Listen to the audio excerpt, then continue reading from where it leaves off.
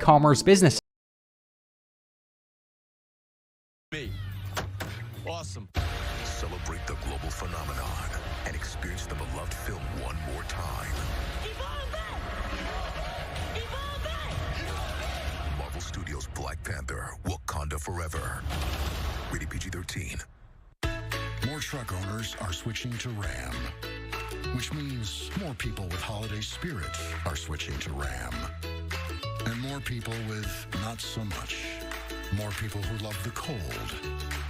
And more people who don't. More good Samaritans. More good neighbors. And more people covered in tree sap are switching to Ram. Waiting. Sometimes it's just inevitable. But if you're over 50 or live with a chronic condition, untreated COVID could be deadly. Got COVID symptoms? Get tested and get treated right away. It can't wait. There are still too many bad burgers out there. So Arby's is running that Wagyu Steakhouse burger back. Arby's, we have the meat. Name? Special Agent Will Trent, Georgia Bureau Investigation. Will sees things that no one else does. Why Will Trent? He's beat police, and he's objectively hot. Plus, I'm a pretty observant guy. Max Duggan certainly embodies resilience. He's a coach's kid. Pressed into duty as a freshman, and he took his knocks. Had a heart procedure in 2020. 16 losses as a starter. Wasn't the day one starter here. Chandler Morris came in from Oklahoma. He got hurt in the opener. Duggan has taken over, and he is now a strong Heisman contender. 29 touchdown passes. He's thrown just 3 interceptions. Yeah, game against Kansas State, 280 through the air, 3 touchdowns. Comes in with a lot of confidence and belief in these players around him and in this system in the first year. A strong running back to feature today, Kendra Miller, almost 1,300 yards, picks up 3 in his first carry. Well, we have 2 great backs tonight. You know, this conference has great running backs this year, and these 2 most certainly would be near the top. As much as these offenses can hurt you through the air with these quarterbacks, of course, it all starts with the line of scrimmage and being able to establish that run game. Wildcats crowding the line. Duggan back, takes a downfield shot in the second play, and it's Johnson with an over-the-shoulder catch. Brenton Johnston beat Julius Brents just like in the first meeting in Fort Worth. Well, you got a safety in the middle of the field, creates a one-on-one opportunity on the outside. Linebackers are coming down against a potential threat with a run, get pressure on the quarterback, and how about this for your first throw of the game? And a matchup that we want to see, Brents against Johnston. Johnston at 6'4", Brents for a corner at 6'4". 53-yard gain brings the TCU fans alive. And now Miller bangs forward for about 4 yards. Really not a chance to set up this one-on-one matchup. Pretty good coverage, but look at the ball. I mean, you could not draw it up any better for Duggan on where to put the ball on a go route out over the outside shoulder to allow Johnston to walk away or jog away there from Brents in coverage. 50-plus yard play. He is a difference maker. Held out last week in the rout against Iowa State to be ready for today. 2nd and 7. Pass across the middle. Johnston again in traffic makes the catch a couple yards short of the marker. This offense, what makes them so tough is they have so much speed and so much big play ability. Look at these 20 yards or longer plays this year. Leads the Big 12, 3rd most in the Big 12 on defense. This is just a team that understands how to hurt you downfield and make you have to respect that. You add that to the combination of this offensive line and Miller, man, they're a threat. Fast guys and a very accurate deep throw in Duggan, as you've already seen. 3rd and 3 from the pocket. He's going to go downfield again. And a battle in the end zone broken up. That was Savion Williams going up. And Brents was matched up over there. Yeah, and Boydo as well. And again, Williams is a big target at 6'5", right? I think he drops his football instead of holding on to it. Boydo is beaten, never really finds the ball. Good job of adjusting. Everything's right. I think he was in such a rush with his eyes to look down to make sure his foot was in bounds that he lost focus on concentrating on finishing the play. Going for it on 4th and 3.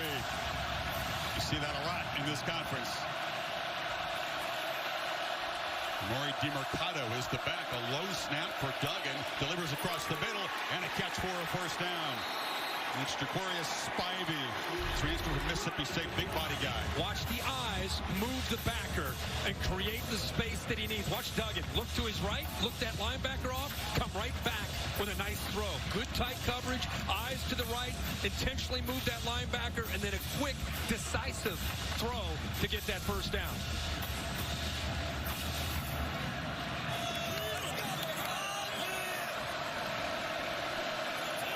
First down from the 25.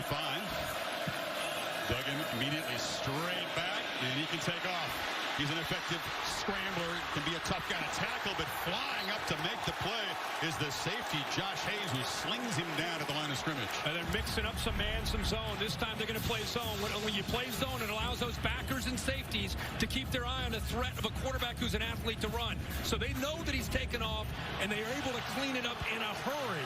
Great play there by Josh Hayes. The fans wanted horse collar, but Bill says up here, Bill is helping us out, says no, he was a good, clean play. Clean play. He grabbed from over the shoulder. He did not go to the back and grab down. Miller back in the game. He's got the football. And a second on long run. He's knocked down at the 24. So third down coming up. The K-State secondary playing shorthanded. You saw Hayes make the play moments ago. Kobe Savage, Sincere Mason, two key guys at that position out injured today. Yeah, and I think what they're trying to do right now is be incredibly aggressive. Shooting backers, trying to hit some gaps. Everything that they can do right now to try to slow down this electrifying offense. To get him to third down, this is a big play here early in this game. The gain on this play could dictate whether or not Dykes again chooses to go for it on fourth down. Wildcats bring some pressure. Duggan under fire, delivers across the middle, and the catch is made. Another first down grab. That's Jared Wiley, the tight end who really hurt the Cats in the first matchup. Just talked about the backers, right? They're bringing backers. Watch how calm Duggan stays. Sits in that pocket. I mean, you're talking about a lot of pressure there by Moore, but sits in there. And again, there's the accuracy. This is where Duggan has changed so much. As a guy that's played a lot of football, the game is slowed down. It allows him to make great decisions and great throws with accuracy. From the pocket, plenty of time. And trying to make the catch while sitting on his back is Wiley, who had 5 catches and a crucial touchdown. The Cats better account for him today. Big fella goes down. Yeah. But look at this. It's like something you do in practice, but he's out here in front of, I don't know how many people, 80 or 90,000 people on national TV in a ho-hum little positive game there on 1st and 10 by the big man. 6'7", tight end, the transfer from Texas. Empty backfield. DiMercato split far to the left. It's a run all the way. Duggan around the end. Powers the shoulder. He's not a slider. He seems to invite contact. Boydo got in his way, but the ball's at the 3. They put 4 receivers. See him up there at the top. 4 receivers moves a lot of defenders into the field. Back into the boundary where you have some numbers. And Chris, you say it. He's got the numbers, and then he's got a toughness about him where he knows that his safeties and corners are going to come up and hit him. And instead of running out of bounds or sliding, he just lowers the shoulder and gets a couple more yards. Fewer rushing yards this year than any year in his career, but he knows in a big game he's going to tote it, especially down here in the red zone. Yeah, we met last night with Garrett Riley, and he even talked about the importance of having that QB threat, running the football, that +1 that puts a lot of pressure on the defense. On 3rd and 1, Dykes was sprinting down the far sideline to call a timeout. Kevin Marr in charge of this Big 12 crew. Their first timeout. All right, Horned Frogs knocking on the door when you come back.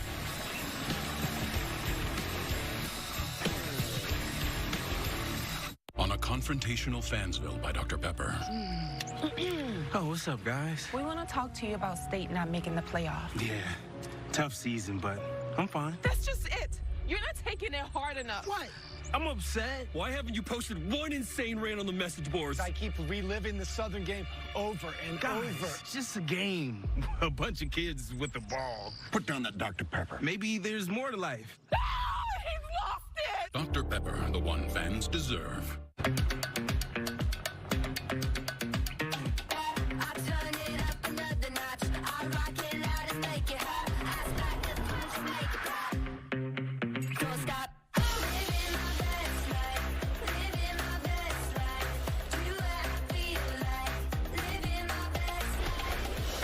Introducing IHG One Rewards. 17 hotel brands, 6,000 global destinations. One loyalty program that lets you guest how you guest.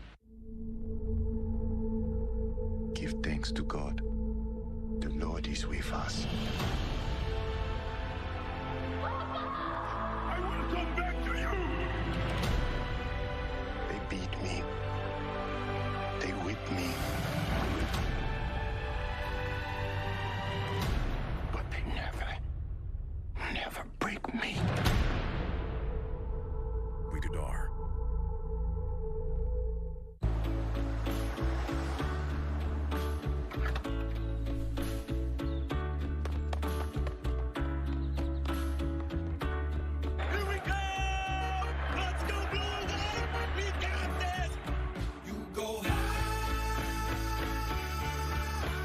Has the fuel to keep your engine running at peak performance, because you never know where life is going to take you.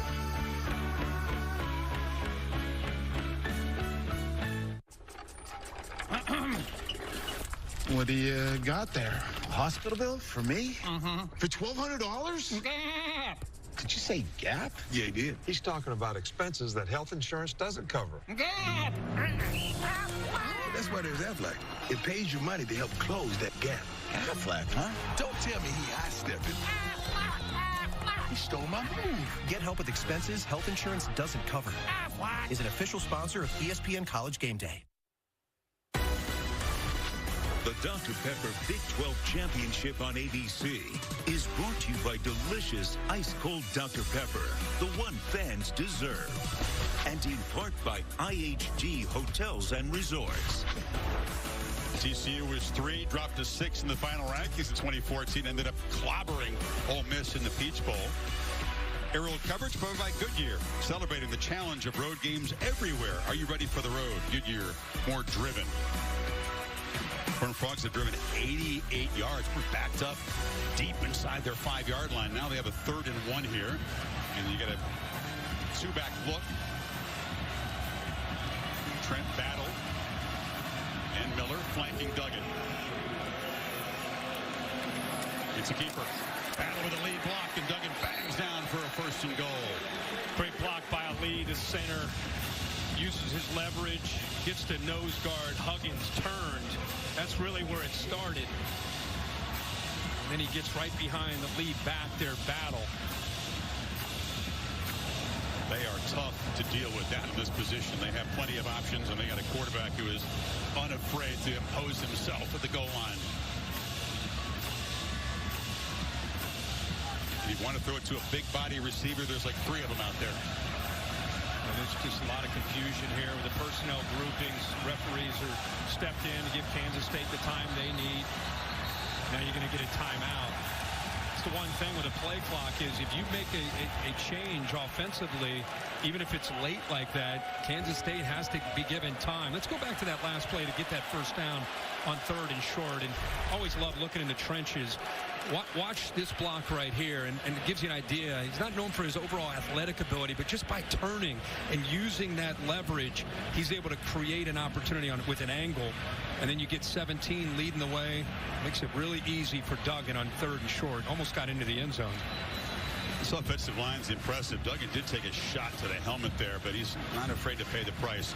You got 2 6-year guys, you got a 5th-year guy, you got 2 other guys who are 3-year starters, so it's a veteran, gray-beard offensive line in front of him. And for people that are just watching TCU for the first time, and they're saying, you know what, I want to check this team out. They got a chance to win the playoff, maybe get the maybe win the Big 12, get into the playoff. One thing you got to realize, remember, Sonny Dykes is in his first year, has had 5 games where they were trailing in the second half and had to find ways to win. If nothing else, you're going to step back and tip your cap for the culture that he's been able to create here in this first year. Miller the back, it's Barber in motion, and he's going to throw for it, and touchdown TCU. Tay Barber came in motion, got back to the flat, and what a drive for Duggan and the Horned Frogs. You know why he does that? You go to that motion is because watch the adjustment here by him moving into the inside. They have to, now you get a matchup you want. Now you got a little hesitation there in a matchup that you want. So pre-snap motion, you make the defense have to adjust. Now you have Barber, who's so quick with change of direction. And how about the throw by Duggan, like a shortstop, just flipping it out there in the blink of an eye to give his guy a chance. Griffin Kell, who has been heroic at times when needed this year, on for the straightforward PAT, and he knocks it through to the 53-yard downfield strike on their second play to Johnston. Sets up a grinding drive, almost 7 minutes, 92 yards and 13 plays. Horned Frogs draw first blood. At Walmart, save on thousands of gifts for everyone on your list. The savings are here all month long. Plus, get delivery on your gifts in as fast as 1 hour, right up to Christmas Eve. Shop Walmart online or in-store today. When it's go time, I don't let constipation stop me. New great-tasting Dulcolax Chewy Fruit Bites work naturally with the water in your body in as little as 30 minutes. So you can go fast, go gently, and go on with life. New Dulcolax Chewy Fruit Bites put you comfortably in control.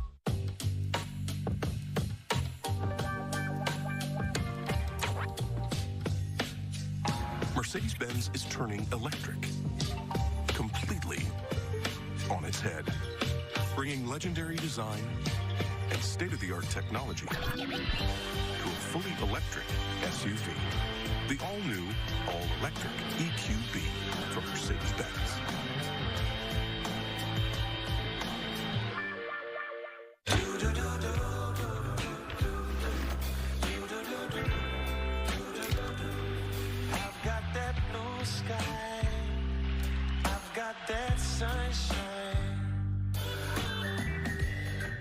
She's not Kat Medina delivering pizza in her 2003 hatchback.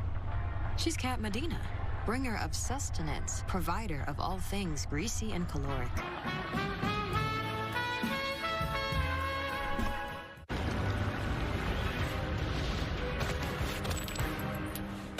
I'm not leaving without these diamonds. Diamonds?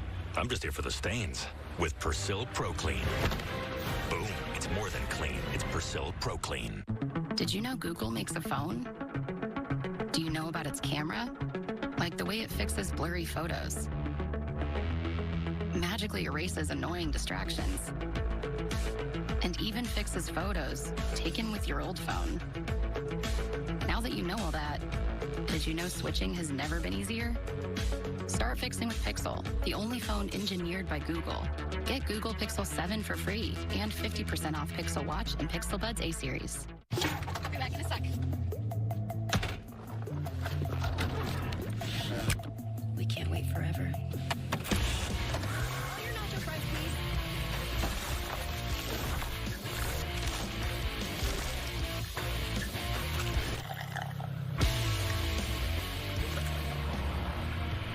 Can't be mad. We got you nacho fries. Made with Mexican spices. Made for nacho cheese sauce. Only at Taco Bell. Happy holidays. Harley Pierce hosts CMA Country Christmas Thursday on ABC.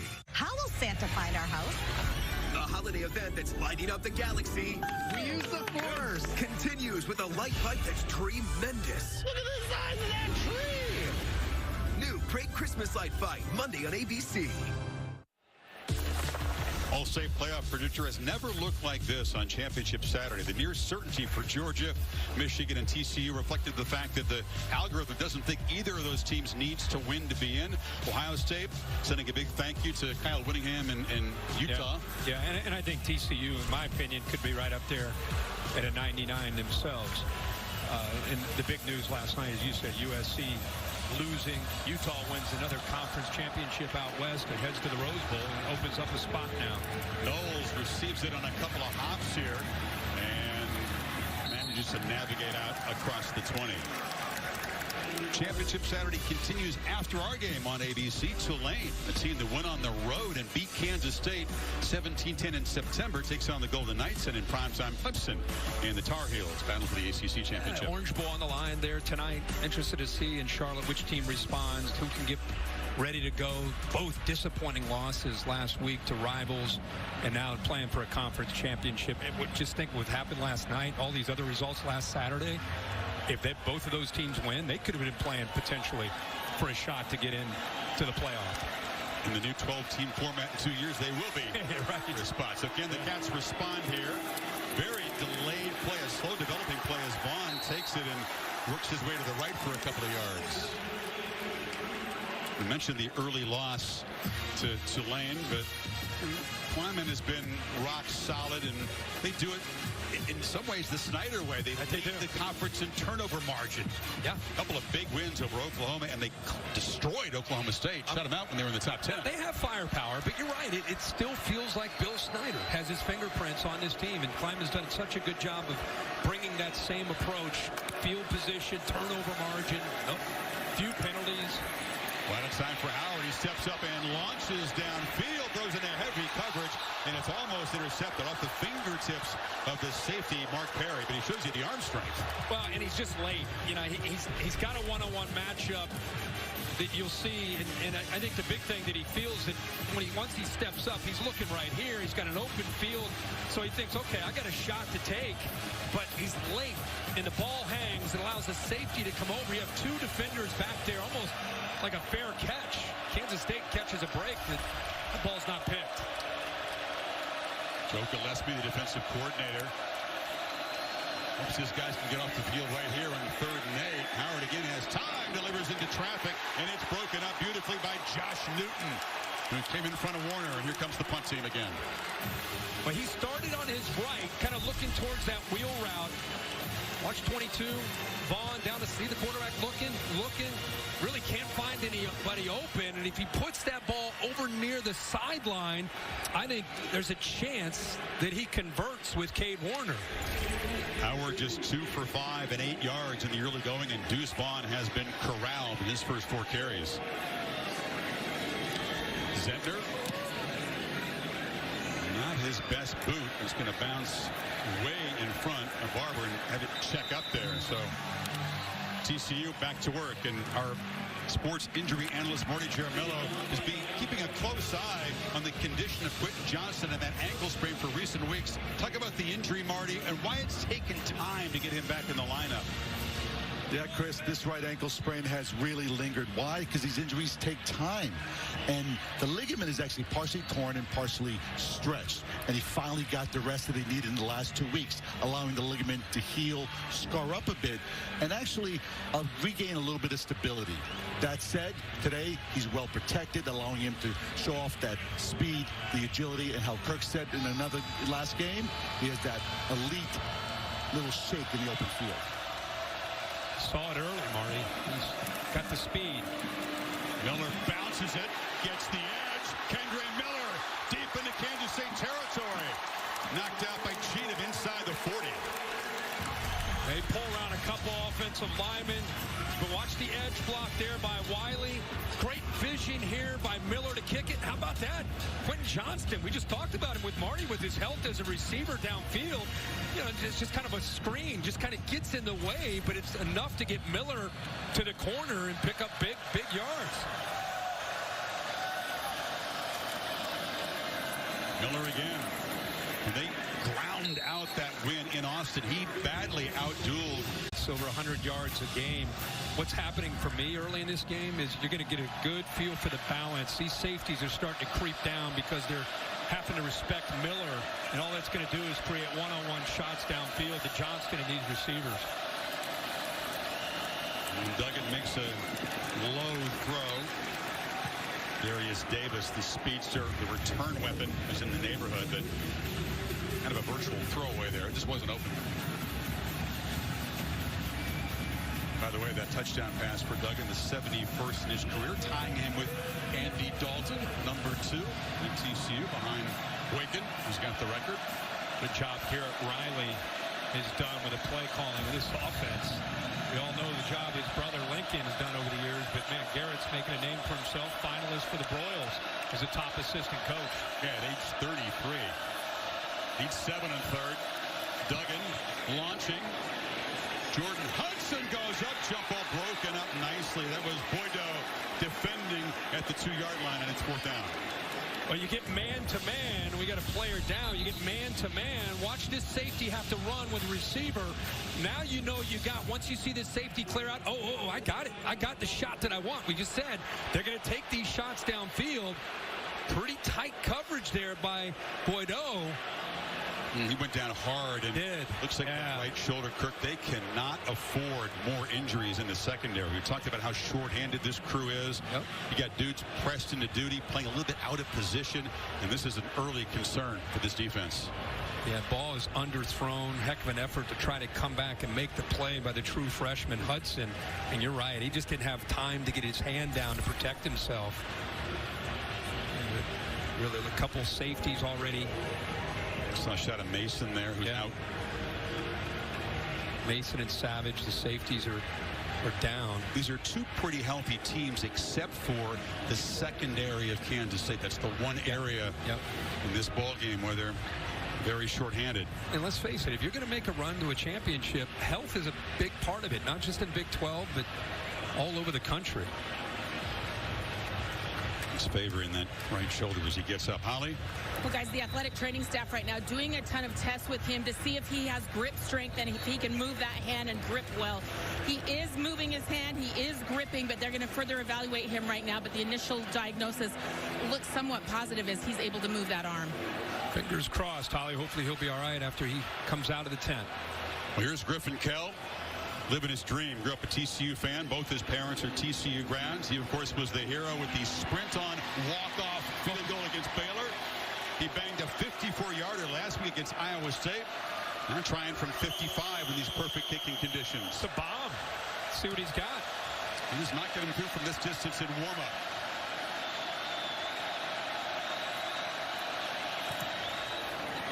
Starts and stays wide left.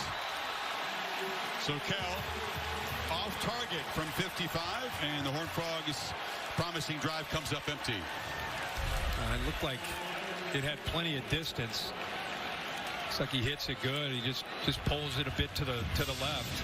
I tell you, I think the decision there to go for it shows you two things with Sonny Dykes. Number one, he believes in his kicker, and he should. Number two, he believes in his defense. And even though you're going to give up some field position here, defense is off to a really good start. I'm anxious to see how Colin Klein, the former great Cat quarterback himself, now the offensive coordinator, after a couple series, what kind of adjustments he makes to try to get this offense into a rhythm. In the end around, this is Malik Knowles. Jet sweeps are a very effective weapon for the Cats. They average more than 14 yards when they jet sweep it. It's because everybody packs in on Deuce Vaughn. Everybody worries about the way they run in the interior. So the way Colin Klein keeps them honest is he gets out on the edge by doing the jet sweeps. You see a lot of teams that do that don't have the prolific passing offenses. One of the wrinkles you throw in there just to make sure these defenses are going to get a little wider is run that jet sweep. Howard launches downfield to Knowles, who catches it in stride, and suddenly the Cats are threatening at the 15. He beat Josh Newton. He did, and he had man-to-man. Safeties up tight. Watch his safeties come up tight. We talked about that on the other side of the ball, but with safeties up tight, you know you've got a one-on-one chance, and you love to see the confidence that Klein has, and going back to the hands of Will Howard and these receivers, and you get downfield one-on-one, Malik Knowles will make you pay for it. What a turnaround. They stop, missed field goal, suddenly threatening to tie the game in the flat. That's Phillip Brooks, who's going to be dragged down at the 14. We said how would Colin Klein adjust, and it's attacking the edges. First couple series, trying to go to your wheelhouse and Deuce Vaughn. They'll get back to it, but it was a little crowded. TCU respected that all week. Joe Gillespie, the defensive coordinator, said it starts with us stopping Deuce Vaughn in the run game. Now you've seen Colin Klein say, okay, we're going to get the ball outside. Try to make you respect that outside game, too. 2nd and 8. Howard has protection. End zone. Ooh, dangerous throw. Tracking across was the safety Perry, and it's 3rd down. Wow, he thought he had, watch the safety here. He thinks it's a too high look, but the safety on the left here, Perry, watch how quickly he comes over. Bang, right now he knows he's thinking either separation from the football or an interception because he got there so quickly. Howard never saw him, and he caught a break. Got there quickly. The hands a little bit late. It would have been a pick. Final minute of this first quarter. Cats need 8 on third. Vaughn makes a cut. It is head over heels, somersaulting down to the 11. Hit by Millard Bradford. So it's fourth and about 1.5 yards. Wow. Back to the edges, and instead of Deuce Vaughn in the middle, good block on the perimeter. Sacrifice your body at 5'6". Full flip. Gets up, no problem. They're going to go for it here on 4th and short. Howard under center. Vaughn lined up 6 yards deep. Gonna throw for it. Flip it in the flat. Catch made. Sinnott leads. Touchdown. They snuck the tight end down. What a response by this Wildcat offense. No doubt about it. Number one, you love the call and the decision to go for this. And I love the call from Colin Klein. Bringing Sinnott from the right side where he is the play fake all the way to the left side. So often in the NFL and college, that receiver gets lost. Sinnott, a tough blocker. Not a very big dude. They don't feature the tight end a whole lot, but down near the goal line, a 4th down touchdown, and we're dead even with 15 seconds left in the quarter. So you have the big tight end out into the corner. Here's kind of your H-back tight end, Sinnott, who's just off the play fake, often gets kind of lost. You see the defensive edge to that.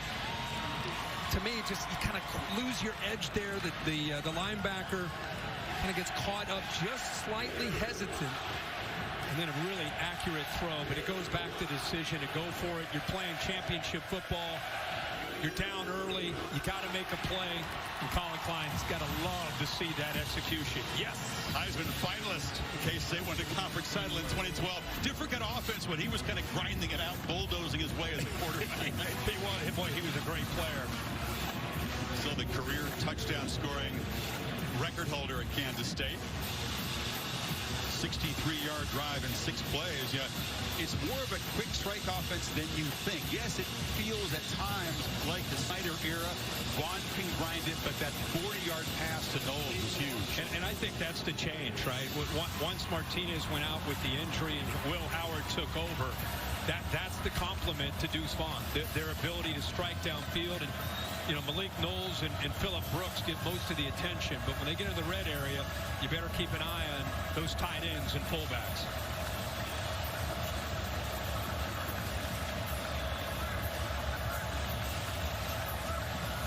They try to keep it away from Darius Davis, who's got 6 returns for touchdown in his career, 5 of them with the punt.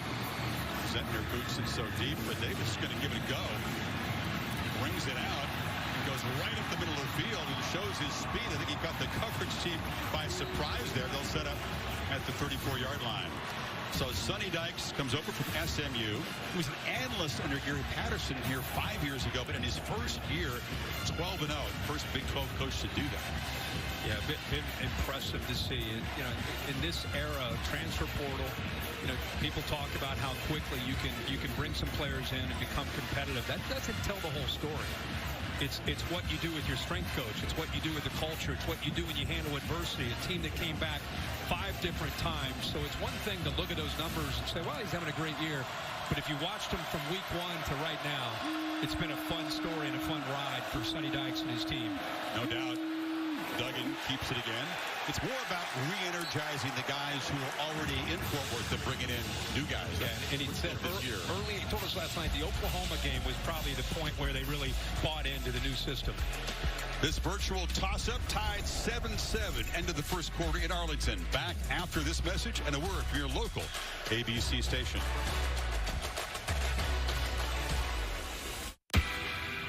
Detect this. Living with HIV, I learned I could stay undetectable with fewer medicines.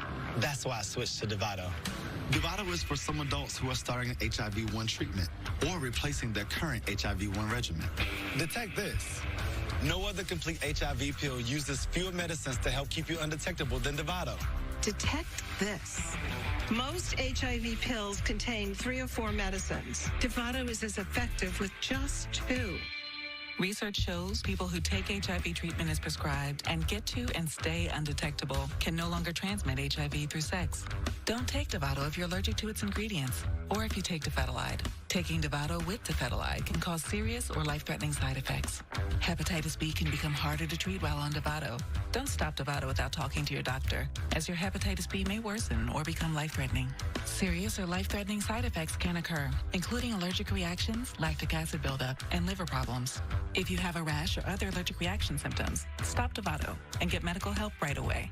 Tell your doctor if you have kidney or liver problems, or if you are, may be, or plan to be pregnant. Dovato may harm your unborn baby. Use effective birth control while on Dovato. Do not breastfeed while taking Dovato. Most common side effects are headache, nausea, diarrhea, trouble sleeping, tiredness, and anxiety. Detect this. I stay undetectable with fewer medicines. Ask your doctor about switching to Dovato. Jake from State Farm. I really want that personal price plan, so I'll admit it. I'm a bath bomb guy. Dude, you do not need to get that personal. The State Farm Personal Price Plan simply helps you create an affordable price just for you. For real? Who's ready for their jazz bath? No? Who is that guy? Jazz bath? Call or click to get a quote today. Like a good neighbor, State Farm is there. Whoa! Dude! It's the guy who says that thing. Let's get ready to crumble! Your face paint is beautiful. Thanks. My daughter did it. 2 full meals, $5.99 each. Whopper Royal Crispy, 2 fries, 2 drinks. Double them up or mix and match. Whatever you want, we're into that. BK, have it your way. Ma'am, stop the car. He said to drive or he'd kill me. Is that a bomb? We need to disarm the bomb. You don't have to do this. Yes, I do. The Rookie 2-hour winter finale, Sunday at a special time, 9/8 Central on ABC. I'm light as a feather, yeah, baby, I float. It's hard to look at my resume and not find a reason to close. I'm counting my blessings. We ain't stressing, just look at this glow. It's Saturday primetime, Celtics Warriors on ABC. Bless my soul and take me back to Fort Worth. Pack my things, I've got my lady too. Here I'll stay until the Lord is gonna call me. I guess I'll get up, I guess I've got things to do.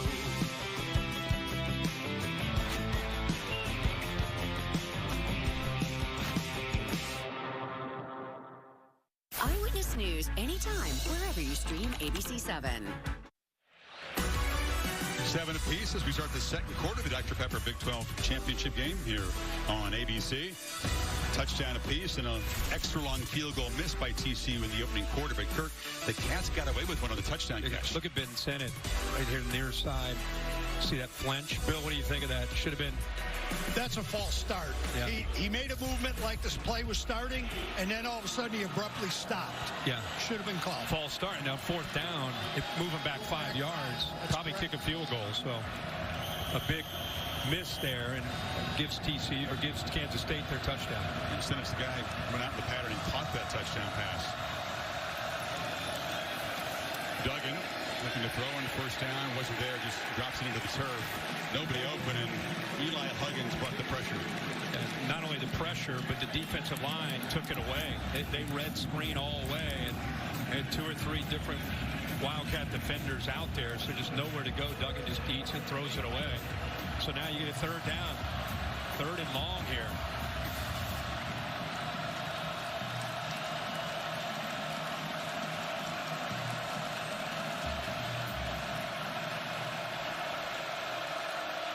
Pats fans making noise. Empty backfield. Play clock at 4.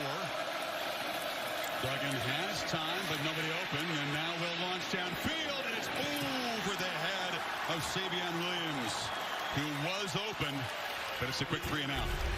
Well, watch, they're just going to rush the 3 here. You got a safety back to be able to help down that sideline. Good coverage. Obviously, with just rushing 3, he's got time. There's the safety back there. Would have been a tight squeeze to be able to get that ball in there. But he does try to get it in. Good job by the freshman Payne being there to help out. Jordy Sandy, the Aussie who turned 30 in spring, is back to punt, and this time they did not miss the flinch on TCU. And back Sandy up 5 yards. You expect momentum swings and changes in games in this conference. The first meeting had a bunch of them. Ball start. Offense number 27. 5-yard penalty. No fourth down. And we had one here. Duggan came out slinging the big play to Johnson. They were up 7-zip, and the Cats have fought back and get the football back in the 7-7 game now.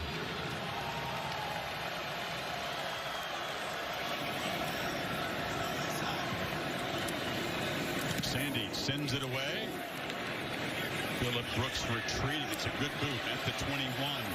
Tries to get the edge and is going to be ushered out on the far sideline at the 35. Here's that last Wildcats drive. They needed to get on the board and have an answer, and they delivered here with Will Howard. Big shot downfield against man-to-man. Malik Knowles is able to get that separation.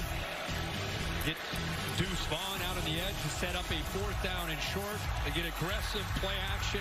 Ben Sinnott out into the edge, gets away from the corner, Josh Newton, and into the end zone for that touchdown to tie it up. Kansas State has really settled into this game on both sides of the ball.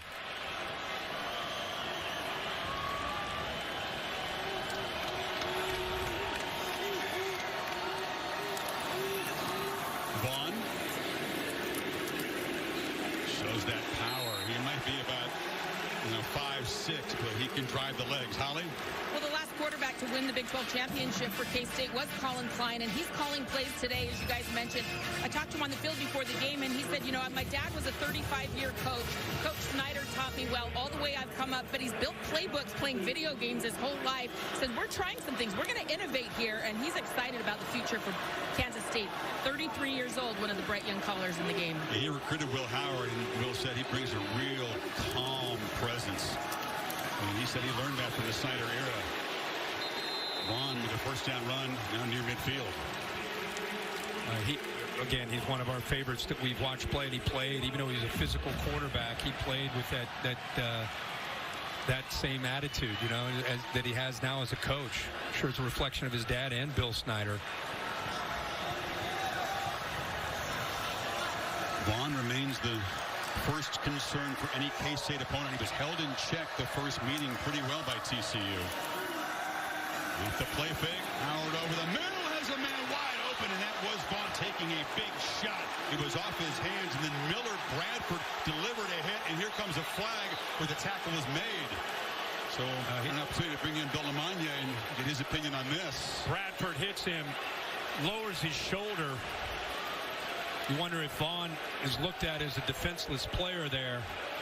He is a defenseless player, and it appears that the left shoulder comes in with forcible contact to the head neck area. Now, the tough thing on this is the receiver's going down, but the rule doesn't allow for that. So he gets him with the shoulder, forcible contact, targeting.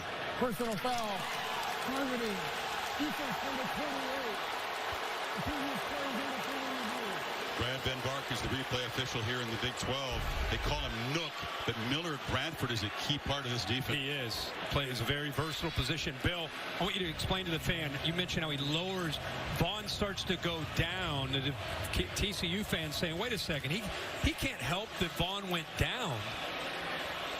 I don't know about where that contact is from either guy. That looks like shoulder to shoulder. Is it the follow through with that it made it look forcible. Seeing this last view, I don't like the targeting call. Okay.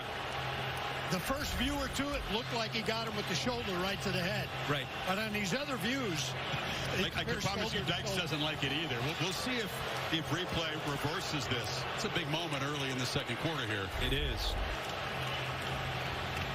And this is what they're trying to determine, what Bill's talking about. Watch him on that follow through with that elbow. I think that's what drew the flag. Made it look intentional, but Bill, it's an interest. This would be a tough call. If it's shoulder to shoulder, it's the forearm. Would you still call that forcible contact to the head of Vaughn? No. The initial, I'm looking for that initial contact. That was shoulder to shoulder. Now, does he end up with some contact to the head? Yes, but that wasn't the initial contact that caused the blow. If that's all they called was the targeting, and they take the targeting away, there's absolutely no penalty. Wiped. It's wiped away. Now, if you called something else with it, it'd be different. After further review, there is no foul for targeting. It'll be second down. So no targeting and no penalties. So the ball will be placed back in K-State territory at the 47. How great is it, again, to have Bill up here to navigate through that? The rules are so complicated. And I think for fans at home, you know, we always get messages. We talk with officials. People at home don't understand it. So, Bill, we appreciate it. I'm glad we have Bill. I'm even more glad we have replay, though, to fix that kind of thing. Replay combined with Bill. Well, I tell you, though, it fooled me on the initial hit. But I thought the initial hit was targeting. Yeah. That's what I mean. But we got it right. End of the day, we got it right. We move on. Here we go. DJ Giddens spelling Vaughn, who was hit so hard there a minute ago. This is Warner on the edge, has a block, but a quick move up by Bradford is relieved to be still in this game. Yeah, absolutely. And they keep going back to the edge. That's their adjustment. First couple drives, they weren't working the edges as much. In fact, not at all. And then these last couple drives, now getting the ball out there, not just to pick up some easy yards, but to be able to set up other aspects of their offense. Two receivers stacked to the left on 3rd and 7. It's Knowles. Off to Howard's left. Howard's looking that direction. Slant, and it's broken up nicely. Tried to squeeze it into Knowles, and Josh Newton said, 4th down. Josh Newton has been a great compliment to Hodges Tomlinson. You look at the two corners together, and they are fantastic. You know, he's probably anticipating a move to the inside. You can see with Brooks there, it's almost like they're trying to set up a screen or a rub. But a great job by Newton being in position in tight coverage there on Malik Knowles. Newton arrived this summer from Louisiana Monroe. You said a great compliment to Hodges Tomlinson, and he has been an important part of this defense. You love the corner tandem with the Horned Frogs. Frees up that defense to take risks. And the punt by Zentner, hit high with backspin, and is going to check up and then finally be down at the 7-yard line. So Horned Frogs take over in this tie game, backed up inside their own 10. Take a picture. Is that a new iPhone? Yep, I just got the new iPhone 14 with its amazing camera at T-Mobile. Wow. At T-Mobile, get 4 iPhone 14s on us and 4 new lines for $25 a line. You think you know what is real. Forget all you think you know. The magic's in you. Let's do this. Seriously? You brought a flute? It's adorable. Willow. New episode streaming Wednesdays. At the Home Depot, we have the tools to make holiday magic, especially when it comes to getting the perfect gift. For all those project-doing, technology-loving, holiday hosting, tool organizing, woodshop working people in your life. And gifts for everyone else in between. Only at the Home Depot. How doers get more done. So is this stuff really fresh? Yes. I mean, yeah, we don't have freezers. This is definitely real food. And we always have fresh stuff coming in. I mean, this is the best guac that you can get. Fresh is what you stand for. Definitely. Bundle up the entire family this season with jackets, hats, gloves, and more from Dick's Sporting Goods. With the latest looks from the best brands like The North Face, Patagonia, Columbia, and more. Boots that score on comfort and style from Sorel and Doc Martens. Cozy accessories for the whole family. When you're running short on time, shop Dicks.com, where 1-hour pickup's always an option. And with our best price guarantee, if you find a lower price, we'll match it. Shop in-store or online. Every holiday starts at Dick's. This isn't about chasing some silly dream. It's about facing your destiny head on. Are we about to turn back now? I say nay. We shall push forward to destiny. Sure, Tim. Gently push in the clutch and put it in first. A first for destiny. A first for destiny. The holidays were awkward for Romeo and Juliet. Thankfully, Amazon had just the gift to bring the families together. Shop legendary deals.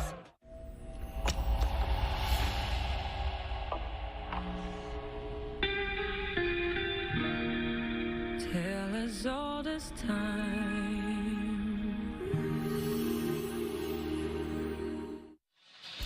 Well, TCU got off to a great start here initially. Took a shot downfield to their go-to guy, Quentin Johnston. Made a big play.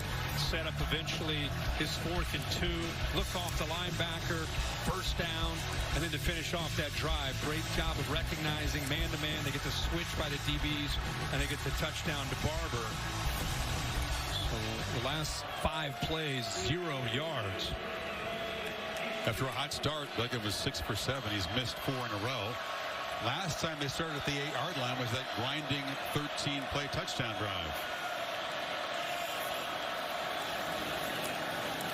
Duggan took a look, escapes on the edge and finds the man and zips it out there to Savion Williams.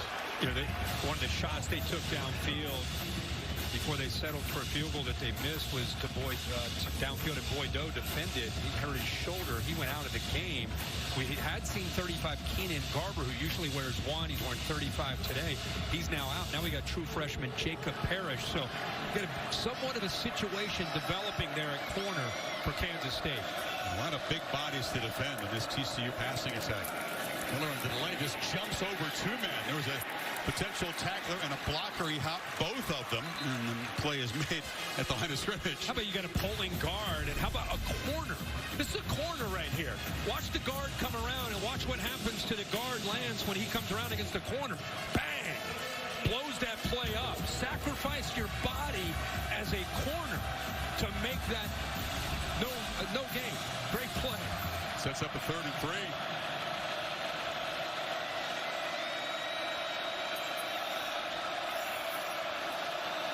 Duggan has time. Slant. Incomplete. He was trying to find Johnston. That was Brent's in coverage, and the K-State defense holds and should get good field position for the offense. How about Julius Brent's back-to-back plays? He was the guy who I just circled as a corner. Makes a good play against the run. Comes right back against their top receiver. We talked about this being the matchup. 6'4" against 6'4". How many 6'4" corners are there anymore in college football? That might be the only one in the country, but showing he's got not just the toughness, but the range and speed to stay with Johnston. That size is handy. There's 2 6'5" receivers. Johnston's 6'4". The tight end Wiley's 6'7". Yeah, he's got a big job today. So timeout taken.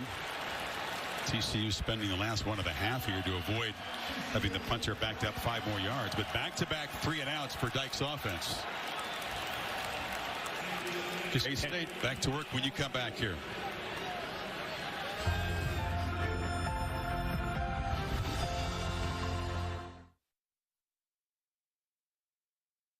On an eerie Fansville by Dr. Pepper. Said you want a new coach, right? Behold, the coaching carousel. 33! Drive! Hit the hole! Don't dance to it! How do you pick? You don't. It picks for you. A esto le dicen fútbol. That's the international soccer coach. Esto es fútbol! The wrong football! El fútbol de Dr. Pepper. Go State! Dr. Pepper, the one fans deserve. An experienced QPC eater knows you should never let the ketchup that falls from the hot and juicy burger go to waste.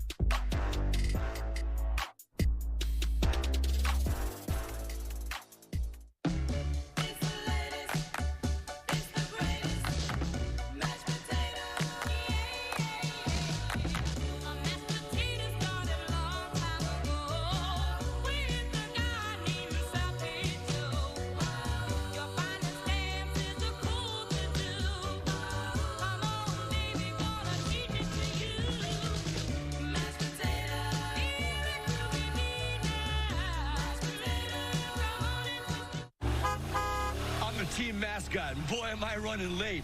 But I got lead in my foot and spirit in my fingers. Oh, what a hit. And if you have cut-rate car insurance, the cost to cover that might tank your season. So get Allstate and be better protected from mayhem, like me. Woo!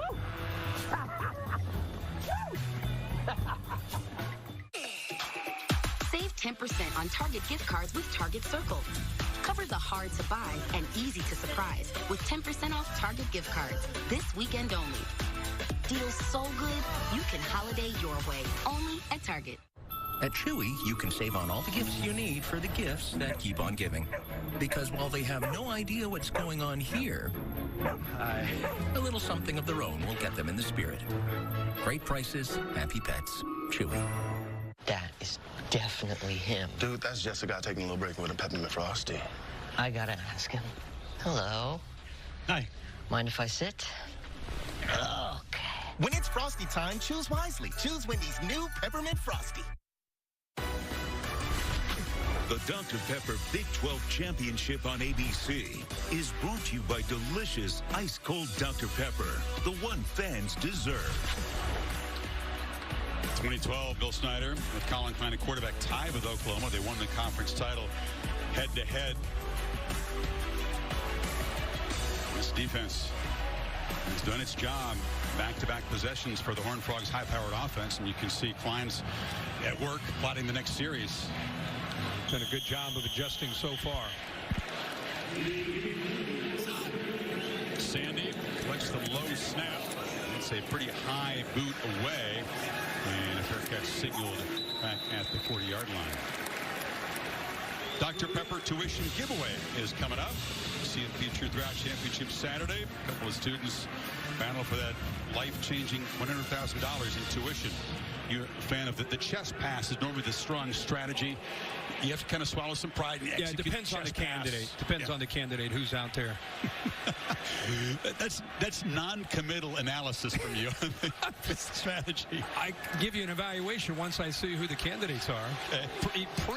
First guessing before the first throw, I could help you. All right. Look forward to the halftime analysis.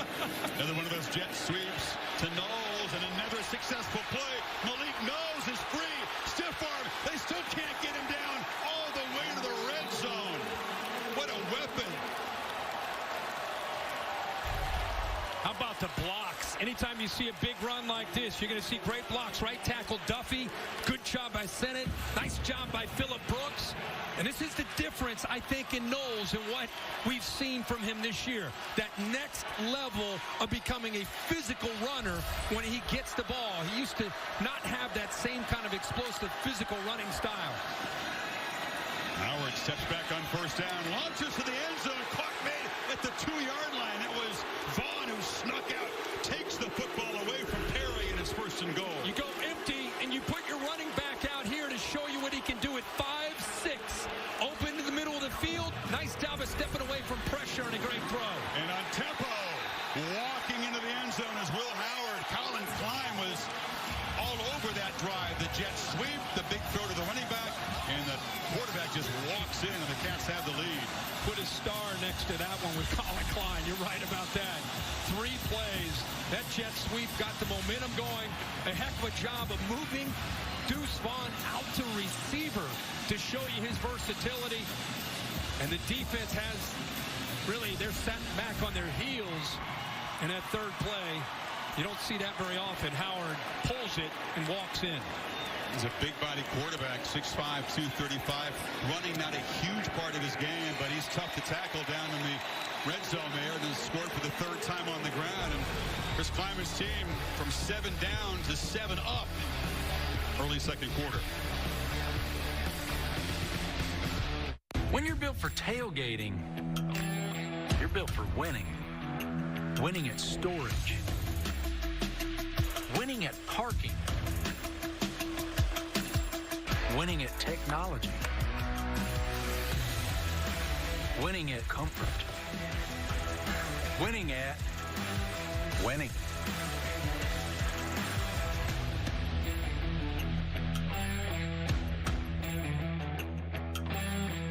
If you already know that a blend of tender, marbled Wagyu beef makes the best burger, good for you. Arby's Wagyu Steakhouse Burger is back. You beef genius? Arby's, we have the meat. What do you got there? A hospital bill for me? For $1,200? Did you say Gap? Yeah, he did. He's talking about expenses that health insurance doesn't cover. That's why there's Aflac. It pays you money to help close that gap. Aflac, huh? Don't tell me he high-stepping. He stole my move. Get help with expenses health insurance doesn't cover. Is an official sponsor of ESPN College Gameday. COVID-19. Some people get it, and some people can get it bad. And for those who do get it bad, it may be because they have a high risk factor, such as heart disease, diabetes, being overweight, asthma, or smoking. Even if symptoms feel mild, these factors can increase your risk of COVID-19 turning severe. So if you're at high risk and test positive, don't wait. Ask your healthcare provider right away if an authorized oral treatment is right for you. If there's anyone here who knows why they should not be joined in... Short. He's short. You just don't. He's so clearly short. Girl, that's too much. It's college football with AT&T 5G. It's never too much. What's the score? You're looking very handsome, Tyler. Very tall. AT&T 5G. Fast, reliable, secure.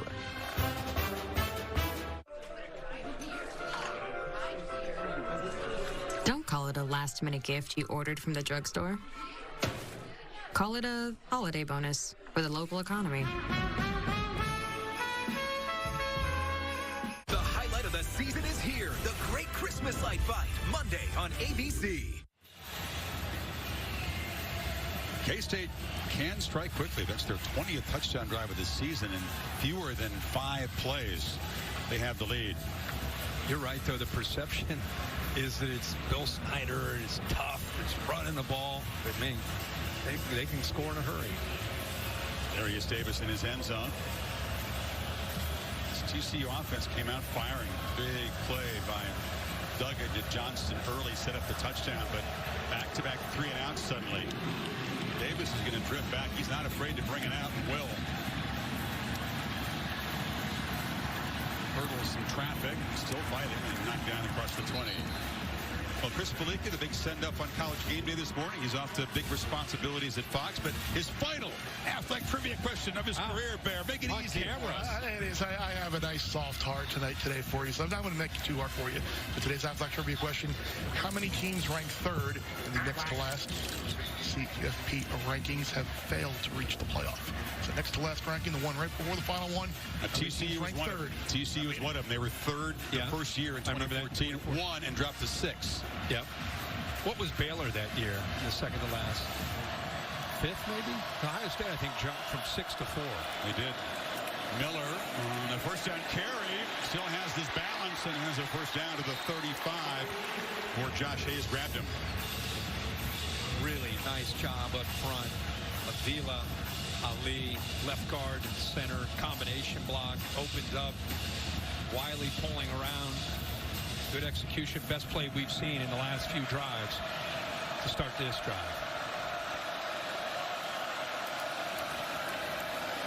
Duggan the first down throw over the middle. It was over the head of Tate Barber. He had the small receiver running free out of the slot. Watch this. I mean, sometimes it's not necessarily getting the sack, but it's applying enough pressure to make Duggan feel like he needs to rush his throw. He knew that he had to get rid of that. Affects his accuracy. He makes that throw. If there's protection here and Mott doesn't come after him that quickly, he's able to take maybe one more hitch and put that ball right on the money. TCU misses a golden opportunity there. A couple of natives of Iowa colliding there. Duggan and Mott. So off that missed chance. 2nd and 10. Cats twisting up front. Duggan backpedals and delivers incomplete. There was a hot bullet across the middle for Spivey. Jacob Parrish, the true freshman, pressed into duty, was in coverage. And a nice job by Josh Hayes. I'll tell you, this is a sophisticated defense. Hayes just kind of sitting, comes off of the receiver he had in coverage, eyes on that quarterback, and he's able to help out in coverage. This defense really struggled a couple of years ago. Then they shifted to this 3-5 or 3-3-5, and it's been a huge improvement the last couple of years.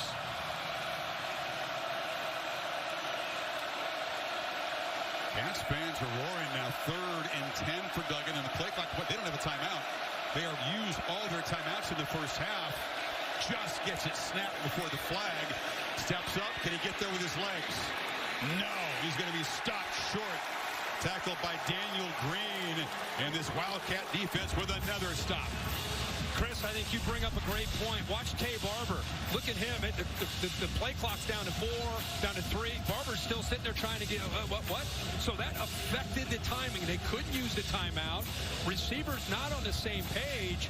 He snapped that ball, and his receivers really weren't sure. They didn't have confirmation on what the routes were. This TCU offense looking very unsettled. Credit K-State's defense. You just have not seen this a lot for the Horned Frogs on offense this year. And saying these point fair caught at the 24-yard line. All right, Chris.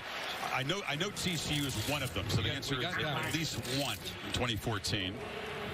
Well, the answer to that is athletic trivia question. How many teams ranked 3rd in the next to last college football playoff rankings missed the playoff? It is 1. They're the only one. Well, Chris, we want to thank you. What you've done, not just for college football, but for college basketball, and the X Games, and World Cup, and Triple Crown, everything. We're going to miss you, man, but wish you the best. Excited for your next chance. I'm going to miss you guys, too. It's been my pleasure. 27 years. It's been one heck of a run. Chris, you were already here with Coach, and Bear and I came in together same year, 1996. We'll miss him dearly. Vaughn works his way up the left edge and just scampers for a first down.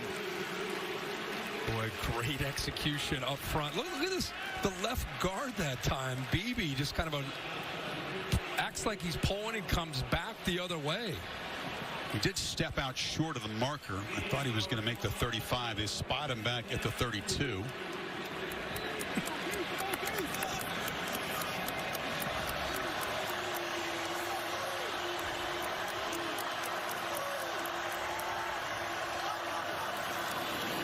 They fake it to him. Down the middle, Howard launches, and it's his turn to overthrow a wide-open receiver, and that was Cade Warner. Well, they keep walking these safeties down. They keep giving you these shots. Look at the safeties. Two of the tight ends are going to go to the outside here. Cade Warner works from the outside to the inside, and he gets a one-on-one matchup with flat-footed safety and got behind him in a hurry.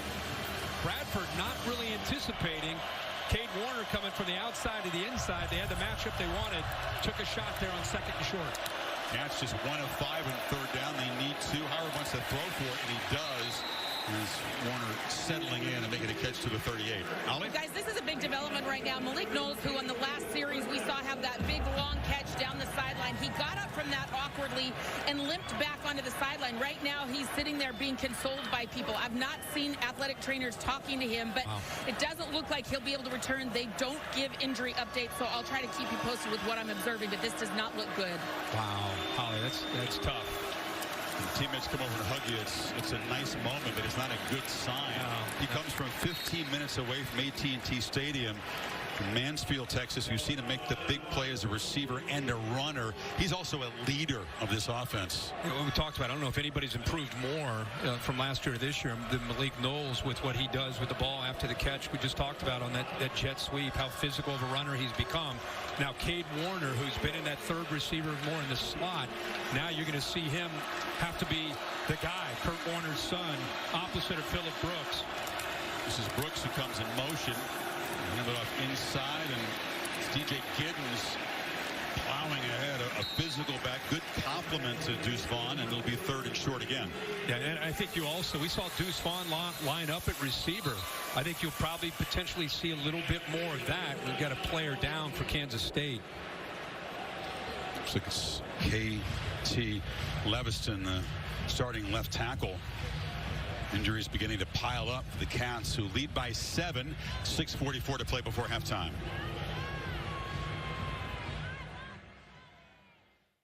With DirecTV, I can get live TV and on demand together. Football, Housewives. Football, Housewives. Football, Housewives. Whoops. Oh, The housewives are on the field. I repeat, the housewives are on the field. I just want to talk.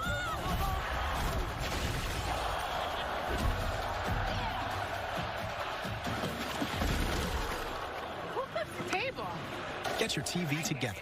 Call 1-800-DIRECTV to save up to $120. It's Tim Tebow in a Verbo, where you get the whole place to yourself. So it's always just you and your Gators.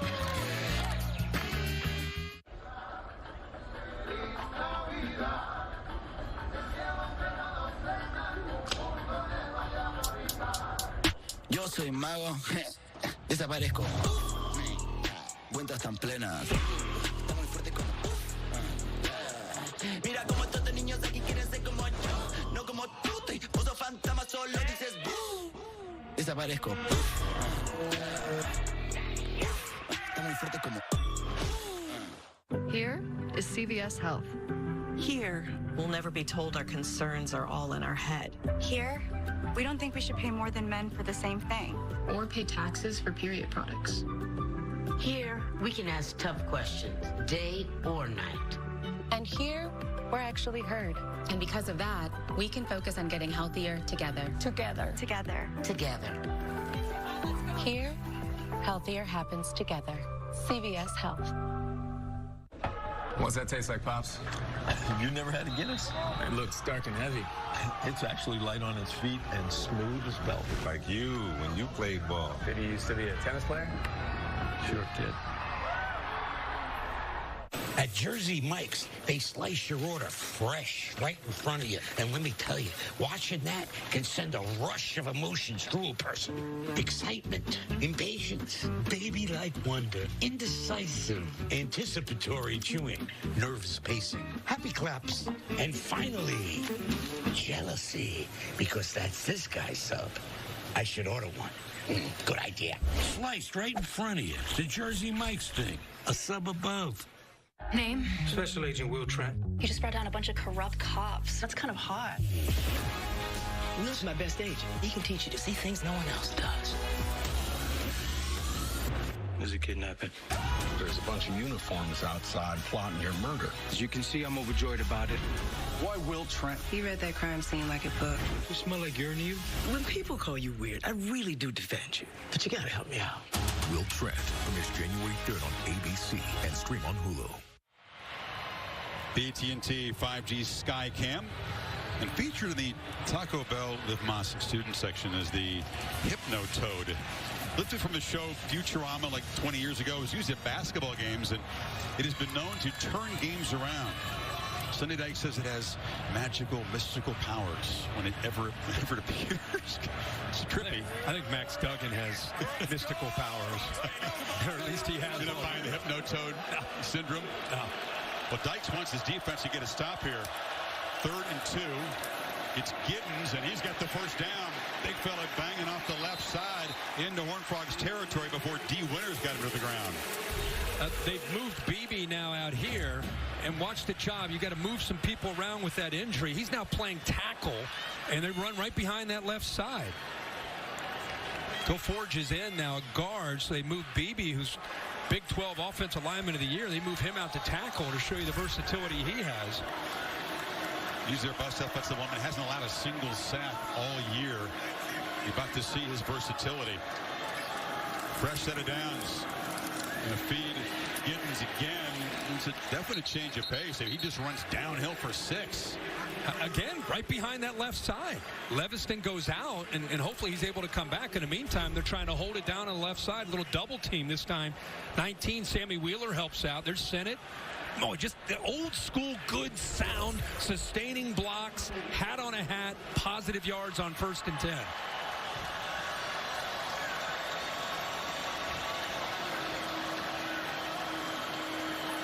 Howard checks with the sidelines, motions Warner back in, and has immediate pressure, and he'll be dropped. Sacked by Dylan Horton. one of the better pass rushers on this team. Transfer from New Mexico. Great discipline. They've been running over here, right? Running. Now you're going to test the discipline on the backside. Howard is athletic enough to do this. Kind of flashes the fake. Love to see a little bit more of a commitment from Howard to really sell that, to try to bring Horton down, but they don't do it. Horton by far the most quarterback pressures on this team. Now 5.5 sacks on the season. He needs 7 on this third down. Vaughn motions all the way to the right side. Horned Frogs bring late pressure, ball out quickly. Warner in traffic, works free and fights near the marker. Looked like a very short gain. He somehow slipped away. It'll be 4th and about a yard. Got away from Caleb Fox. Yeah, great job. Some nifty moves there by Cade Warner. It's what has to happen with Malik Knowles down. You got to get behind those linemen. In this case, he's got to make some people miss and gives them a real chance here with that effort on 4th down and short. Lyman keeps the offense out there. 6 offensive linemen. Christian Moore is the fullback in front of Deuce Vaughn. Vaughn, heavy traffic, not going to get there. The Frogs clog the middle and get a crucial stop. That was Caleb Fox and company. Shad Banks in there as well. Well, Hodge getting down in a hurry helps, but really let's start right here.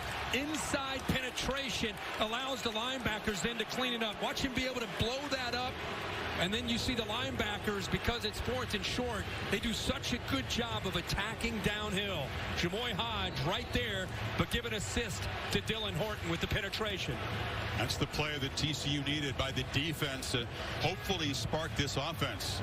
K-State has controlled the line of scrimmage and pressured Duggan. And that stop gives Duggan in this offense that's been struggling really good field position. You got 2 true freshman DBs in there for K-State trying to stop this receiving core. Duggan delivers a long throw. Johnston is left alone, and he's wide open. Ball's out on the ground, and K-State's made the recovery. Austin Moore recovers it. The first turnover of the game is a huge one. Snuffs out the threat. Boy, Kansas State right on cue with you saying they've got some freshmen. Brents, who comes back and strips it loose. He busts on coverage. Johnston, of all people, out in the flat all by himself. They're trying to catch up to him. And Brents ends up making another play to get that ball out and get the ball back to the Cats. Austin Moore just around the football. He's the top tackler on this defense. He's got a pick. And that's yet another Wildcat DB, the safety, Josh Hayes, who's down being checked out by the athletic training staff. Chris, watch Brent's here. He's had such a great night. Johnston's across from him. Watch him for whatever reason. He's following the inside receiver. Nobody has Johnston. So it's a bust. Big gain for TCU. And then he comes back and knocks the ball loose. Johnston cannot believe it. And that is a potential game-changing moment as the Frogs were threatening to tie the game before half. Chance to check in with Kevin Negandhi. Chris, Capital One halftime report just minutes away. Booger, Dan, and Kevin here with you. What's working for Kansas State right now? I just love their physicality. Even though they got stopped on that 4th down, they're controlling the line of scrimmage, and I think that's why they're winning so far. Absolutely, and they're playing well. But TCU has been in this situation all year long. Yeah. Even though the pressure's on them, they've been in this situation. There's going to be no panic. They're ready to get going. TCU has 7 comeback wins this season. No one is better in the FBS. Much more coming up at the half. Back to you, Chris and Kirk. Exactly, Kevin. Guys, that has been the calling card. There'll be zero panic in the locker room, but Kansas State proven to be just as tough as most people expected in this game. Hayes up and walking around. Great to see him up. By the way, 70 KT. Leviston is back in. So we saw DeForge come in. Beebe moved to left tackle. Now you see 50 going back to the inside with Leviston back in this lineup. But a good job of holding up while he was out. We wondered, TCU rarely turns the ball over. Only the 9th giveaway this season. K-State's good at taking the ball away, and they have the first turnover as Vaughn gets ahead for 4. Does he remind you of Darren Sproles? I mean, Darren Sproles in the NFL got really strong and physical, but in college, you know, both right around the same body shape. Sproles was such a great player. You go back to his days at Kansas State. Johnson hugging that football. Hold on to that ball. Yeah, I mean, we talked, Holly mentioned what an instrumental force Sproles was in inspiring and motivating Vaughn. Awesome. No hurry here. 3 timeouts for the Wildcats. 3:15 to work with.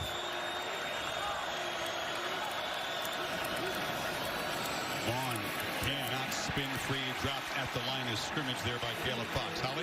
Well, you talk about the strength numbers for Darren Sproles. Let me show you what Deuce Vaughn is throwing up. I talked to him this week, and he said he was able to bench 225 17 times before they stopped him. He could have done more, but they were being smart.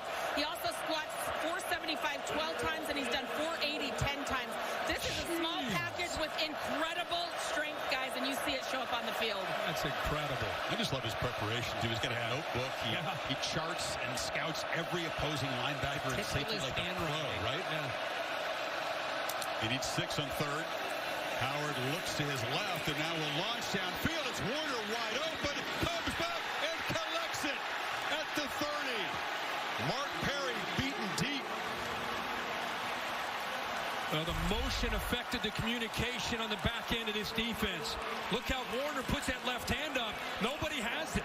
Nobody in the back end. Mark Perry lost him because of the motion, unsure to take him. What an effort by Warner. They may take a peek at this.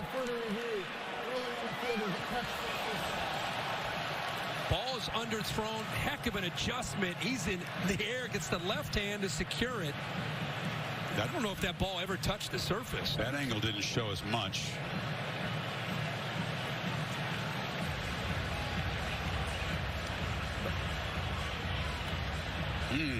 That angle does show the tip of the football appear to touch the ground. Did he have should be a total good one control? Right here. This is your shot right here. I don't know. Did it touch? What, Bill's waving it off. He's got his arms out here clearing it. This is the key moment right here. Warner doesn't have firm control of the ball yet, and it hits the ground right there. TCU fans are confident. They're seeing the exact same shot that we saw on the biggest screen in the world overhead here at AT&T. This is a massive review. Replay's already played a big role in this first half. Instead of first down to the 30, it would be 4th and 6. And TCU would get the football back with 2:17 to work with. Busting coverage, underthrown ball. Got it out a little late. Warner adjusts so well back to it. Made a heck of an effort just to be able to secure it. But you could see in the replay that the ball did hit the surface. Yeah, we'll see an incomplete pass come out of this. It was a heck of an effort. It really was. I really thought he had the ball at first. Yeah. But that ball's loose. It's touching the ground. Do you ever hate to wave one off when the guy makes a heck of an effort? Or is it just all about the theory is if you don't see, if you got a ball that's near the ground, the philosophy is if you haven't seen it touch the ground, you leave it alone for a catch. The official on the outside can't see through him, so he can't see the ball. Yeah. Are you asking if the officials are sentimental? Right now he's got his headphones on. He's looking. He's like, boy, 85. What an effort. But you know what? Yeah, it touched. You never think, great effort. Maybe we'll give him a break. That never crosses your mind, right? It doesn't cross my mind, but boy, I feel bad for him now. They're right. Warner is craning his neck from the field. You got to look almost straight up to see the screen. But I think he knows that this catch is going to come off the board here.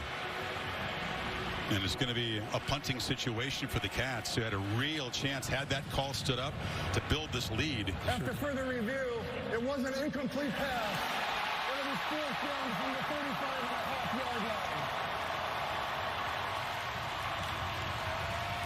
So we'll see if Max Duggan, strong Heisman contender, can get this offense going. After a very fast start, he was 6 for 7.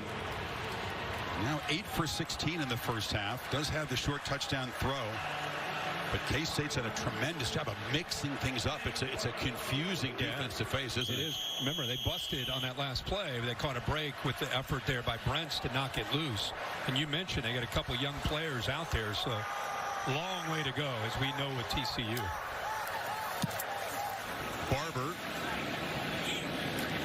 No fair catch, and he's hit immediately at the 20-yard line. Some good coverage, and Duggan will take over right there. Sunday NFL Countdown. Tomorrow morning, 9 o'clock Eastern Time. Get you ready for the games. Justin Jefferson will be featured there on Monday night for the NFC South, Saints, and the Buccaneers.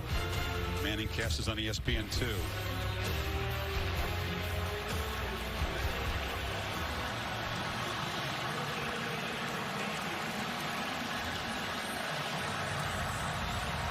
Nice weather conditions. Both these teams have had to deal with their share of poor weather in the Big 12 down the stretch. 72 degrees under the roof here.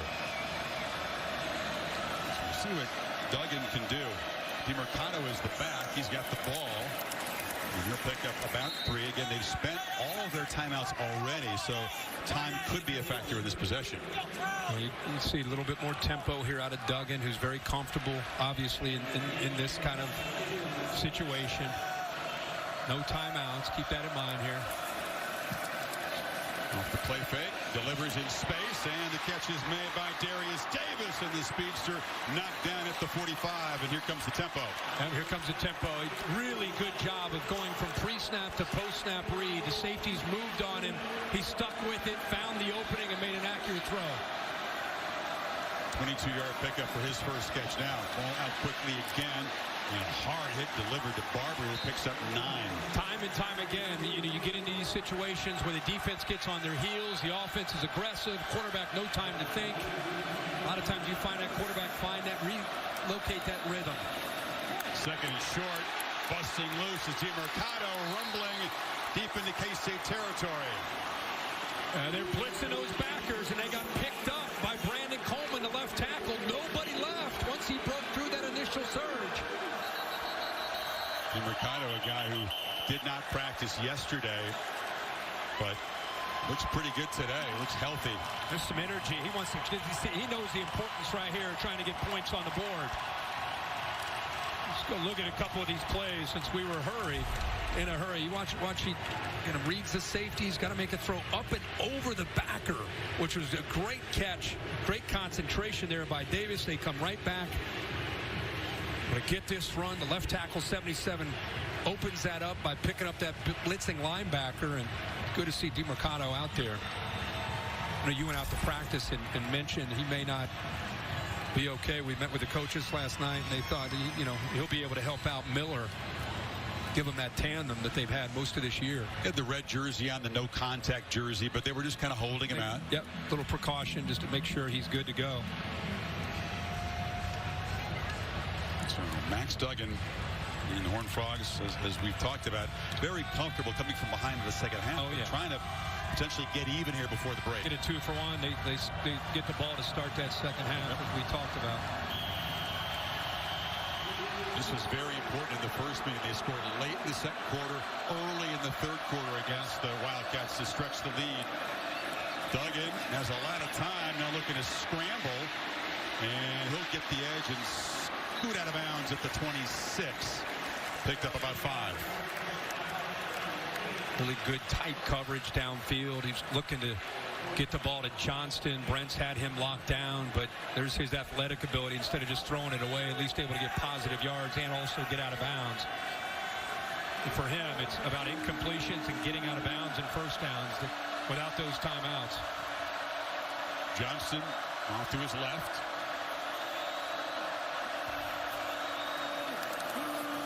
Duggan across the middle. And clock will move here on it. By Wiley, had no timeouts, so that short gain will make it 3rd and about 3.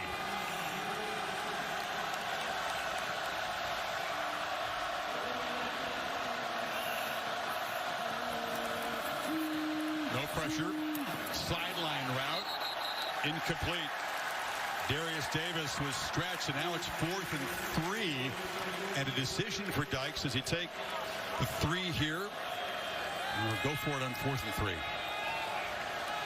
Offense on the field for the moment. Well, I think because now they're going to take the points. Waited, thought about it. Knows with still 30 minutes to go in this game with a team that's come back 5 different times, trailing in the second half. Playing for the long haul here and trying to get the 3 points. And the play clock winding down. Kell from 42, missed earlier from 55, and drills this one straight through.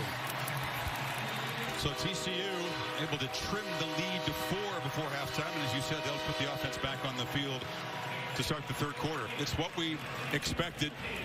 Tough, physical, very competitive, close game.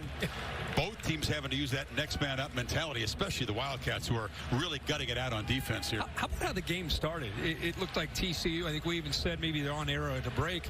Man, they're coming out with a chip on their shoulder, anxious to show everybody that they are who they think they are, which is a legitimate top 3 team. And then Kansas State kind of just settled into this game, made some great adjustments and started to take control. But if you haven't seen TCU all year, you know they are a second-half team. They have a lot of confidence with those 5 comebacks when they've been trailing. Yeah, that's the MO. Duggan is very calm. He's very clutch. The team has tremendous confidence in him, and so does his head coach. But K-State, just a tough out, man. They don't beat themselves. You know, they haven't had a turnover. They haven't had a penalty. I mean, they do not make it easy for the opposition. Yeah, and somewhere Bill Snyder's watching this game, and he's very proud because that's what he built over the years in Manhattan, Kansas. And, you know, the fact they played each other once makes, I think, an interesting next 30 minutes to see who wins the championship. Dex wondered if that would give extra determination for his opponents. Almost tough to beat a solid team twice. Campus of TCU, 18, 20 miles away up there in Fort Worth. Goodyear providing the aerial coverage. Road tested and game ready. Are you ready for the road? Goodyear, more driven. Malik Knowles is such a loss for this offense. Not only their go-to guy and their alpha and their big playability on the perimeter. Cade Warner is more than capable, but when they go 3 receivers, they put Cade in the inside and have Knowles and Brooks on the outside.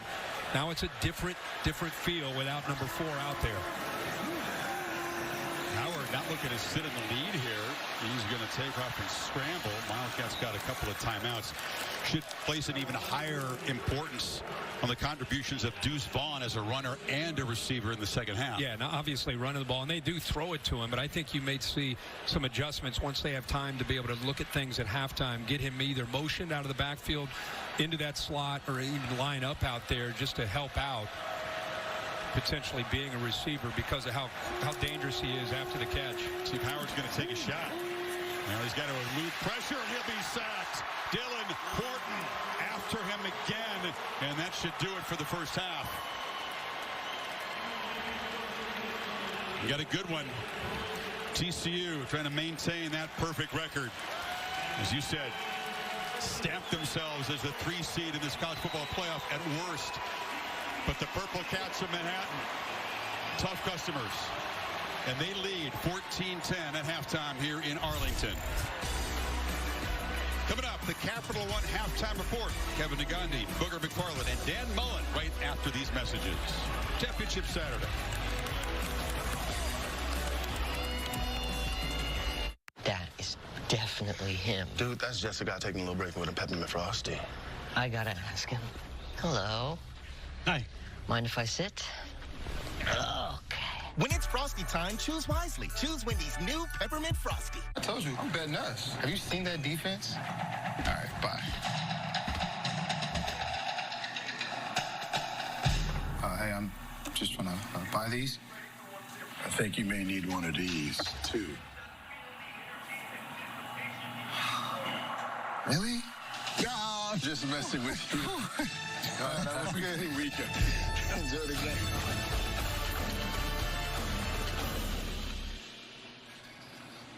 Did you know Google makes a phone? Sure, it's beautiful, but it does things other phones can't do, which is how it helps take annoying items out of pictures. Introducing our newest Google Pixel phones. Get Google Pixel 7 for free and 50% off Pixel Watch and Pixel Buds A series. Whatever you do, don't drop it.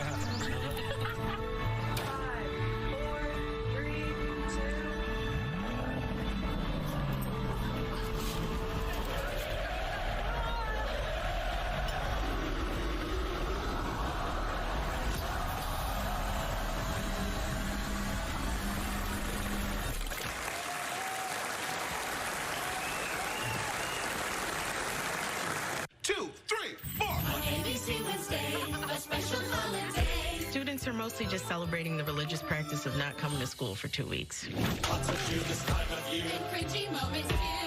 There it is. Okay, I'm gonna save this for later. A gift from us to you. Merry Christmas and goodbye. Everywhere, lots of care and love is in the air. Christmas gives me especially melodic toots. ABC Wednesday for your dose of holiday cheer. Word. Feliz happy Honda days. We helped Mrs. Claus wrap tamales, gave a thirsty Eddie a sip of horchata, and helped an elf finally hit a piñata. Ooh, candy! And during Happy Honda Days, we can help you too with a great deal on a Honda, the most fuel-efficient full-line automaker in America. Right now, you can get 1.9% APR financing on select Honda models like the 2022 Pilot. Happy Honda Days! Dallas Reams, Eyewitness News, weeknights. Welcome to the Capital One Halftime Report. We got a good one in Arlington. Dan Mullen, Booker McFarland, Kevin Nagandi here with you. Right now, 14-10, Kansas State with the lead over TCU in the Big 12 Championship game. Now, we've seen this before.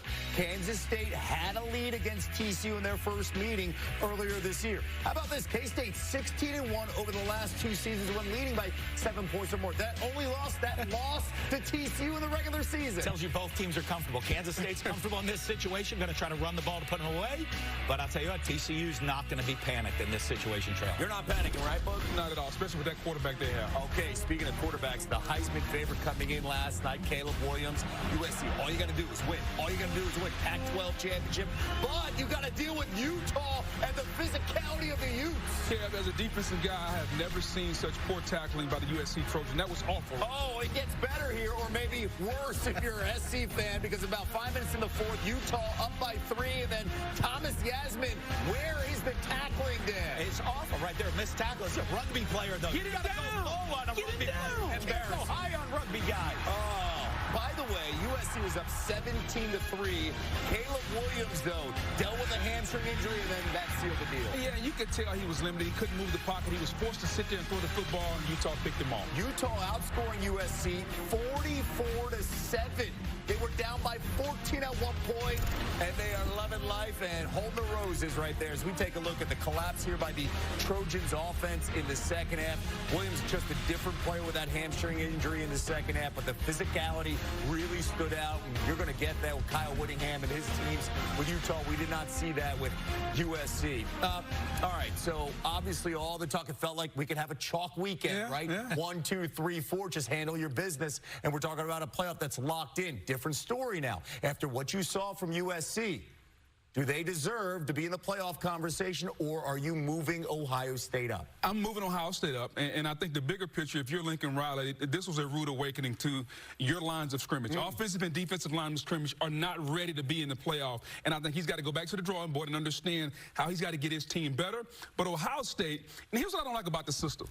A week ago, USC was in the playoff. Yeah. But because they were successful and got to the Pac-12 Championship game, now they get punished, but I digress. Ohio State deserves to be in. It's how they lost this game, right? Yes, on the line of scrimmage, they don't deserve to be in, but I still don't like you're earning the right to play in the game, but you're getting punished for losing. You have a bye, and you back into this. Exactly. Now, it's the same story with TCU, right? It's how they play this game plays a role. What's your thought, though, if this score holds true and Kansas State knocks off TCU? Where do you put TCU in the conversation? Well, I mean, they're still going to be in. It's hard. I don't know that you can drop them out in an undefeated team, losing to a team you already beat.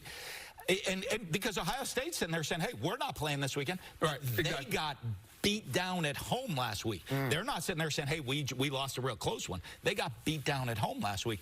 And this is a top 10 team in Kansas State, a good football team that they've already beaten. So it'll be interesting. I think TCU will be in unless something drastic that really makes you change your mind that they're not playing. If TCU does lose, you're going to hear the people in Tuscaloosa just knock them on the door. Everybody's going to say, can we get in? And here's what I'll say to them. You have 2 losses.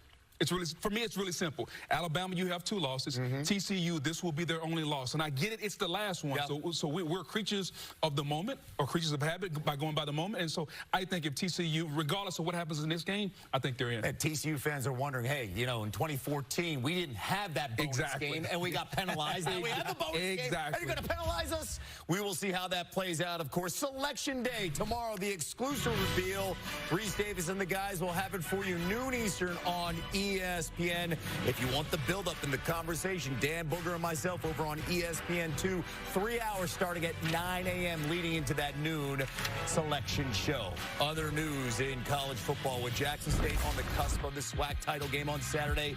Pete Thamel reporting, sources telling ESPN that Deion Sanders has been preparing his exit in order to take the head coaching job at Colorado. Good for him. I hope he knows what he's getting into. Since 2016, when Colorado was 10-4, since the NCAAF, they've gone 24-42. They need a major rebuild at Colorado. Sanders 26-5 in 3 seasons. He'll bring players with him, though. He's got that portal's going to help him. He better bring a lot of them, including his star quarterback, his son. Meanwhile, MAC championship, Toledo versus Ohio. Jaquez Stewart finding the hole for Toledo, and he's going to the house. Without a doubt. And I just love how Toledo plays, Kev. To me, it's a great understatement of them being physical at the line of scrimmage. C.J. Harris then responding. Ohio to Will Kaczmarek, 32 yards. He gets that ball out real quick, finding the big tight end inside the 5. Great play off the option fake, getting it down the field. They've had to change when their quarterback Rourke went out, right, and with Harrison as the backup. C.A. Bangura banging it in. That game over on ESPN. Toledo up 10-7.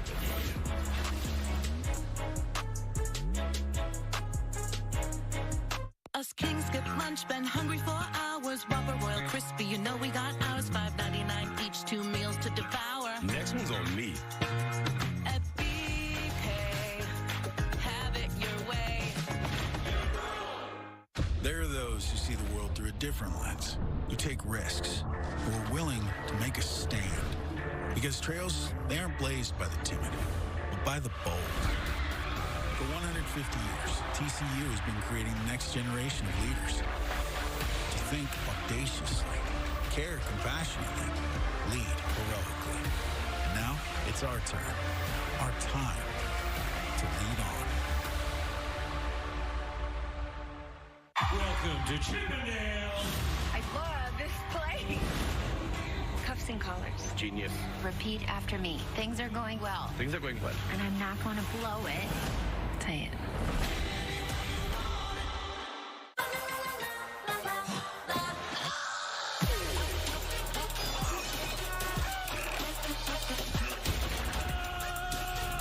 Oh, too hard. I'm sorry. I was just... Watch Freeform's 25 Days of Christmas. Ma'am, stop the car. He said to drive or he'd kill me. What is that around your neck? Is that a bomb? My daughter is missing. We don't stop until we find this missing kid. Dominique! Dad!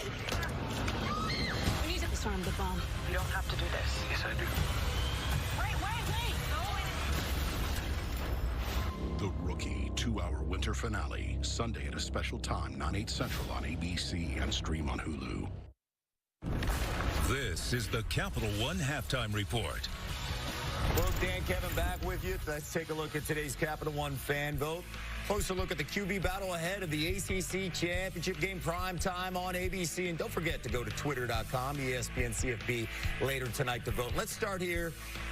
Drake May, just a couple games ago, he's in the Heisman conversation. Last 2 games, though, completing only 57% of his but he still has a chance to get himself back into it. Caleb Williams, I didn't lose the Heisman last night, but opened the door for Drake May, who is such an exciting player. Not only does he have 35 touchdown passes on the year, he leads the team in rushing. The team is on his shoulders, and he's carried them into this championship game. Seeing the blitz a lot more, too, in the last 2 games. Meanwhile, DJ Uyunglele, he completed just 28% of his passes in that loss to South Carolina. Yeah, Kev, the highlight of his season was the game against Wake Forest. Since then, he's been bitched.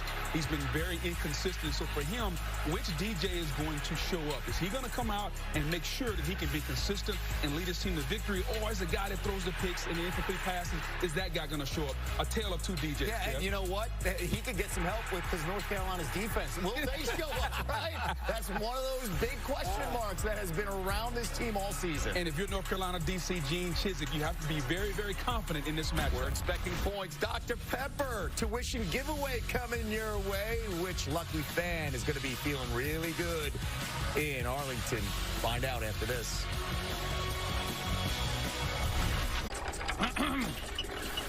What do you got there? A hospital bill for me? For $1,200? Did you say Gap? Yeah, he did. He's talking about expenses that health insurance doesn't cover. That's why there's Aflac. It pays you money to help close that gap. Aflac, huh? Don't tell me he high-stepped it. He stole my move. Get help with expenses health insurance doesn't cover. Is an official sponsor of ESPN College Gameday.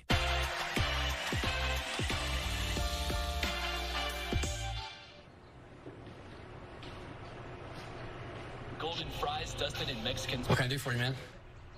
You know what? Really craving nacho fries. You guys got any of those? Ads are working. I don't know what you're talking about. What ads? Oh, like all the pictures I put over here in your bedroom. Oh, I put that there. See you later, man.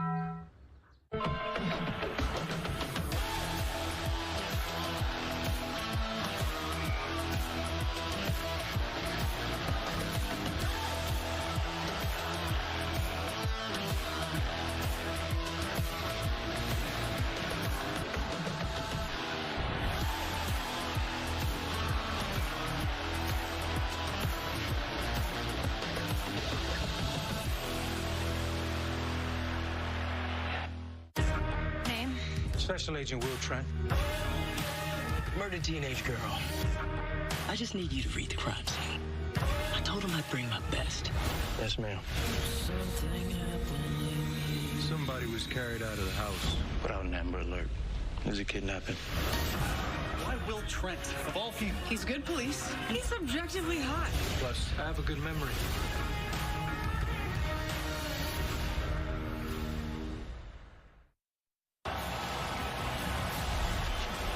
This halftime report is presented by Capital One. What's in your wallet? As part of our halftime festivities, Dr. Pepper and the Big 12 are proud to present the Dr. Pepper tuition giveaway. In just a moment, our two contestants, Daniel Yari of Duke and Malia Barbagas of Treasure Valley Community College, will attempt to throw footballs into massive Dr. Pepper cans. Daniel hoping to use the tuition money to help him towards his goal of becoming an environmental engineer. Malia hoping to use hers to help her with her goal of being a life flight pilot. Whoever gets the most balls into the giant Dr. Pepper cans will walk away with $100,000 in tuition. But fear not, no losers here. The runner-up will still walk with $20,000 in tuition. Daniel, are you ready? Let's do it. Malia, are you ready? Oh, yeah. All right, guys, go to your positions. You will go on the referee's whistle. Good luck, everybody.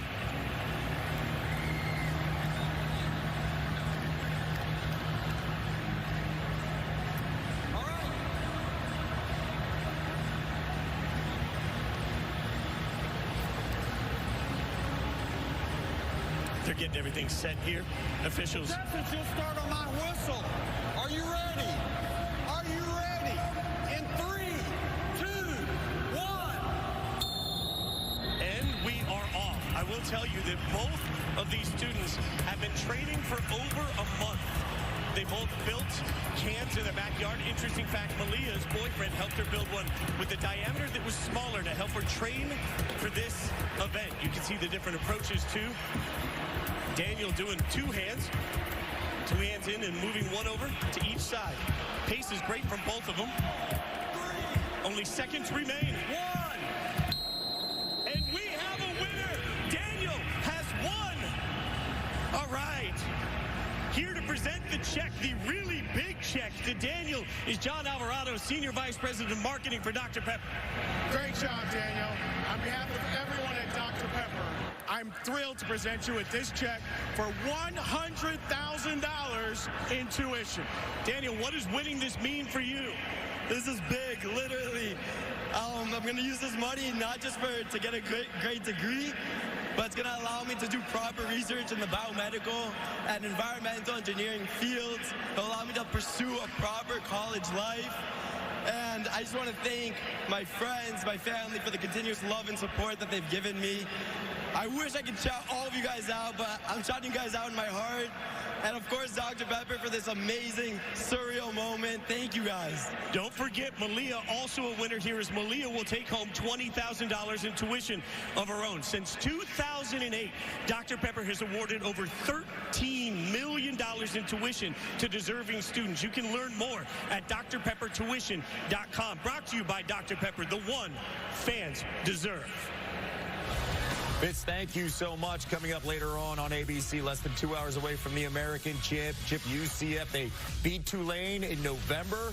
Winner of this game will have a strong case to snag the Group of 5 bid to the New Year's Six Bowl. Right now, Will Howard, 2 touchdowns. Kansas State up by 4. TCU get the ball after this.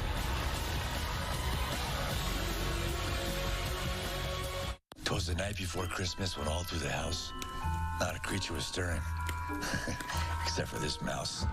Decorations were hung with meticulous care. That is until I gave this lady a scare.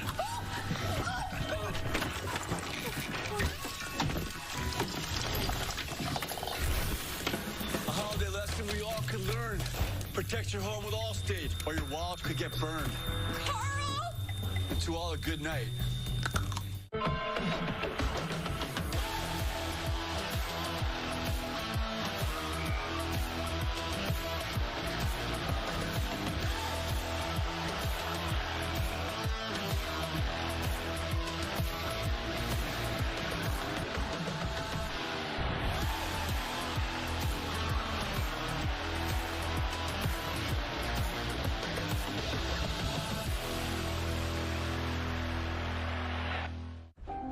So where were we? The playoff. Only a handful of teams remained, hailing from kingdoms far and wide across the college football land, all vying for a spot in the playoffs. Soon, they would take part in an epic playoff battle for the right to call themselves the national champions. Then what happened? We'll find out soon.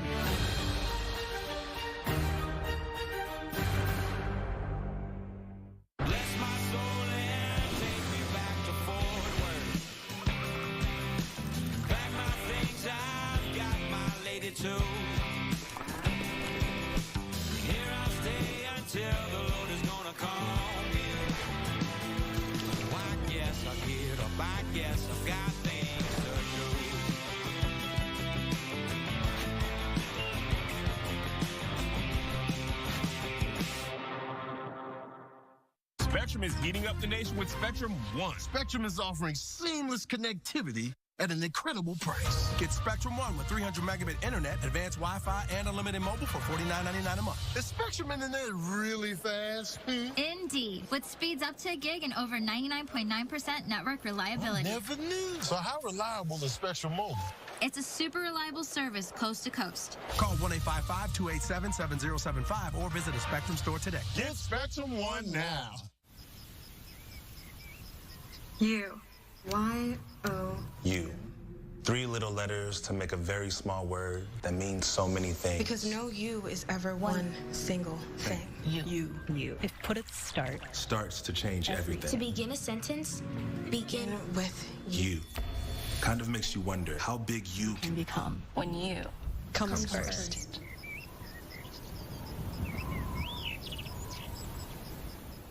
Mark Brown, Eyewitness News, weeknights. The College Football Playoff Semifinals, Saturday, December 31st on ESPN. Welcome back to Dr. Pepper Championship Week. TCU hoping, expecting to be in those semifinals, but work to do. Set for the second half, the Dr. Pepper Big 12 Championship game on ABC, part of Dr. Pepper Championship Week. Horned Frogs a field goal late in the half. They'll get the football to begin the third quarter. But this K-State defense, despite playing with a bunch of fresh DBs, has held Duggan in check. Chris Fowler, Kirk Herbstreit, Holly Rowe.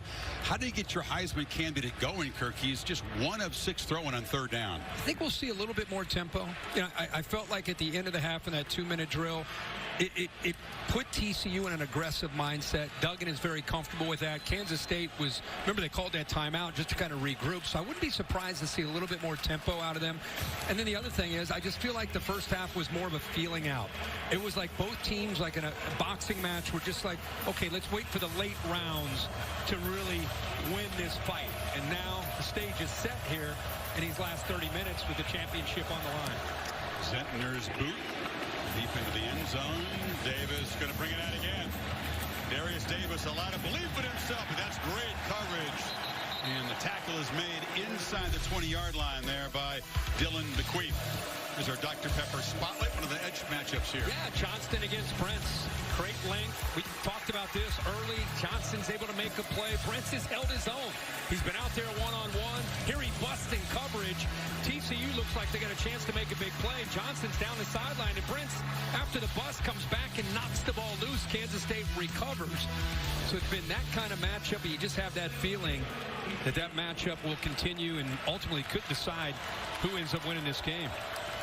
And they get Kendre Miller loose. TCU's MO coming from behind. They would laugh at this 4-point deficit. No big deal, says Max Duggan. He knew it was going to be tough, but he said, we like it tough. It's almost like it's part of their game plan. Okay, we'll be down at halftime, and now we go.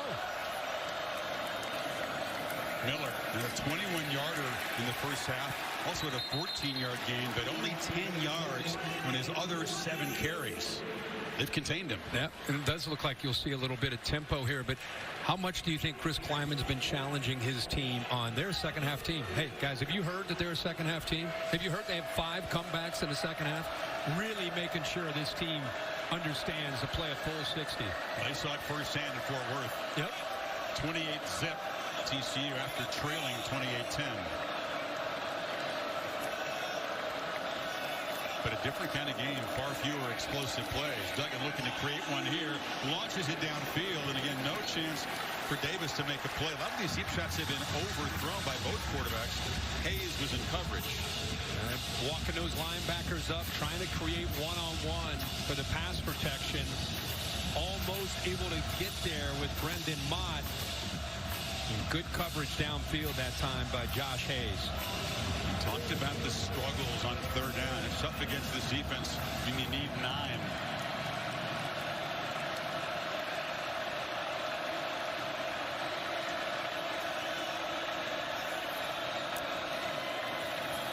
Duggan scrambling. And the ball is knocked loose and recovered in the end zone by TCU. Safety signal. Brandon Coleman. Chris, that ball, as he was getting ready to throw the ball, it looked like Justin Moore, 41, may have knocked that ball out of his hands before his hands started to come forward. Watch 41 right there. He starts to scramble. He shoots, gets into the backfield, and for some reason when he went in the air, he stopped. Looked like Bill, to me, stopped moving his arm forward to throw the ball. Kind of previous froze there. Players under further review ruling on the field was a fumble recovered in the end zone for a safety. I agree with you. It kind of stopped. I don't know why, but it must have been coverage or whatever it was, but something made him go from looking like he was about to release the ball to just holding it. Will Brad Van Vark, the replay official, Bill, think about the quarterback's intent on the play there? No, intent won't matter. Did the hand start forward with control? Watch these backers. Good job. You'll see 41 all the way. He's in coverage, comes off of it, and then it looks like it's hard to see if he stopped. The tighter look, Bill. Well, the defender is up, and he's actually hitting the front of that ball. Right. While he's got it up there, so that's causing him to stop his throwing motion. Austin Moore says, forget knocking the pass down. I'm going to reach out and get it out of the quarterback's hand. And Moore was the guy who recovered the fumble in the first half by Johnson, causes this one. That ball's out before his hand, to me, before the hand's coming forward. I think the officials on the field, the referee has a correct call that it was a fumble. It's in the end zone. It's a safety. So this is going to be not officially a takeaway, but a fumble recovery for a safety. But this Kansas State defense has been the story of this football game so far. And how fitting it would be if Justin Moore ends up, this play holds up. He's had such a big year for the Cats defense. Nasty gash, by the way, in the right forearm of Duggan. It's tough for these guys who were considered Heisman finalists. I mean, Caleb Williams bleeding and limping at the end of the night. Duggan, many believed the door would be open for him, if not to win it, but certainly to get to New York as a finalist. And now he's struggling and bleeding out there. Right. Well, by the way, he looked left. Duggan looked left at the beginning of that play and had a switch release, and Kansas State immediately adjusted the coverage, and that's why he had to start to scramble. It was really good coverage and communication on the back end of that defense. The key thing for replay here, if the hand is moving forward, even with the ball in it, then it could be considered a forward pass. After further review, the pass's hand is going forward. Therefore, it's an incomplete pass. Wow. It'll be fourth down. So, Bill, you're on it. That was a tough decision. I think you're right. Duggan intended to hold on to the ball, but just maybe slightly moving forward. I guess. I mean, they must have seen enough in the replay, but to me, I thought Moore got his hands on that ball before his hand and arm could come forward. So still a 4-point game. Third 3.5 for the Horned Frog offense, and Sandy will try to get a boot out, not allow the Wildcats to have good field position, and the Aussie does boot it deep. Brooks retreats and makes a fair catch. Had some space, but they were caught at the 36. Holly, what do you have? Well, Coach Kleiman updated a couple of injuries for Kansas State. Malik Knowles is not able to return, nor is their cornerback, Boy Doe. So that is a big blow. But he said, we're doing a good job getting some explosives, but there's some that we missed. We think we can get behind that defense. We have to do a better job doing it. And then for Sonny Dykes, he said they are doing a great job mixing coverages. They've made it difficult for Max Duggan with all of that mix-up in the backfield. And what we're seeing, we have to do a better job of running the football on first down so that first and second down are more productive, and third down is not so long for TCU right now. That's exactly the pattern, Holly, that held in the Frogs' first possession of this third quarter, third and long. So from the 37, another one of those jet sweeps. They use Phillip Brooks. He's filling in for a man who normally does that job well. Knowles. The show must go on, right? I mean, that's part of the plan. It's what they had some success with, some big plays with Malik Knowles, and now that he's out, right behind that upright, there he is right there. Now you've got Phillip Brooks, who's got to pick up. Yeah, he's got to pick up the slack. At 4 in first down. Bacon to Vaughn. Howard delivers a long throw. Warner comes back to make the catch and stretches for a first down in midfield. Good job saying he came back. It's exactly what he did to give him that first down. This is the entry to their go-to man, Malik Knowles. He rolled up on that and just unable to come back. He could tell right away that he had to check out, and he very frustrated. The emotions pretty clear. He wants to be out there with his team trying to win this championship. He's playing in his backyard, trying to put on a smile here. Had a 40-yard catch and a 40-yard run in the first half. Play action and first down. Howard looks down the seam and finds Sinnott. And that tight end who scored the touchdown earlier, rumbling into Horned Frogs territory. Well, Chris, they showed Chet's sweep look again with Vaughn. Watch the backers' reaction. Sinnott's able to sneak out of there right behind them. Nice seam route. Good job of affecting the eyes with that same look, this time with Deuce Vaughn. Got 26, and now the Cats crank some tempo. Howard looking to throw again on first down. Launches to the end zone. Jump ball touchdown. R.J. Garcia with his first touchdown of the season. Filling in for their fallen star, and the Cats are stretching the lead.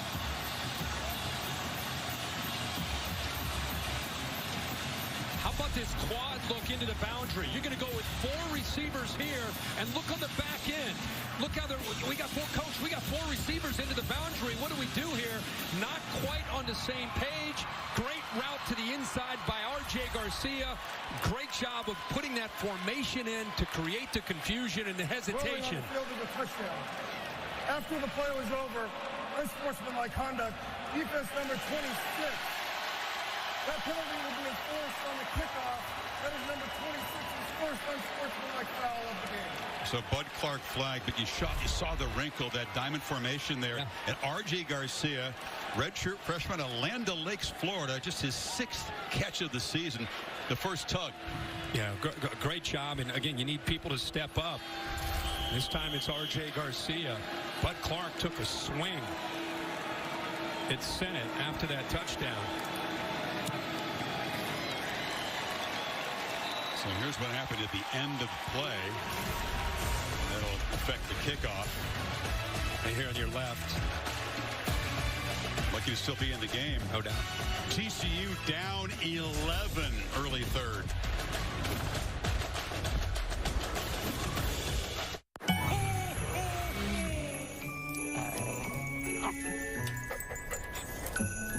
Not again.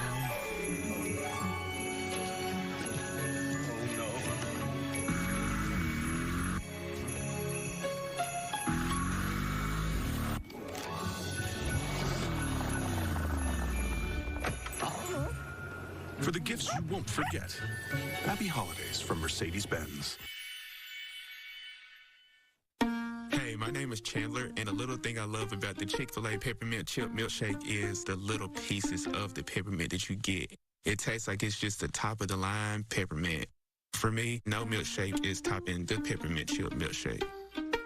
Hi, my name is Madison, and a little thing I love about the Chick-fil-A Peppermint Chip Milkshake is how it just makes me feel like a kid again. I love the cherry on top and the sweet peppermint bark flavor. It's definitely on my list of things that bring me joy around the holidays.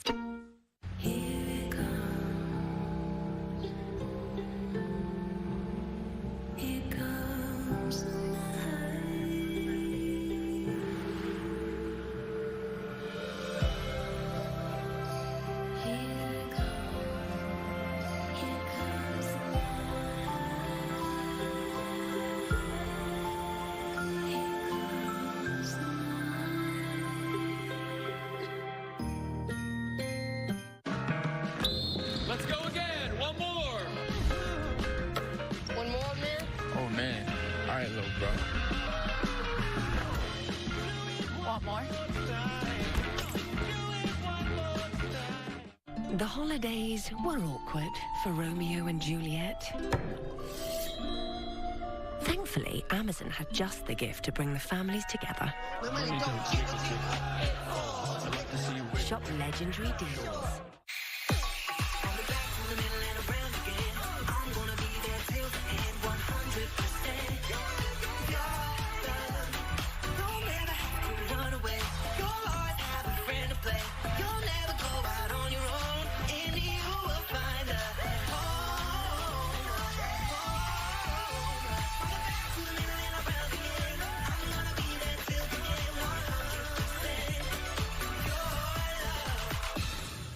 Do you hear what I hear? It's CMA Country Christmas. Gather the family as country music's biggest stars perform your favorite holiday songs. Merry Christmas! Carly Pierce hosts CMA Country Christmas, Thursday on ABC. I love to see this. R.J. Garcia, look at these players fired up, and there's Malik Knowles. Malik Knowles is out of this game. Somebody's got to step up. R.J. Garcia takes advantage of it. See the coaches coming over to talk to him. It's a guy that just made his 6th catch of the season as a redshirt freshman. Your star receiver goes down, and Knowles, others have to step up. It's great to see number 3 get his chance and take advantage of it. Along the ground and to keep it away from Davis. Picked up and run back to the 33-yard line there. It's V Week at ESPN. We partner with the V Foundation to highlight the urgent need for cancer research. This is game-changing research that helps save lives. Join the fight at v.org/donate. Talked about the deficits the TCU has overcome. But now it's double digits, and they're facing an opponent that's feeling it, both offensively and defensively. Safety taken off the board, Kirk, by the replay, but then they go 62 yards in 4 plays, about a minute and a half. 2-back look. And ball handed off inside. It's Miller. He has not been able to bust loose today. The Cats have been focused on stopping number 33. They're doing a good job of setting the edge. That time, Khalid Duke, good job, 29, getting to the outside. These linebackers are getting downhill in a hurry. At some point, you know, whether it's Johnston or Barber, Davis, your playmakers at receiver and Max Duggan are going to have to emerge and make plays.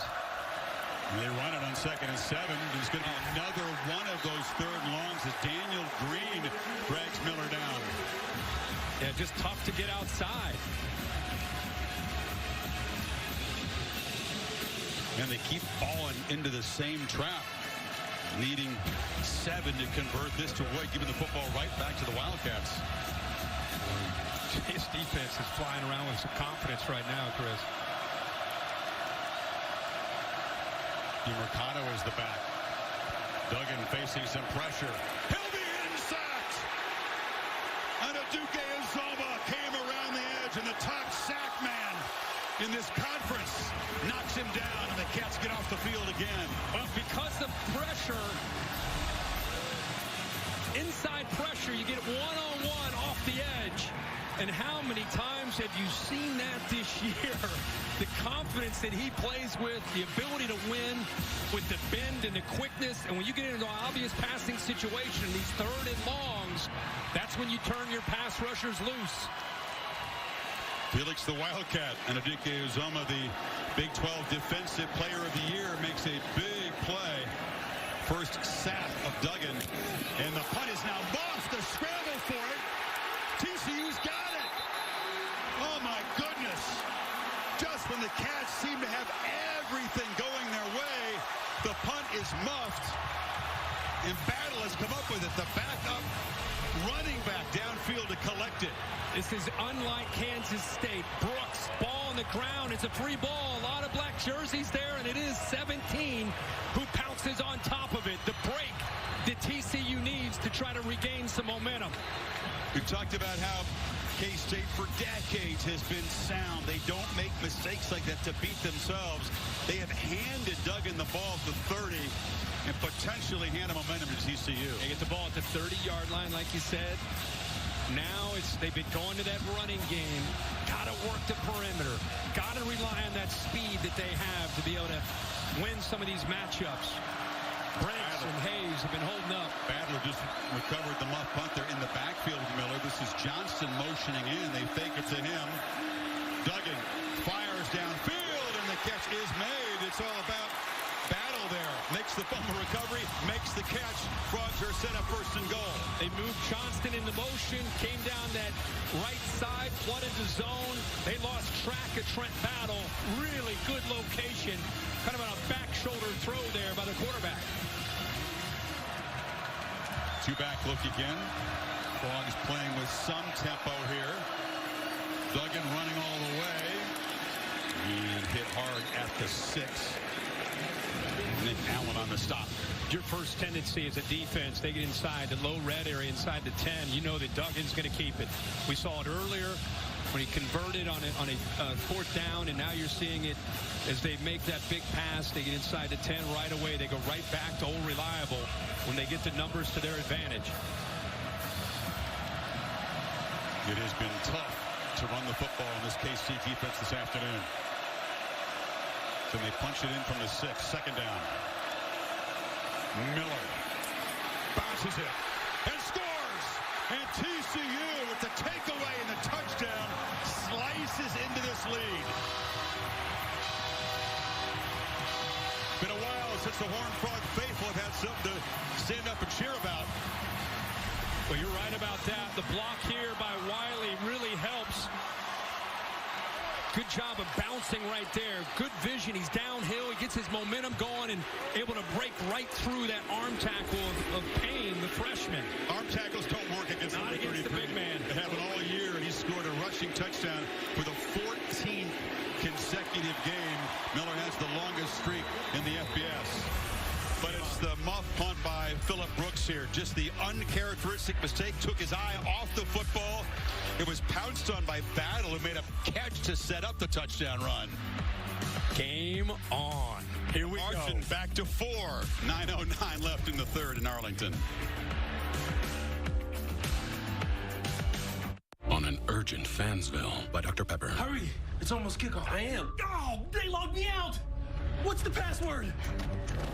Okay, it's P23XR ampersand. Dude, the caps lock is on! How much time we got? I missed basic cable.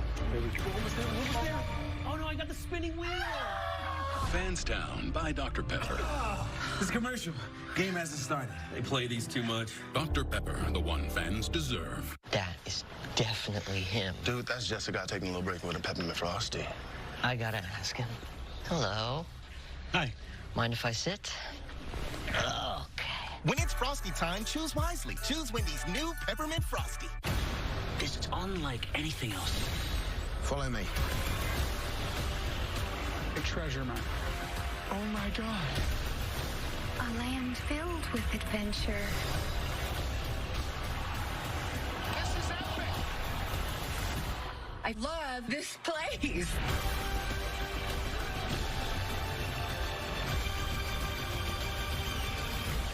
It's wicked good.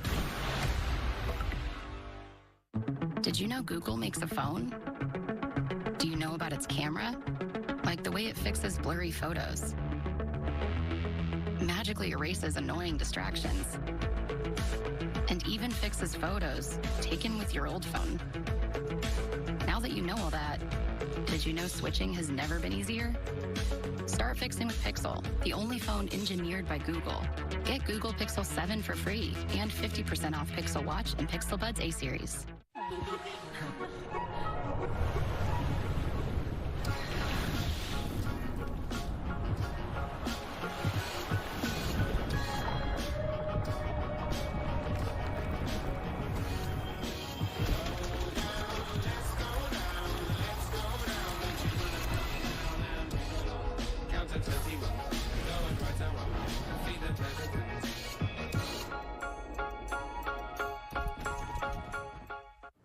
There are still too many bad burgers out there. So Arby's is running that Wagyu Steakhouse burger back. Arby's, we have the meat. The Dr. Pepper Big 12 Championship on ABC is brought to you by delicious ice-cold Dr. Pepper, the one fans deserve. What a finish last year. Sean McDonough with the appropriately excited call as Baylor stops the Pokes a yard away to hold on to win the conference title by 5 points. Unbelievable game. Well, TCU has been one of the best second-half teams in the country, plus 104 after halftime, fifth in the SBS. We talked about their comebacks. The margin is back to where we were at the break with that muff punt, changing momentum and setting up TCU. And Brooks is right back there on the goal line to receive the kickoff, trying to atone for that mistake.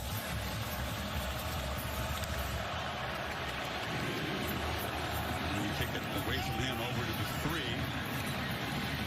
And running it back to the 30-yard line is Seth Porter.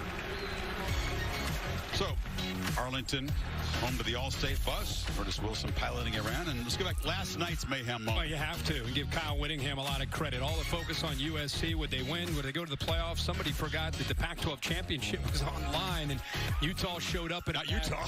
No, I'm saying no. Somebody forgot to talk about the importance of just winning the Pac-12. And, boy, they not only win the game, pull away in dominating fashion. Great to see this team, Cam Rising and company, on their way back to a Rose Bowl, second year in a row, winning the Pac-12. So, Kyle Whittingham, one of the most underrated head coaches in college football, with a big win.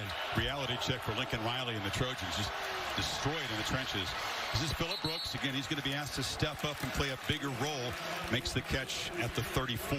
Well, this is you just saw the graphic. This is a team that gets into the second half. And when it happens 5 times that you're trailing and you find a way to do it, you become a confident team. You believe that you will find a way to win a game. And you get a momentum-changing play like a dropped punt, muffed punt. You capitalize, you get touchdown.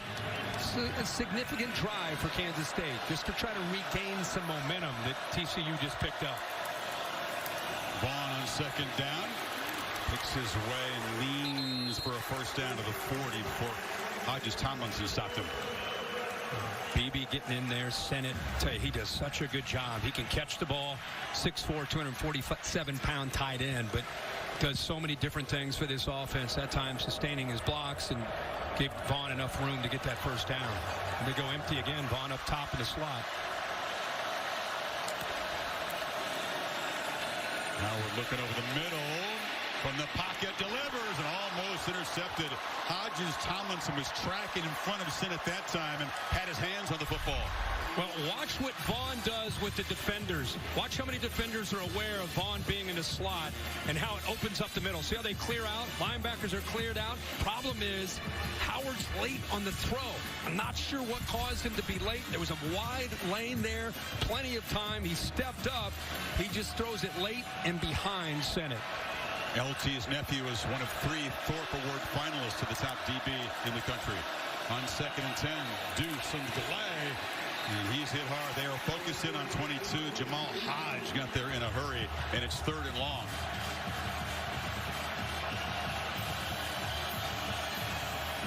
Vaughn's defense a chance to give the football right back to Duggan and build in this momentum. A lot of changes for TCU's defense, trying to bring in Cooper, Horton, trying to bring in speed to get pressure without necessarily having to blitz. Brooks motions over 3 receivers to Howard's left. Winners will come from here. They bring late pressure. Howard chased, runs for the first down. The big man got his legs going and just made the 50 and moved the sticks. Well, they play man-to-man. I thought Winters might come, but he actually stays in coverage. When he stays in coverage with Vaughn, now there's nobody on the edge. Now he's able to get around, and look at the defense there. By the time they realized it to adjust, he's already got the first. Howard now slings it. Catch is made for a short gain by Brooks on first down. Howard 6'5", what is he, 240 pounds? Yep. Whatever. I mean, he is a monster, but has enough speed. 3-sport athlete in high school. Dropped a lot of weight. Dropped his body fat down, put some muscle on. He's a house back there. And that time showed that he's got enough speed to get to the corner and pick up a first. Colin Klein, admiring his quarterback, worked hard on his mechanics, his footwork, become a much more consistent thrower. And the physicality that he brings is obvious. Here's Vaughn, and will set up a 3rd and short. Holly? Well, you're talking about 3-sport athlete. Will Howard was actually a 1,000-point scorer in basketball. He said, basketball was really my first love, but I decided football could take me farther.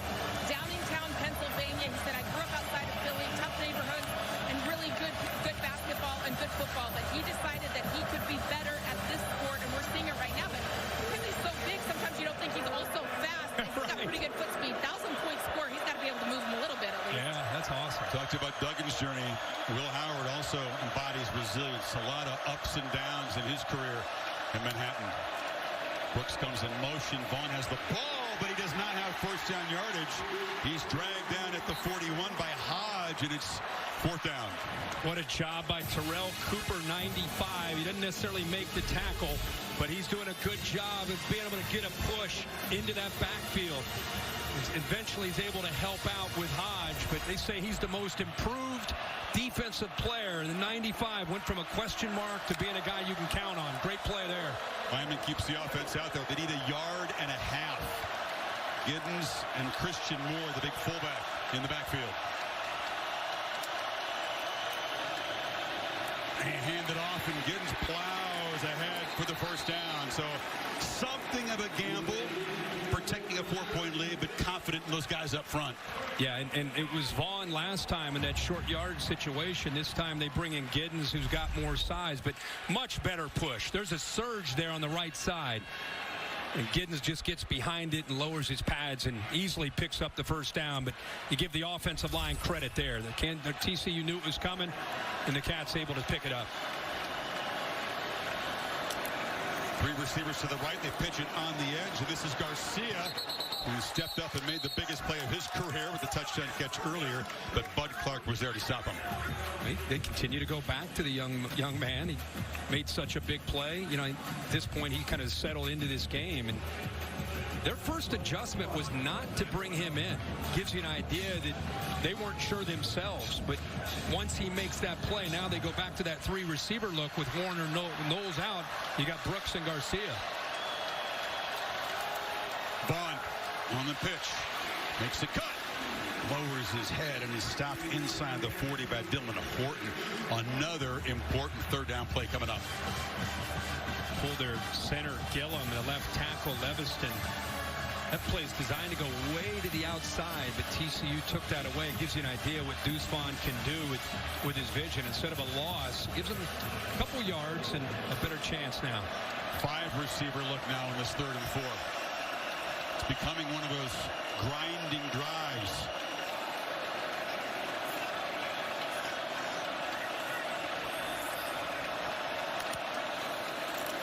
Pressure.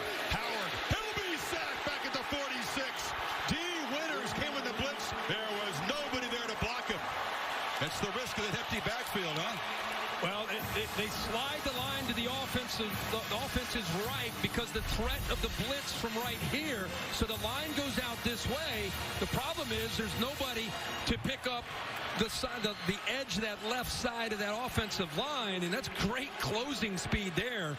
Can't believe Howard somehow held on to the ball. D. Winters been one of their best pass rushers all year and gets home there at a critical time in this game.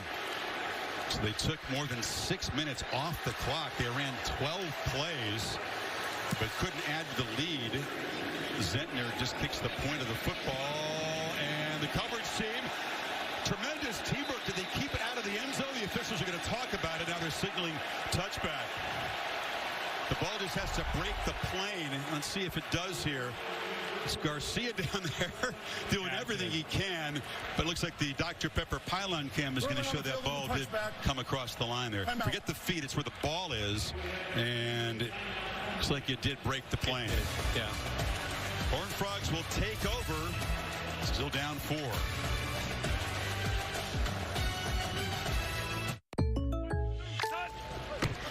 Jake from State Farm.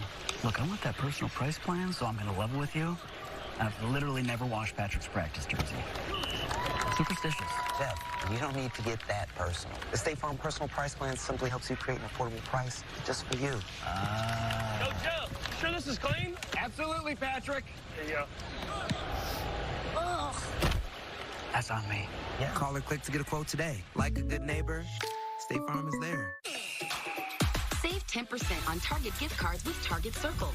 Cover the hard to buy and easy to surprise with 10% off Target gift cards this weekend only. Deals so good, you can holiday your way, only at Target. Have yourself a merry little Christmas. Let your heart be light. T-Mobile won't raise the price of your talk, text, and data. I have something for you.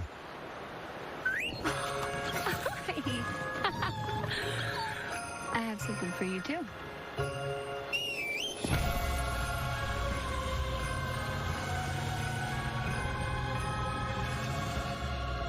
It's the holidays. Get 3.9% APR and no monthly payments for 90 days on turbo high-output engine Sierra light-duty models. Plus, current eligible GMC owners get $2,500 purchase allowance. There's a different way to treat HIV. It's every other month injectable Cabenuva. For adults who are undetectable, Cabenuva is the only complete long-acting HIV treatment you can get every other month. Cabenuva helps keep me undetectable. It's 2 injections given by my healthcare provider every other month. It's one less thing to think about while traveling. HIV pills aren't on my mind. A quick change in my plans is no big deal. Don't receive Cabenuva if you're allergic to its ingredients or if you're taking certain medicines which may interact with Cabenuva. Serious side effects include allergic reactions, post-injection reactions, liver problems, and depression. If you have a rash and other allergic reaction symptoms, stop Cabenuva and get medical help right away. Tell your doctor if you have liver problems or mental health concerns, and if you are pregnant, breastfeeding, or considering pregnancy. Some of the most common side effects include injection site reactions, fever, and tiredness. If you switch to Cabenuva, attend all treatment appointments. Every other month, and I'm good to go. Ask your doctor about every other month Cabenuva. At Domino's, next time you order 2 medium 2-topping pizzas for $6.99 each, you could be in for a shock.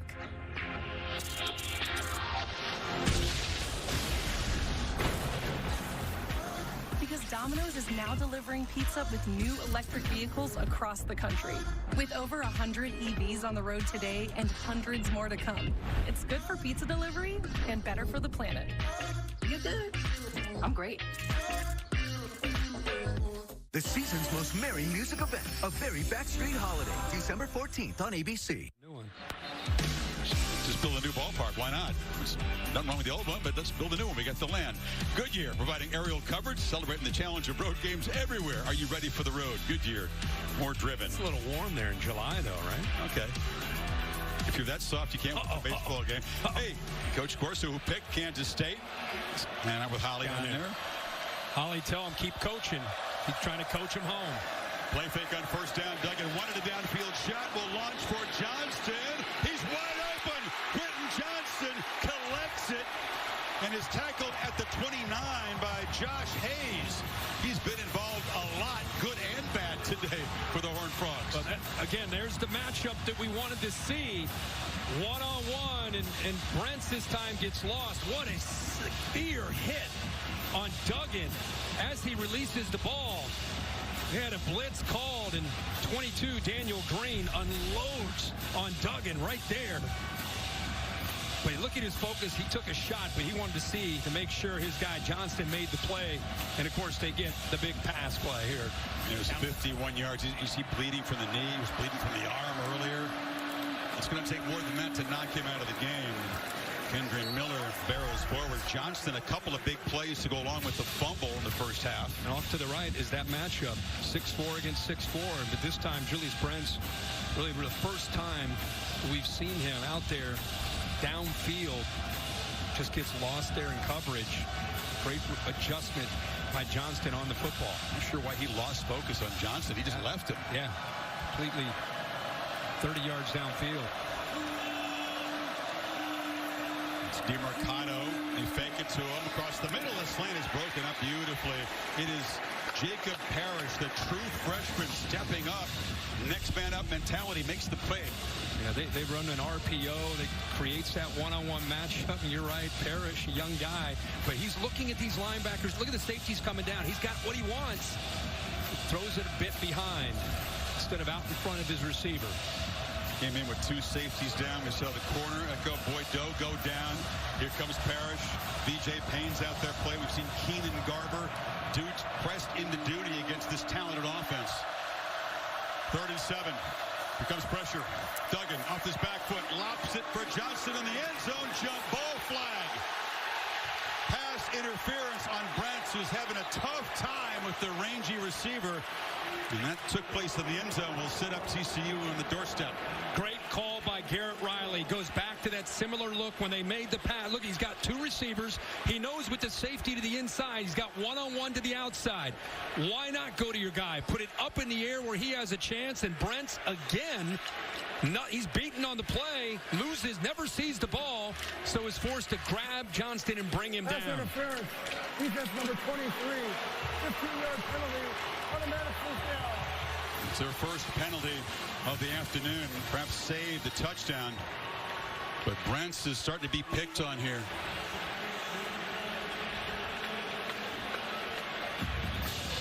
Johnston came in with that ankle problem that Marty Giramillo talked about early on. It's still a delicate thing. He's still one hit away from re-aggravating it. Out for the moment. Minutes to go in this third quarter. Duggan scrambling. And he'll be dragged down behind the line at the 12-yard line. That was true freshman Jake Clifton making a play. Well, they are young, right? You've got players that got to make plays. Good coverage right here. And here he is in coverage. So comes off of it. Now the closing speed. Make sure he is down. Duggan thought he never touched the surface. He thought he just came down on top of the backer, Clifton.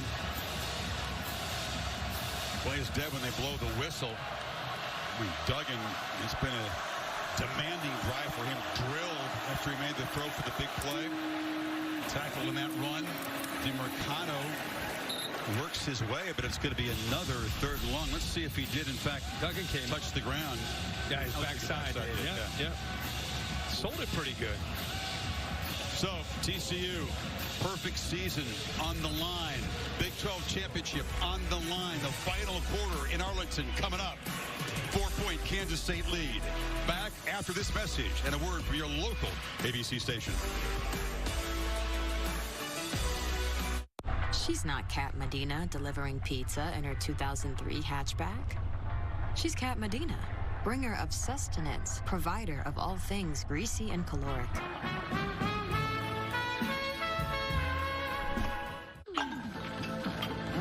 Oh, hi. What's this? A hospital bill? For $1,100? Looks like your wallet may need a sling, too. Tell me about it. Did that goat say Gap? He's talking about expenses that health insurance doesn't cover. Well, I'm talking about the money Aflac pays to help close that gap. Aflac, huh? Aflac. That duck is motored. Get help with expenses health insurance doesn't cover. Aflac is an official sponsor of ESPN College Gameday. Icy Hot Pro. Ice works fast to freeze your pain and your doubt. Heat makes it last, so you'll never sit this one out. Icy Hot Pro with 2 max strength pain relievers. Twisted Tea fans love football, so we're surprising them with a Twisted Tea drop. We're kicking off game day with Twisted Tea Hard Iced Tea. Cold, refreshing, and goes down smooth with 5% alcohol. Twisted Tea tastes like real iced tea because it's made with real brewed tea.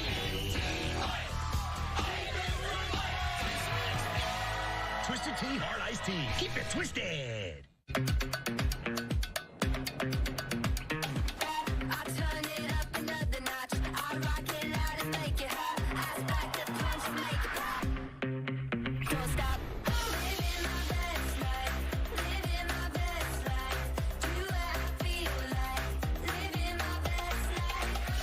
Introducing IHG One Rewards. 17 hotel brands, 6,000 global destinations. One loyalty program that lets you guest how you guest.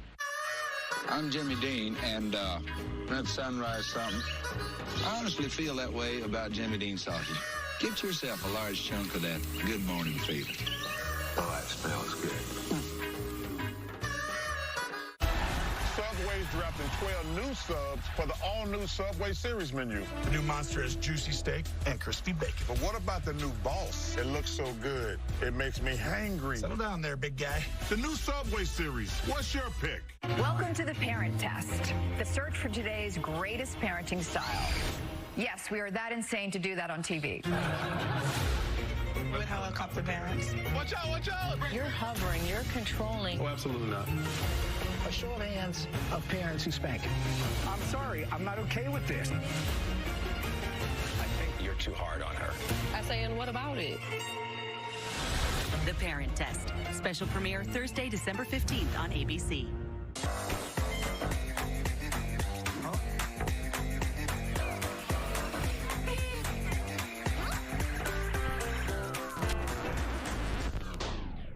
Going halfway isn't the best way.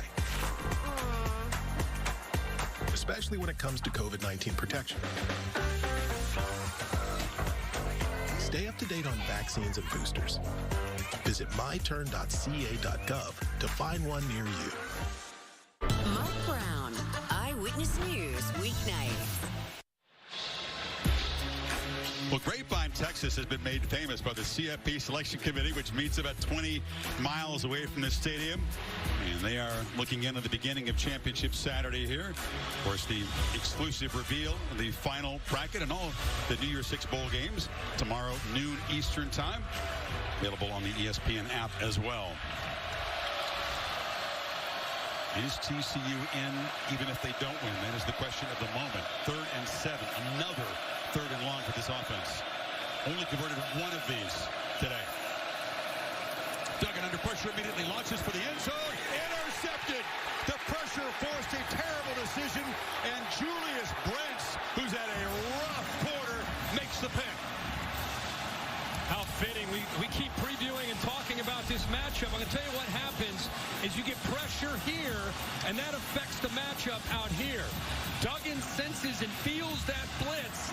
Nobody picks it up, so he's falling away as he throws it. When you fall away as a quarterback, unless you're Josh Allen, it's going to affect your accuracy. He underthrows it. Clearly would want to put it up into that back corner where the 6'4" receiver can go up, climb the ladder, and make the play. But because of the blitz, Duggan can't get anything on it. It's Austin Moore making another play. Uncharacteristic for Duggan. Only his 4th interception of the season, a costly one. And the Cats back to work in the 4th quarter, protecting a 4-point lead. It's Vaughn fighting hard for a yard and a half.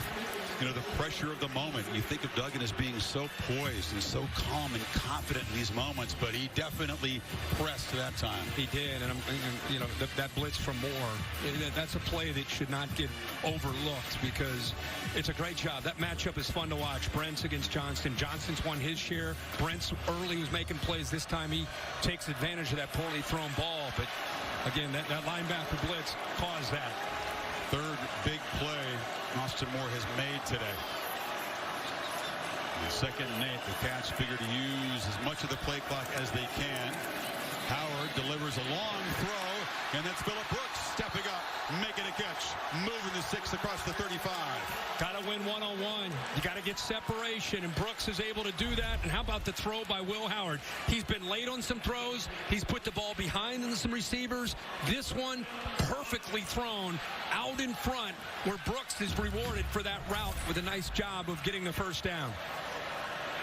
Duggan disappointed with himself, hoping he'll get a chance to engineer another late comeback. But can the Cats stretch the lead here in this possession? Vaughn makes a cut and is wrestled down. A solid first down gain. Banks got him, but he picked up about 7. This play is designed, right? Outside zone. They want to get this ball out here. But watch the vision here by Deuce Vaughn. That ball, because the job this defense does of setting the edge, he's got to come back all the way. That's why those blocks on the backside are so important. You just never know where that play might end up. And that time, Deuce Vaughn, it takes advantage of the back door. Vaughn's had to earn his yards here. He's been held under 4 yards a carry. But some key moments. Now the 2-back look. Keeper. Howard into TCU territory. Another first down. Boy, good job by Colin Klein mixing this in. That defense collapses down, of course, on Deuce Vaughn. Not expecting this from the big man at 6'5", 240 to pull it. They're sprinkling it in just enough at the right time. The defense falls asleep. Good call by Colin Klein, and Howard with the execution. That's right. They're sprinkling it in tactical runs by this big quarterback. Big moments of the game.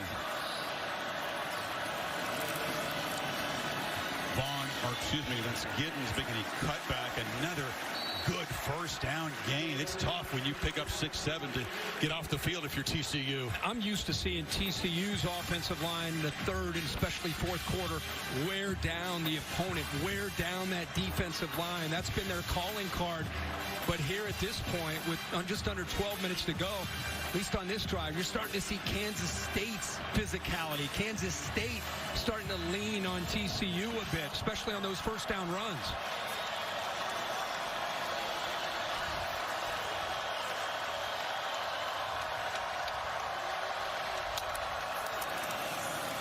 Vaughn gets the edge. Deuce Vaughn in the clear. Can he make the man miss? And it's easy. Touchdown, Kansas State. And the Cats get closer to the conference championship. 44 yards as they cash in on the takeaway. Unfair in space. Yeah, well, Chris, watch the motion, watch the corner go, and watch this play designed to go to the right. Bang, there's another example of how you never know where it might go with Deuce Vaughn. Great job of feeling that play designed to go to your right, gets it back to the left, using that motion, takes the corner away, and the linebackers just could not catch up to Deuce. And Mark Perry, the safety out there thinking, uh-oh, it was a mismatch.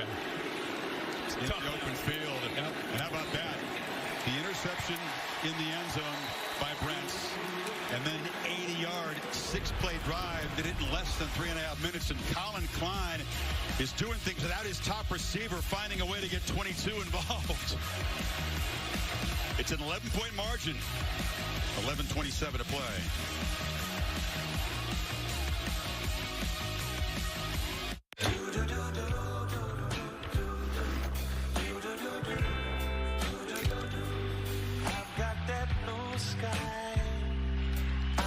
that sunshine. Chicken, chicken, chicken, chicken, Italian spicy bacon, chicken. Take one bite and it all starts clicking. Crown up my day. Abby K, have it your way. I want to be quarterback of the Dallas Cowboys. Not later, now. I want to own the pocket, make the plays, drop dimes to my receivers. I want to feel 80,000 fans on my shoulders as I carry them to victory. You know, nothing major.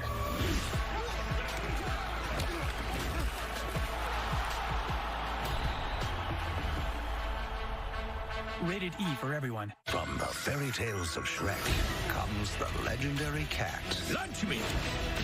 With 9 lives. The legend will never die! 8 lives. Would you like gazpacho? 7, 6. Does this have shellfish in it? 5. Watch! 4. Watch! 3. Watch! 2. A cat always lands on his feet! You are down to your last life. I am not really a math guy. Puss in Boots, only in theaters, rated PG.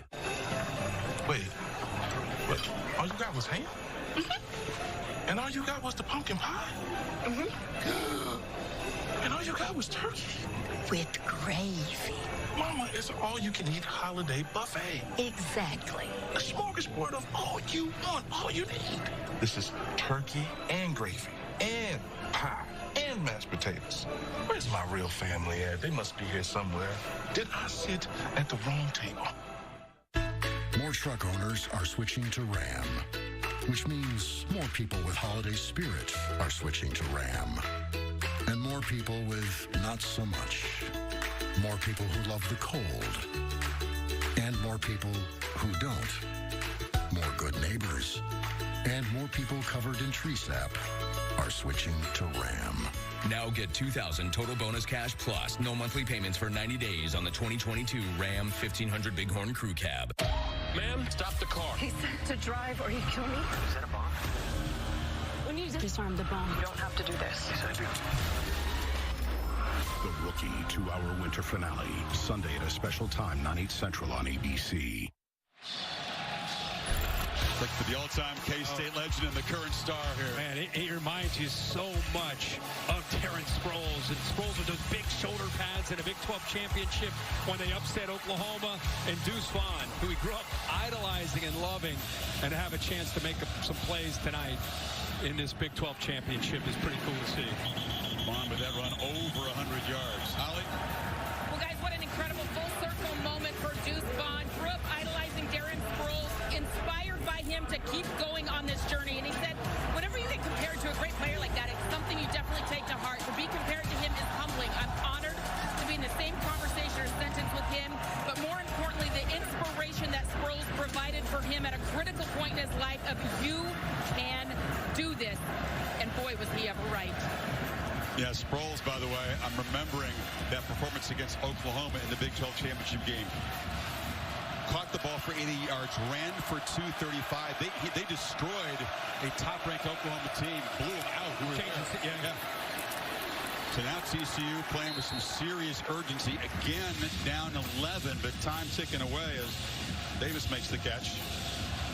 Well, this team has been tested and challenged all year. It's one thing to say, oh, we believe we've done it 5 times, we can do it. Well, now it's a neutral site, 11 minutes to go, a lot on the line. Needed points on this drive. Duggan got a free play here. Drew K-State offside, launches downfield, and it's incomplete. It was Parrish getting his hands on the football. I know they had a free play, but man, our guy Jacob Parrish, true freshman, holding up out there, right? It's the big-bodied Spivey. Holding up. Yeah, I think Duggan saw that a couple of cats had jumped into the neutral zone there. Offside. Defense number 92. 5-yard penalty. Repeat second down. Good job with the snap count. You said there were a couple different candidates. I think it ended up being Eli Huggins.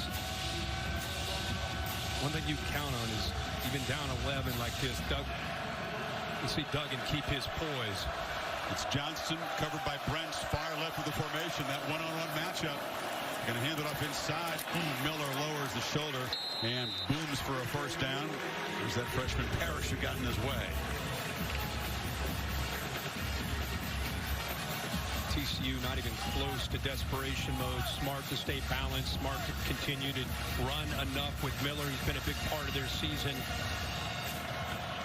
Those safeties have to be aware of that.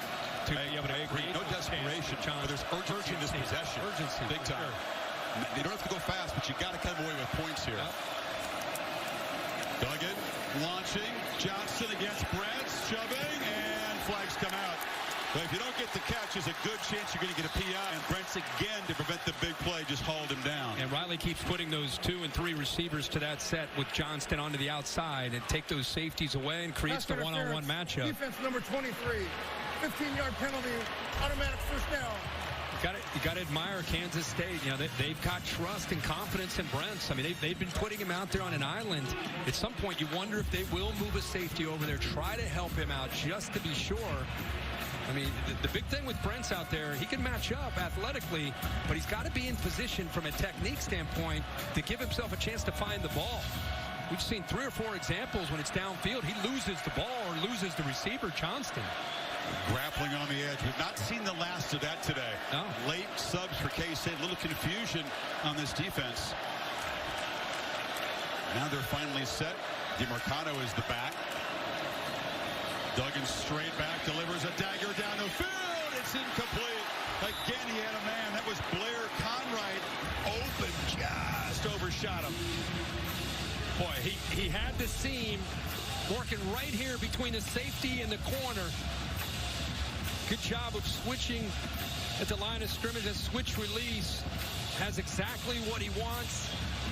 Goes airborne. You wonder if he continues and maybe goes up in the air or just tries to extend his arms if he's able to hold on to that without having to go airborne there. Johnson was gassed from the previous deep route, so he had to come out. Conrad, a man who's made just 4 catches this year.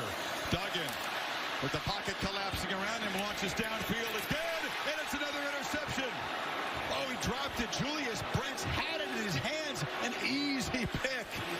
Couldn't come down with it. The ball came loose as he landed. But you talk about a play by Brents. Watch this. Here's Brents, and he's got a deep post to worry about. What I want you to see is, as much as we've talked about this one-on-one matchup, he goes to the post, comes off of Johnston, now goes back the other way, and is in position to make that interception. So he did all the hard work, and then he doesn't come down with the football. Another shot delivered on Duggan after the throw. And now a 3rd and 10 to deal with.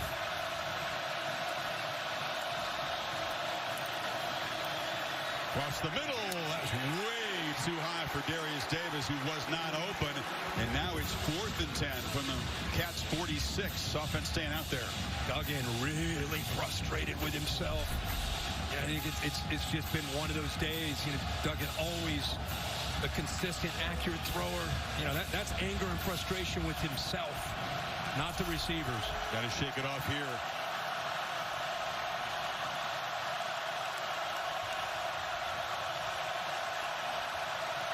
And 3 for 3 on 4th down is a part of that first victory over K-State in October. Can they get 10 yards here? Only a 3-man rush. They give him time, and he delivers. Tay Barber makes the catch, paid a price, took a shot at the 30, but a crucial completion. Boy, he pays the price.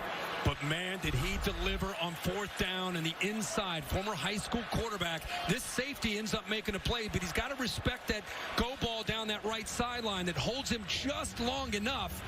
But he still comes up there to make the play to try to separate him from the football. Throws that on a rope. And what an effort there to come down with that ball by Tay Barber. So Barber laying it on the line, but Payne delivering the shot. And we'll step aside by the look at the receiver. On a Fansville homecoming by Dr. Pepper. Surprise! CJ, we weren't expecting you. Hey, buddy, what are you doing here? Hey, go State. You replaced me with star quarterback Bryce Young. We could never replace you. Here's your Dr. Pepper mom. Mom? It's just a silly nickname. You came up with Dad for me. Here you go, kid. Huh?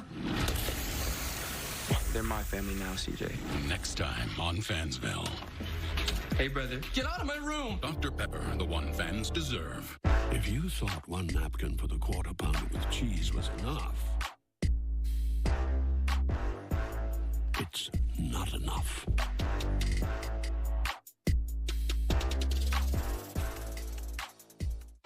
At Walmart, save on thousands of gifts for everyone on your list. The savings are here all month long. Plus, get delivery on your gifts in as fast as 1 hour, right up to Christmas Eve. Shop Walmart online or in-store today. Trash. We can't punch this one in. We don't deserve to win. What? Looks about 30 yards. Yes, touchdown! It's too much. It's college football with AT&T 5G.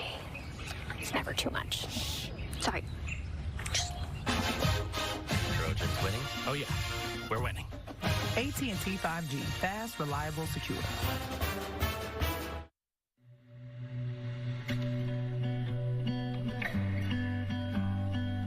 You said close your eyes, don't look down. Fall into me, and I'll catch you, darling. We'll dance in the street like nobody's watching. It's just you and me, and the song. Celebrate every kiss. Get financing that fits your budget with low monthly payments. Wendy's new Italian Mozz is fried mozzarella, garlic knot bun, marinade. You know what? You're just going to want to eat it.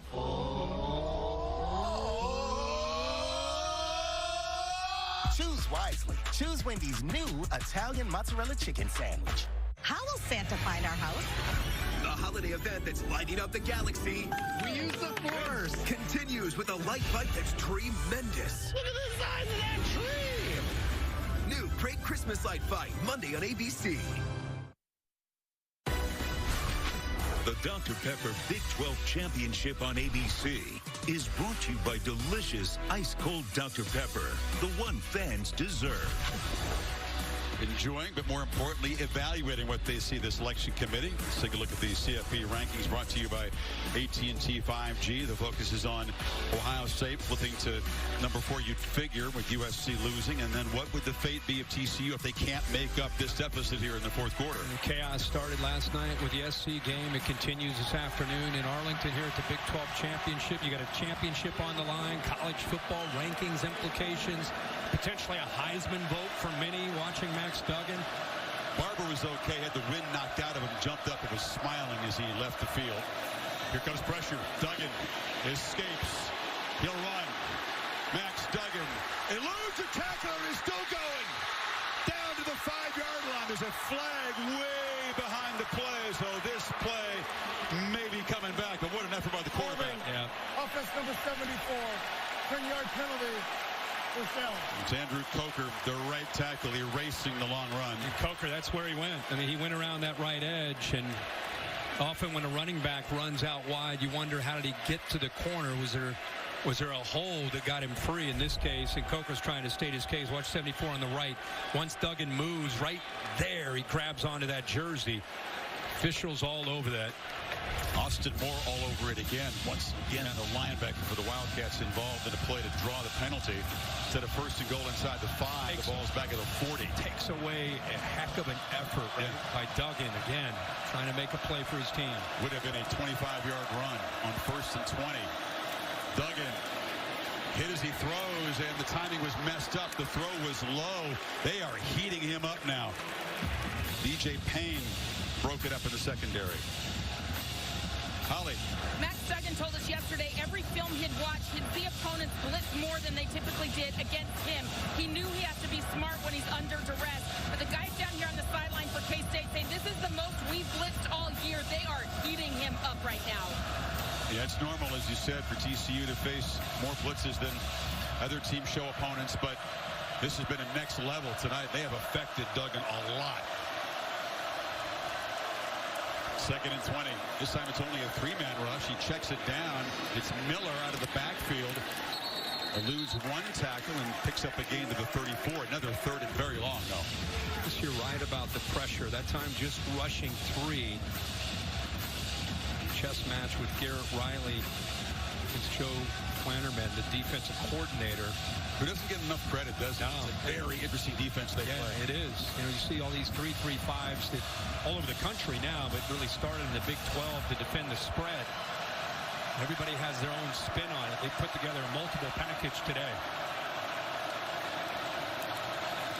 Duggan has time, delivers a high throw, catch made by Wiley, the tight end. It'll be 4th down. They'll need a few here.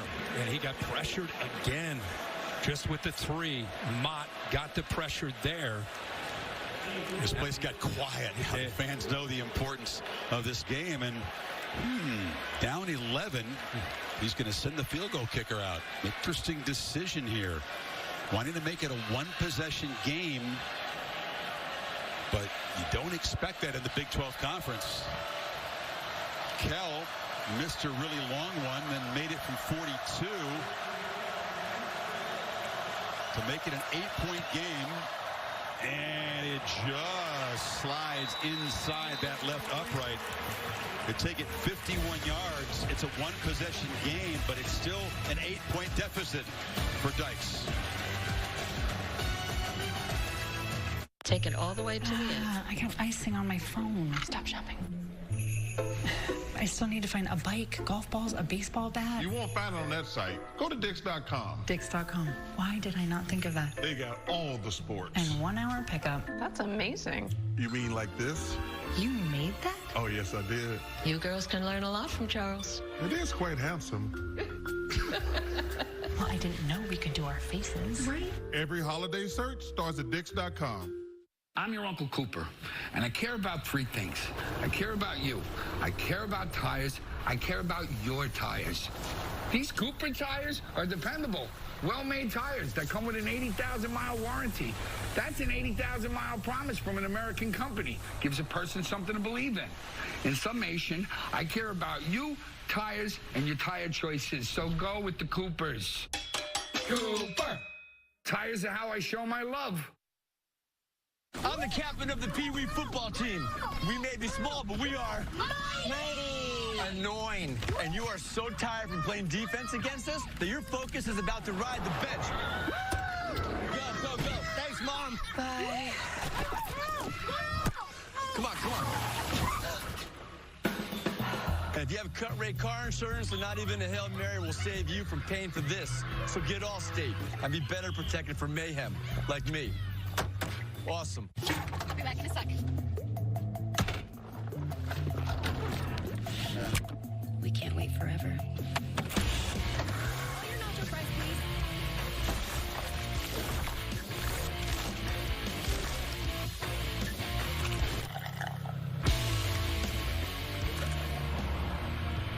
Can't be mad. We got you nacho fries. Made with Mexican spices. Made for nacho cheese sauce. Only at Taco Bell. Save 10% on Target gift cards with Target Circle. Cover the hard to buy and easy to surprise with 10% off Target gift cards this weekend only. Deals so good, you can holiday your way, only at Target. At Great Clips, we use clip notes to save your haircut details, giving you the confidence to tackle game day, even if you never set foot on the field. Great Clips, official hair salon of NCAA football. It's Saturday primetime, Celtics Warriors on ABC. Over on ESPN tonight, UFC from Orlando. Who do you like in the welterweight main event? Stephen Wonderboy Thompson, who's about 40 years old, against Kevin Holland. I'm probably going to go Kevin Holland. A young guy? Yeah. 7 o'clock. Come on the air. Main event at 10 o'clock on ESPN. They really like that thing there, huh? It's been a Hypno-Toad. You're not sold yet on it. No, I haven't spent a lot of time on it, so I don't know about it. I mean, I've heard about it a lot this year. Brooks with the muff punt earlier. His kickoff return back to the 22. Back in exactly 8 seconds, but a word first from Ram Trucks. Ram Trucks, built to serve. Talked about TCU's comebacks. K-State's one of the toughest teams to come from behind on. The Horned Frogs did it once in October, but since then, 15 points total allowed by this K-State defense after halftime. Now, TCU's managed 10 today. Got to get the football back here, though. And the last time Howard and the Cats had the ball, it was about their running game and winning up front to give Deuce Vaughn lanes to run in, and he hit the big one. Warner in motion. Vaughn's got it again, and they are just flying downhill. They swarm the talented tailback behind the line of scrimmage. Good job up front. Like you said, these guys are expecting run. Linebackers are shooting. D linemen slant and angle, trying to hit a lane there where they're able to get upfield. The big freshman Williams makes the play, but you could see those backers led by D Winters. They are getting downhill in a hurry. Now, what does Colin Klein do? Does he try to sneak the tight end out? Does he involve Brooks or maybe Vaughn as a receiver? Play action, throw the ball behind those backers. You throw it over the middle, and it's Brooks making the catch, and he's spun down right near the marker by Bud Clark. It's first down. That's your answer. Watch the reaction of these backers because of Deuce Vaughn, and you got a pulling tackles pulling. Watch the linebacker. I mean, we talked about how they're getting downhill. Here's your answer. If he's going to move like that, it creates a great throwing lane. So good job not waiting to third down to make a pass call. This time they attack on second. Yep, and every first down they make, they get closer and closer to that Big 12 championship trophy. Vaughn spinning and grinding for about 6 on first down before Banks wrestled him down. I'm convinced they can't see him. Honestly, those linebackers, they can't find him. When he's delayed like that and he gets behind those 300-pound linemen, keep in mind he's 5'6", 175 pounds. Now he runs physically, but I think he gets behind there. By the time he shoots around one of the corners, he's too quick and has too much momentum. Those backers lose it. No hurry. You see Howard check the sideline. They figure to milk as much of the play clock as they can every snap. They snap it at 7, and once again, Vaughn is swarmed behind the line. That was Mark Perry who came in, and it sets up a 3rd and long. That is an incredible play there by Mark Perry of taking on a block. He got 2 backs in the backfield, and watch him come up right here and deal with the block there by Giddens and get off of that block, keep that outside shoulder free, and then make that tackle for a loss. Big moment here. Can the Cats keep the drive going, keep working on that clock? They need 6 on 3rd down. TCU desperate to get the football back.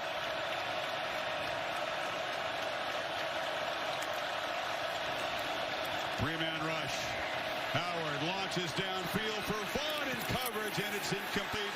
Mark Perry was step for step. Did a good job, and it's 4th down. They go into a 50-50 ball to a guy that doesn't have a huge catch radius, but he's got great hands. We just saw Perry in run support. Now the versatility. Can he stay with Deuce Vaughn downfield? Waits to see his eyes look up for the ball, but pretty much in phase there. That's the stop TCU needed. And Tay Barber back to receive the punt.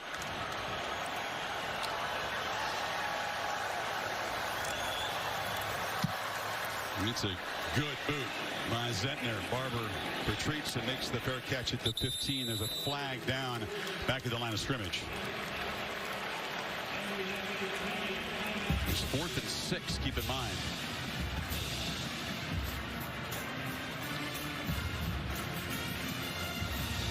Illegal formation, kicking team more than 4 in the backfield. That penalty be assessed at the dead ball spot. 5 yards, timeout. So they'll take over 80 yards from the end zone, down 8, 4:47 to play. Can Max Dubin pull it off again? If you already know that a blend of tender, marbled Wagyu beef makes the best burger, good for you. Arby's Wagyu Steakhouse Burger is back. You beef genius? Arby's, we have the meat. Hey guys, detect this. Living with HIV, I learned that I can stay undetectable with fewer medicines. That's why I switched to Dovato. Dovato is for some adults who are starting HIV-1 treatment or replacing their current HIV-1 regimen. Detect this. No other complete HIV pill uses fewer medicines to help keep you undetectable than Dovato.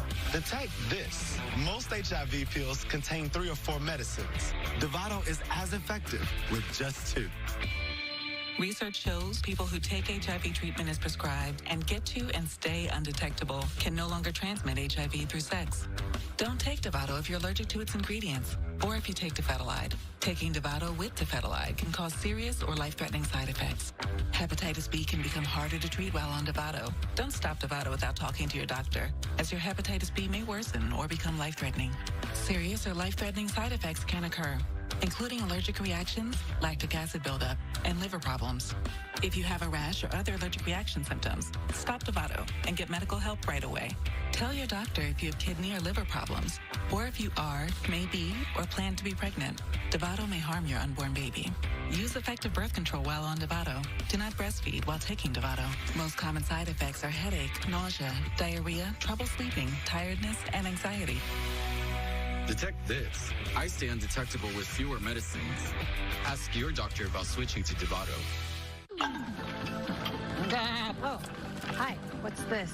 A hospital bill? For $1,100? Looks like your wallet may need a sling, too. Tell me about it. Did that goat say Gap? He's talking about expenses that health insurance doesn't cover. Well, I'm talking about the money Aflac pays to help close that gap. Aflac, huh? That ducted motor. Get help with expenses health insurance doesn't cover. Is an official sponsor of ESPN College Gameday. Did you know Google makes a phone? Sure, it's beautiful, but it does things other phones can't do, which is how it helps take annoying items out of pictures. Introducing our newest Google Pixel phones. Get Google Pixel 7 for free and 50% off Pixel Watch and Pixel Buds A series. Don't call it a last-minute gift you ordered from the drugstore.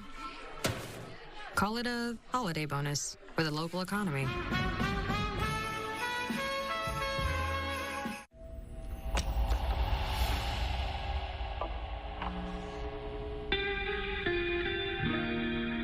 Tell us all this time.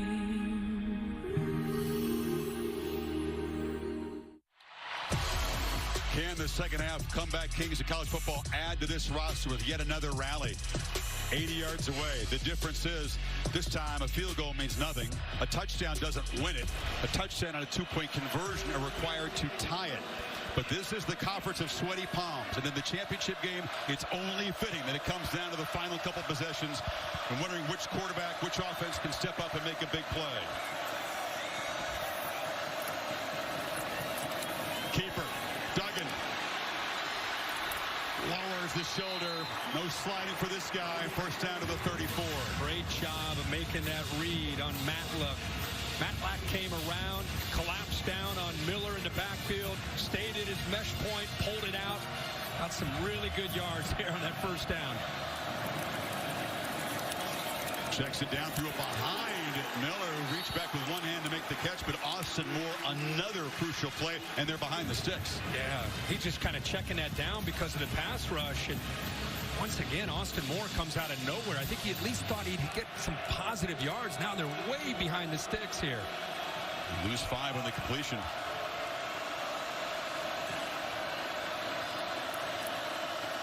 Those shots downfield against Brents. To show pressure and bring it. It's picked up. Lofted downfield to Johnston. Incomplete. Good coverage. That time Brents one more time. Matchup on the edge. Lost his helmet, but able to break it up. Well, there it is. We just thought we might see that. They've been going downfield. I think Brents gets his right hand in here to knock that away. Prevents Johnston's right hand to be able to get his own arm up to make the catch. If you go frame by frame, that would be pass interference. But in real time, Bill, that's a hard one to see. I thought that was a good effort by Brents. Just a shade early with that arm, wasn't he? But you're not going to see that called too often. Real time. Brents is off the field now. Had to step off for a play, losing the helmet. That gives Duggan the chance to walk over and have a conversation with Garrett Riley. Couple plays to get to 15 yards.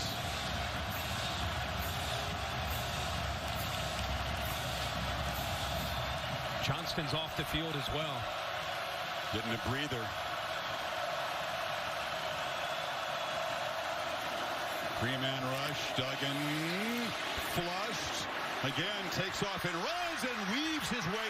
That time he did slide. A good decision. It's 4th down and 2. You rush 3, you drop 8, and by the way, you got 4 really deep and 4 right about at the first down marker, so a lot of yards to pick up. Still playing pretty quick here. 2 yards to keep this drive alive. Duggan takes off again. First down and more. Max Duggan barreling down inside the 40. He has just said, give me the ball. I'm taking this over on the ground. Yeah, he did it on 3rd down. This time gets a couple good blocks on 4th down. Really just setting himself up for that down. Did not hesitate. Saw it right away. And like you said, Chris, as a guy who's led this team, he wants the ball in his hands with a chance to make a play. Pressure again. Launches downfield. Hudson wide open. Touchdown TCU. Did he push off to create the space? Is this coming back? It will. He pushed off to get the separation. That's a true freshman in Hudson. Pushing off. Pass interference. Offense, number 7. 15-yard penalty. Repeat first down. We've got Omar Daniels. We've had a lot of injuries to this secondary. Daniels is out there one-on-one against Jordan Hudson. Doesn't have safety help. And there's the separation. And the good call there to bring it back. So that 15-yard penalty puts them way back in their own territory in 1st and 25. Duggan again took a shot after letting the ball go.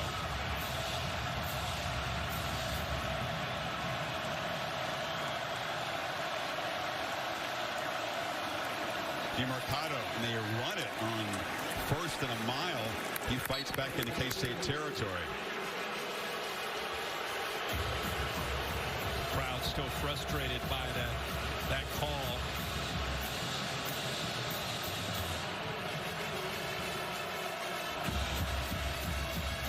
Johnston and Brent's back both in the game at the top. Pressure again. It's picked up. Duggan, though, running out of time. He's got a lot of space. He can run again. Max Duggan. First down. Tight bumps the sideline. It is finally shoved out of bounds. Max Duggan on the ground has been the story of this drive. No doubt about it. Chris, they've been rushing 3. This time they blitz. They play man-to-man. Look at the coverage. If you can get away from that blitz, there's nobody left, and that's what he does. Man-to-man coverage, outruns the defensive line, and then down the sideline. Nobody in that secondary realized he had taken off. Kirk, in this drive, Duggan has run for 15, 13, 19, and now 40 yards. 4 explosive runs, 1st and goal. They're all in on this possession, by the way. Clock winding under 2 minutes. The play clock's at 3. Another run. Duggan.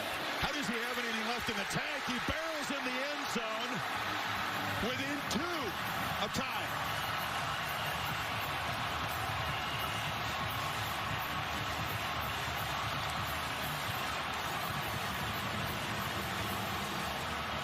Unbelievable effort by the quarterback in that position. He's so gassed, they should spend a timeout before the 2-point conversion here. Just incredible effort by Max Duggan. The guy who has been there for this team with his arm and his legs all year steps up on that entire drive to set up this 2-point conversion. Did he get some air back in lungs and gain 3 yards? K-State stopped 3 out of 4 for their 2-point conversions this year. Wide open, caught. We have a tie game. It's Jared Wiley.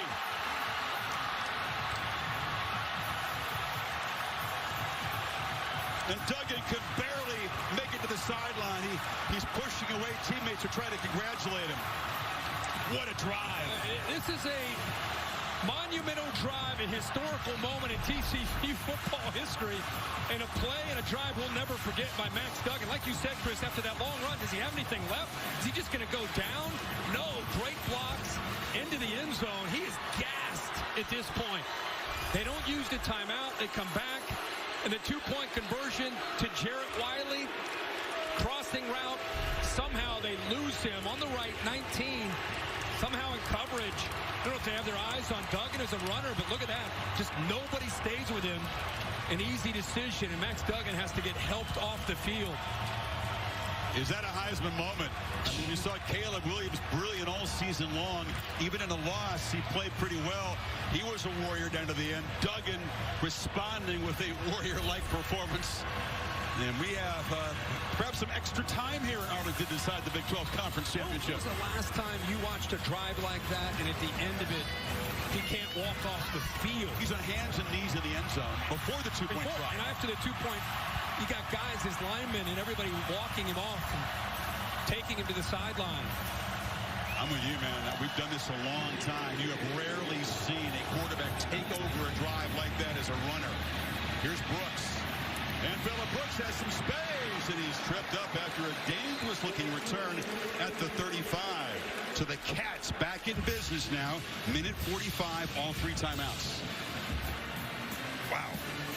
Unbelievable, man. I think you and I want to catch our breath with Max Duggan. First that zone read to kind of get him going here. This guy just had a look in his eye. He was not going to be denied. Scrambling, design run. This is the big one. Right away, sees that he can get the first down and picks it up. Then the blitz, they try to affect his timing and rhythm. They come after him. They play man-to-man, so there's nobody there to pick him up. Yeah. Can Deuce Vaughn answer? They've been keying in on him. The obvious choice is a top weapon here.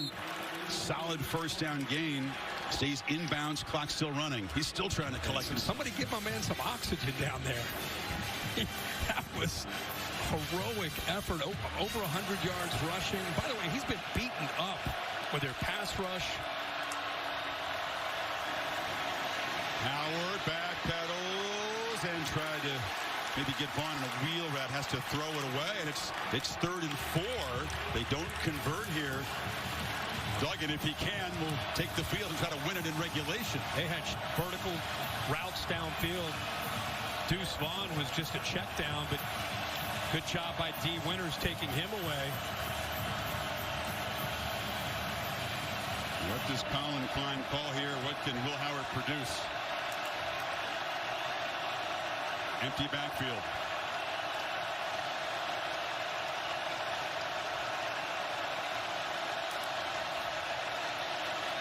Across the middle. Deuce Vaughn makes the catch. Almost shook free for a huge play, but he moves the 6 into Horned Frog territory. Boy, how fitting that Deuce Vaughn is a running back. With the injury to Malik Knowles, they've needed others to step up. They line him out there in the slot where he has some wiggle and some receiving skills. Howard directing traffic, lofts it downfield, just over the outstretched arm of R.J. Garcia, young man who has stepped up and contributed today with a touchdown catch. Just off his fingertips. Howard not hesitant at all to go to the young man after the play he made earlier. Like he may have slowed down a bit on this route, but look at his throw. Just off his fingertips. Set up this 2nd down. This battle has been what we expected. And how great has it been, too? Tough, resilient teams. A very even ball game. Dead even in the final minute here. Howard backpedaling. Still backpedaling. The screen wasn't there. And he just spikes it in the ground. Jamal Hodge pressured him. Crowd wanted a flag for the hit after the throwaway. Just a little shove after that play. A good call with it. No call. But a good job by TCU's front taking that away. Trying to get into field goal range. He's as calm as can be when you and I and Holly sit down with him on a night before a game. But man, in the middle of the game, he's a warrior. Ty Zentner is an excellent field goal kicker. He's reliable with pretty good long range, but they're going to have to get the ball.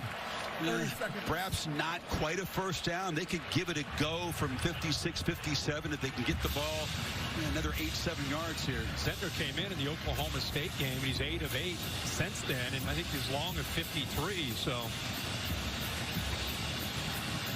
go to the ESPN app for live coverage of the Dr. Pepper Big 12 Championship Game Trophy Ceremony.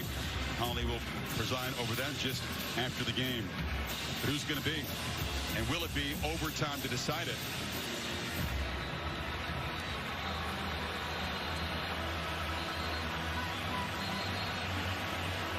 what will Colin Klein look to do to keep the ball away from that man at the end of regulation here? You've seen something special today in the performance of Duggan. Yeah, it really have. And with a lot of Heisman ballots out there, still unsure. Talk about taking advantage of a stage and an opportunity. But now it's Will Howard who has the stage. Needs 10.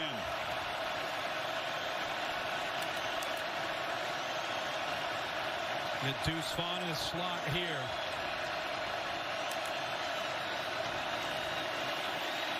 Rolls out, delivers a throw off the fingertips of Warner, who couldn't collect it. Hodges Tomlinson in coverage, and it's 4th and 10. Boy, that's going empty. A lot of space. One-on-one matchups. Goes to Warner, who's sure-handed. The ball is high. And right after Hodges Tomlinson, and Max Duggan says, we got to stop.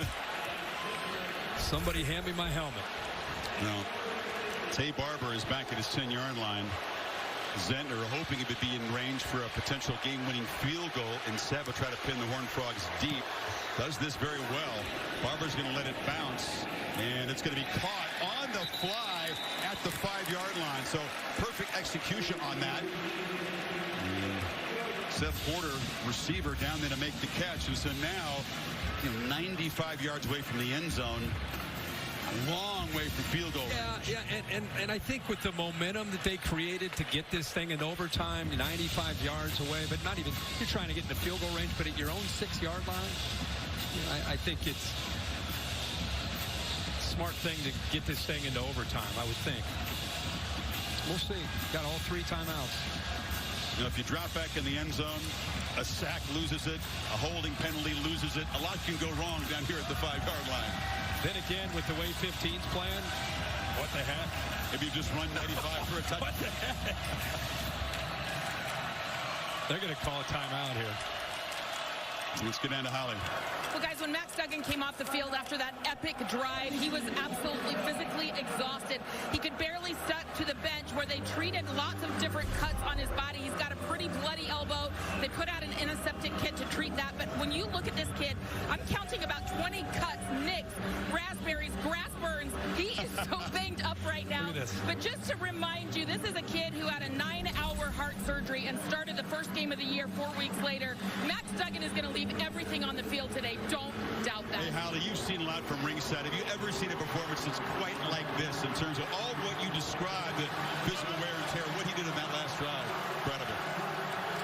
Speaking of ringside, Holly, when you get a chance, if this thing goes to overtime, if you can find an oxygen tank for 15, that would be helpful. They didn't give him oxygen. I kept waiting. I know. He didn't want it. And they're going to go to overtime. He doesn't want the oxygen. He didn't want to help off the field, and he doesn't want the oxygen. You know, it's the formation you hope to have at the end of the game, but it's not a victory formation. It's just overtime formation. Makes sense with the momentum they have right now. And you know what? With what's at stake here, the way these teams have competed, whether or not TCU needs this to get in the playoff or doesn't, that's really secondary, right? Yeah. They're battling for a trophy and a championship. And this, of course, is going to go to overtime here in Arlington. What a battle for 60 minutes. And now beyond. Overtime coming up. The end of regulation here in Arlington. 28 apiece. I know you're going nowhere. Back after this message and a word from your local ABC station.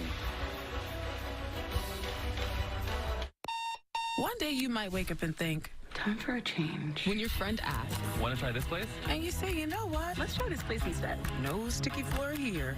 When you realize you've never seen a Broadway show, so maybe you'll treat your parents. They'll think it's neat. This is neat. So neat. When you say, I'm going to go to Daytona Beach. Nope. I'm going to go to the Caribbean. But is it the Caribbean? And it's almost too beautiful to post. Oh, no. You're going to level up. It's when. Ma'am, stop the car. He said to drive or he'd kill me. Is that a bomb? We need to disarm the bomb. You don't have to do this. Yes, I do. The Rookie 2-hour winter finale. Sunday at a special time, 9/8 Central on ABC. You. Y-O. You. 3 little letters to make a very small word that means so many things. Because no you is ever one single thing. You. If put at the start. Starts to change everything. To begin a sentence, begin with You. Kind of makes you wonder how big you can become when you comes first.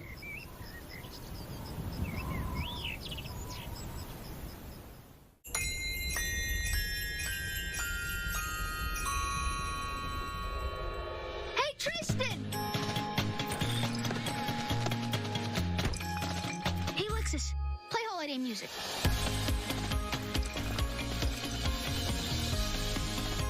Make this December one to remember. Together. Happy holidays from Lexus. Eyewitness News anytime, wherever you stream ABC7. Kevin Agati back in studio reminding you we got the American on the way. The conference championship featuring Willie Fritz, Gus Malzahn. UCF, Tulane, less than 22 minutes away on ABC. Back to Chris. This will be a tough act to follow on Championship Saturday, Kevin. Goodyear zooming overhead here, providing the aerial coverage, road tested and game ready. Are you ready for the road? Goodyear, more driven. Everybody just kind of taking a breather, especially the Horned Frogs quarterback here. And this will be interesting. You know, you got a couple offenses who can run it in from short range, but also throw it in. 2 quarterbacks who are rugged. Yeah. 2 play callers that have been up to the challenge so far today. It's been refreshing to watch these 2 teams compete, and especially these quarterbacks. You know, we live in an era with quarterbacks. They specialize at a very young age. Morris hopes to return for the Sugar Bowl game. Is out to rep K-State on the coin toss here. You're going to see if you win it, you're going to play defense first. Welcome to overtime, gentlemen. Congratulations on a great ball game so far. Here are the rules for overtime. Each team will get 1 timeout. There will be no carryover for each timeout. If we play the first overtime and we're still tied, we'll go to a second overtime. Then we'll play 2-point conversions after that in the second overtime. If we go to a third overtime, each team will have possessions from the 3-yard line. Okay? That make sense? Okay, here's our coin. Blue side's heads, red eagle is tails. Blue side's heads, red eagle is tails. Adrian, it's going to be your call. What's the call going to be? Tails is the call. It is tails. Kansas State has won the toss. Okay, Kansas State. He did so much all season long to help him get in this game. He's been a buddy and a mentor to Will Howard. Which direction? Correct coin toss means that they'll play defense first, and then we'll see Duggan on the offense right back out there. It'll be TCU, first down at that end. Okay. Play defense first. As Kevin Moore explained, they've tweaked the overtime rules to prevent those multi overtime games.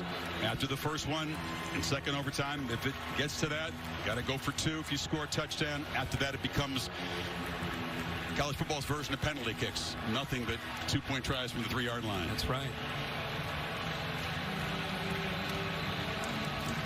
So hopefully Duggan has had a chance over that last, 7 to 8 minutes. Catch his breath and get ready for this series, and we'll see the adjustments. Kansas State has played really well all night until those last couple drives of Duggan's legs really impacting the game. See how they tweak their approach defensively. You'd think they'd keep an eye out for number 15 running the ball in this overtime. They want to watch that.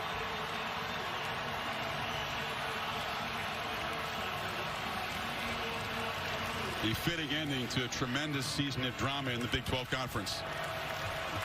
We said this is the league of sweaty palms. And nobody here in this building is calm at the moment. Barber in motion. It's Miller. Picks his way. Kendra Miller has the edge, and he barrels down near the 10-yard line. A great job by Andrew Coker, the right tackle, winning his block. Right here on the edge.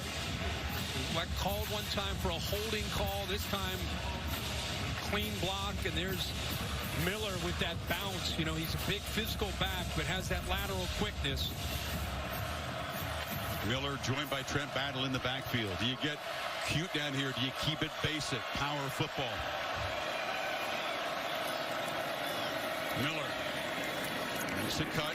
Falls forward for 4. Because there's a lot of options in this offense. Sure. I mean, there's so much speed around Duggan. So many big bodies down here, so many big targets. Yep. Got a veteran offensive line that can get a push, especially late in the game. You got the potential jet sweep motion.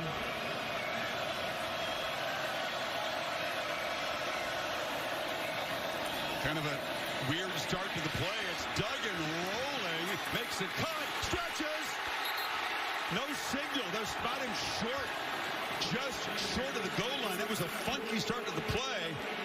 Nobody looked ready. No, and the two backs didn't even know what happened. They didn't know the ball was snapped, and it's like a backyard football play. Again, the toughness of this guy. Duggan stretches, knees are...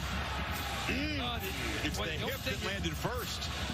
The ball was stretched out as his hip landed. Watch the elbow. Did he break the plane? Elbow down. The tip of the football's right on the plane, though, Bill. Forearm down, eye of the ball short. They've shot him way back at the 1-yard line, not as close to the goal line. The play clock's winding down. They'll have to spend the timeout here. So he said, wait a second. We were taking a look at that play. He wasn't sure if it was a touchdown or third down. Yep. And they didn't stop the play clock. So it wasn't officially reviewed. Let's take another look at this. There's a weird play from the start. This is what you watch this. The backs, both these guys, Battle and Miller, watch the ball snapped. Even some of the linemen, the linemen are on it. Back's unsure. Miller doesn't even realize what's happening, and Duggan makes something out of nothing. Timeout. TCU. And I think he thinks it's a touchdown, but we're going to look at that elbow, the forearm. Boom, forearm there. But the ball, if they review the spot, it's inches away, not a full yard away. Yep.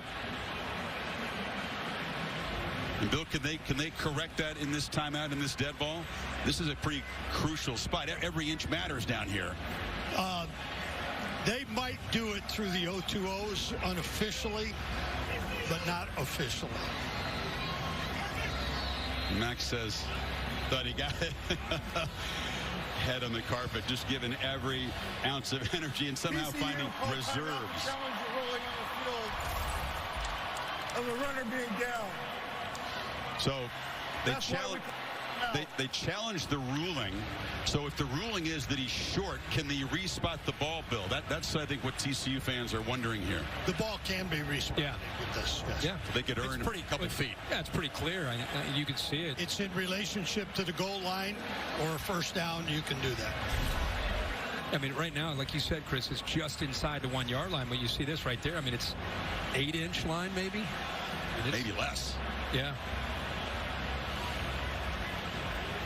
It had to come down to a Max Duggan run, didn't it? And it may still. And it's going to be 3rd and goal. What an effort. We think it'll just be inches away. It's not just the numbers. It's not just the plays that he's made. It's the effort, the heart, determination, way he leads his team. And there's been plenty on the Kansas State side as well. You took up a defense trying to keep him out of the end zone that's playing with a whole bunch of guys pressed into duty. So many injuries in the back four. So many guys stepping up and increased roles and responsibilities and finding a way to make plays today. Just when the Big 12 fans didn't think their conference championship could get any better. You know, last year Oklahoma State and Baylor came down to the last play, and now you get this one to this year. They're showing this thing. They're freezing it. It's a 100-foot long screen here. Of course, you see what you want to see depending on which purple lens you view this through. But I don't think they're going to give him a touchdown. I think they're going to spot it just a few inches short after all this. Man, just like last year, Kirk, this championship game, we showed you the Oklahoma State Baylor came down to inches in the other end zone. Yeah.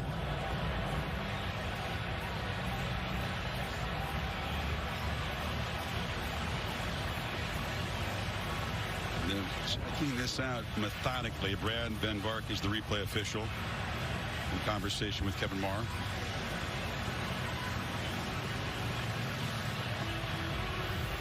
Man, it's just year after year, this championship game produces drama, really unlike any other. Consistently close, tight, one-possession games at the end. Sonny's still lobbying.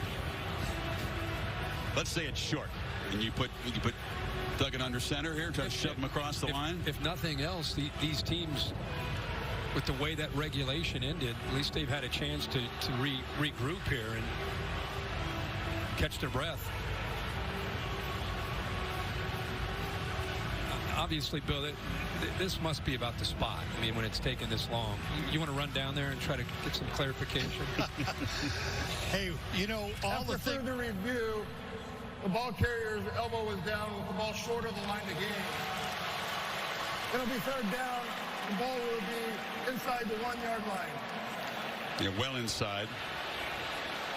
So the Horned Frogs, who were down 11 with 8 minutes to play in the ball game, will try to take their first lead since the first quarter when they scored to jump in front 7-0.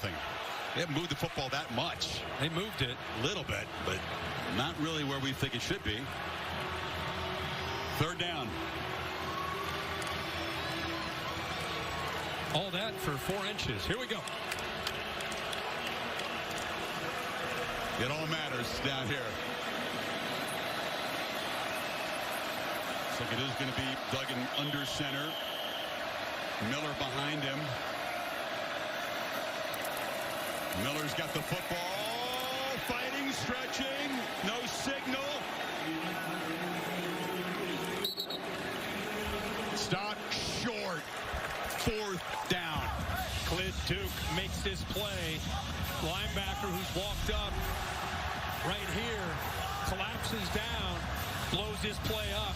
Nobody accounts for him. Able to get into the backfield. There might be some coaches here who would kick this and take the lead, but the offense is on the field. Chris, I don't know if that ball came out, but it looked like it potentially did on that replay.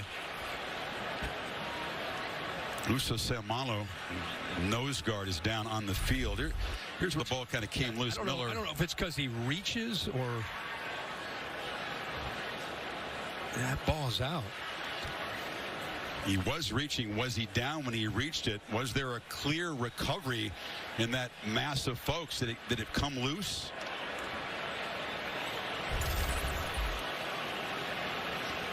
The replay booth has a chance to check that out. That shot from up above, if he's not down, it appears he broke the plane. Can you tell if he's landed on bodies or the field at that point? It's difficult. That's the thing that'll be the key issue. So you think he may have broken the plane before he lost the ball? And I think he got it back anyway.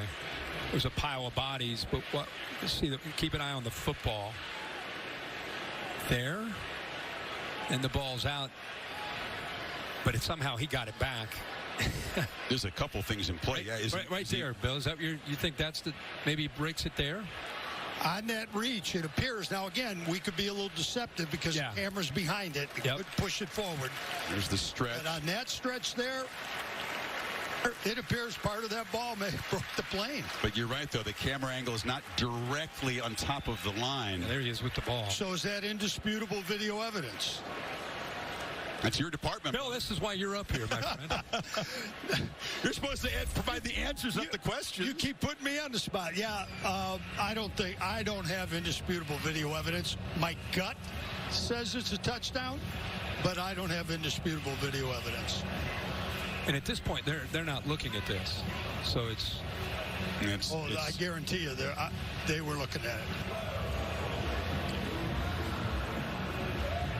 Seumalo helped off the big fella, but that is as tough as it gets after this physical battle to fight for every last inch down here at the goal line.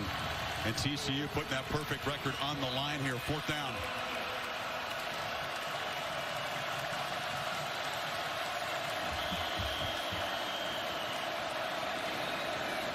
Miller is the back.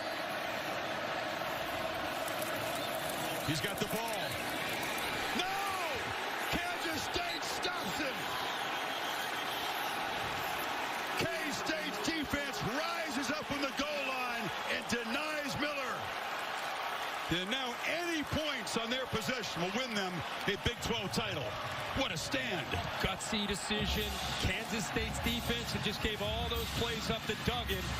Watch this defensive line eat up the blocks, and it frees up the backers to be able to get downhill in a hurry. Great job here of occupying. How about Clifton, 31, making a play?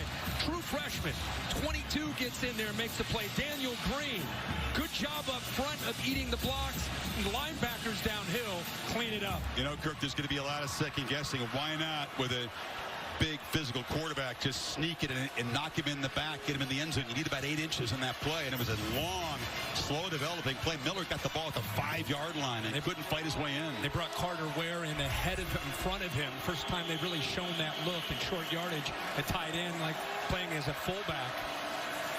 What will K-State do here? It's Vaughn on the fly sweep. Deuce Vaughn. He'll be knocked down just short of the marker at the 16. Obviously, comfortably within the range of Ty Zentner, who you said was a mid-season replacement and hasn't missed a kick this year. I just love the call with the ball in the right hash. Put Vaughn in motion where he gets his momentum going. He's got 4 blockers as receivers and a tight end, Sennett. Vaughn again. It's a first down. They will talk about that goal line stand forever in the K-State Wildcat Nation if it produces a victory here. It should. You had a tired defense, a lot of breaks at the end of regulation with the replay, and a defense with a lot of pride had to step up and make a play. We were kidding about every inch matters. Boy, oh boy, did it ever in that sequence of plays. Giddens and Vaughn in the backfield. It's Vaughn again. And a conservative call, and that's just a yard. Chad Banks knocked him down. You know, see what happens at the end of this game, and you know, we can speculate all we want. You know, right now it's about winning a Big 12 championship, but there are people watching all over the country who are not Big 12 fans but want to see what's happening to number 3 TCU and what will happen if they lose. I think they're safe. I think you and I have said that a lot today. Keeper Howard knocked down inside the 10. Of course, they don't feel that way in Tuscaloosa, Alabama. The Crimson Tide are the team that figured to be sitting on the bubble. 2 losses, 5 4 points in tough environments. But TCU has been so solid throughout the season. The resume is sparkling. Yeah. 5 wins against ranked teams. Michigan, Georgia each have 2 of them, by the way. I just think with USC losing last night, you know, TCU's season that they've had for 12 games, you know, if they came into this game and competed the way they have today, it may affect the seeding, but it's not going to affect whether they're in or not, at least in my opinion. And it's a very safe keeper. Howard just goes over, gets the ball in the middle of the field for Ty Zentner, the senior from Topeka, by way of Butler Community College. Comes out there with a smile. He does the punting. He does the kickoffs. And most importantly, he does the field goals. And a guy who was given a chance mid-season when that was a very shaky area for K-State comes out here to give Kansas State a Big 12 championship. Dead center, 31 yards out.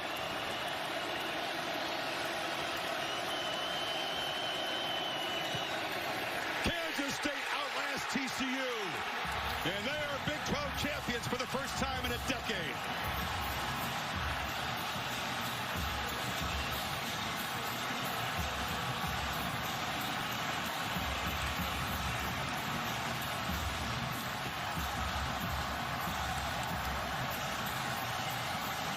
And after fighting from behind in the 4th quarter yet again, Sonny Dykes' offense comes up inches short in the top of the 1st in overtime.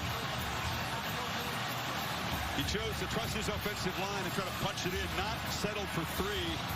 Duggan, a tremendous job. Most would say this is enough, but it'll be, as Dykes told us yesterday, still kind of an anxious evening in Fort Worth. Yeah, a lot of time to talk about that. I just want to say, man, Kansas State, the year that they've had, a lot of people doubting them. They've had to make some changes at quarterback when Martinez went down. Will Howard stepped up. They kept fighting, kept battling in a competitive conference, got themselves in a position to be in this game, and they come in with a championship heart, and it goes into overtime, and they find a way to get it done. Congrats to Kansas State. And Chris Kleeman, who won 4 championships of the FCS just down the road in Frisco, comes to Arlington and wins a Big 12 championship. Championship. Holly? So, Coach Slyman, this was a difficult, tough, physical game. What did you see from your team in that goal line stand to keep them out with the championship and inches to go? Rise up. Rise up. We talked about it all week long. When people doubt you, rise up. And we were destined to be here. And our kids rose up today. Awesome football team. I hope they get a chance. I hope they get a chance to play next week or in a month because they're worthy of it. But that group was doubted all year. They continue to rise up. I can't tell you much about the senior leadership. You talked about kids who are doubted on your team. Will Howard has been through more than almost any kid in America. Tell me how he rose to this occasion today. You know, let's compliment Adrian Martinez because Adrian Martinez has helped Will Howard. Things that Adrian went through, Will went through some of those. Those two have become best of friends. Those two are why we're here. Both those two guys are why we're in this position. People might have doubted the size of Deuce Vaughn at some point in his life, but the heart is immeasurable. How did that young man ride this wave? The guy's a dude. He's one of the best players in college football. We rode him today. Can't say enough about that guy, that group of guys. People doubted us, man. Holly, we won the friggin' Big 12. Are you kidding me? Yes, you did, Coach, and nobody doubts you anymore. Thank you so much. Appreciate it. Thanks. And a 10th win sends them to New Orleans for the Sugar Bowl. That's a big deal for the Purple Cats of Kansas State. TCU hoping they've done enough. Max Duggan did all he could today. Again, falling inches short in overtime. Wow, 31-28. Kansas State moves on. Hope you enjoyed this drama in Arlington. The game produced by Bill Bonnell, directed by Derek Mobley, for Holly and Bill Lamagna and Chris Felica, Marty Jaramillo, Kirk Herbstreit, Chris Fowler saying so long from Texas with the Purple Cats sit atop the Big 12 Conference. Kevin Negandhi next up in the studio on Championship Saturday. Chris, what a way to start the day. There it is, Tulane seeking its first American football title. UCF aiming for its fifth and final one before moving to the Big 12 Conference next season. It's the American countdown to kickoff coming up after this.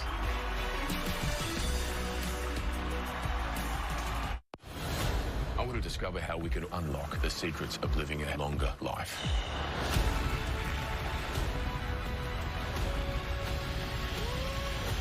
Limitless with Chris Hemsworth, now streaming on Disney+.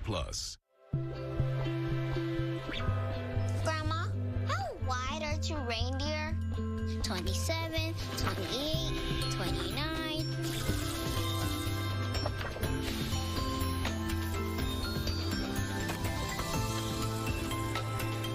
Make this December one to remember.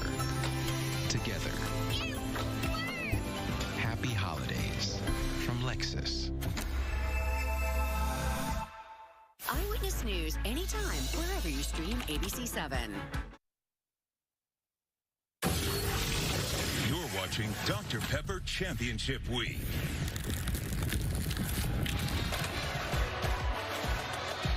Welcome to the AAC Championship on ABC, presented by Arby's as part of Dr. Pepper Championship Week.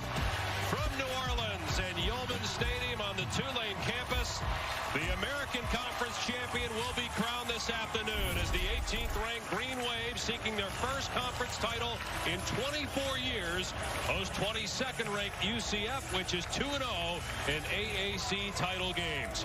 A spot in a New Year's Six bowl game, the Cotton Bowl, on the line, the biggest stage ever for a lot of these young men.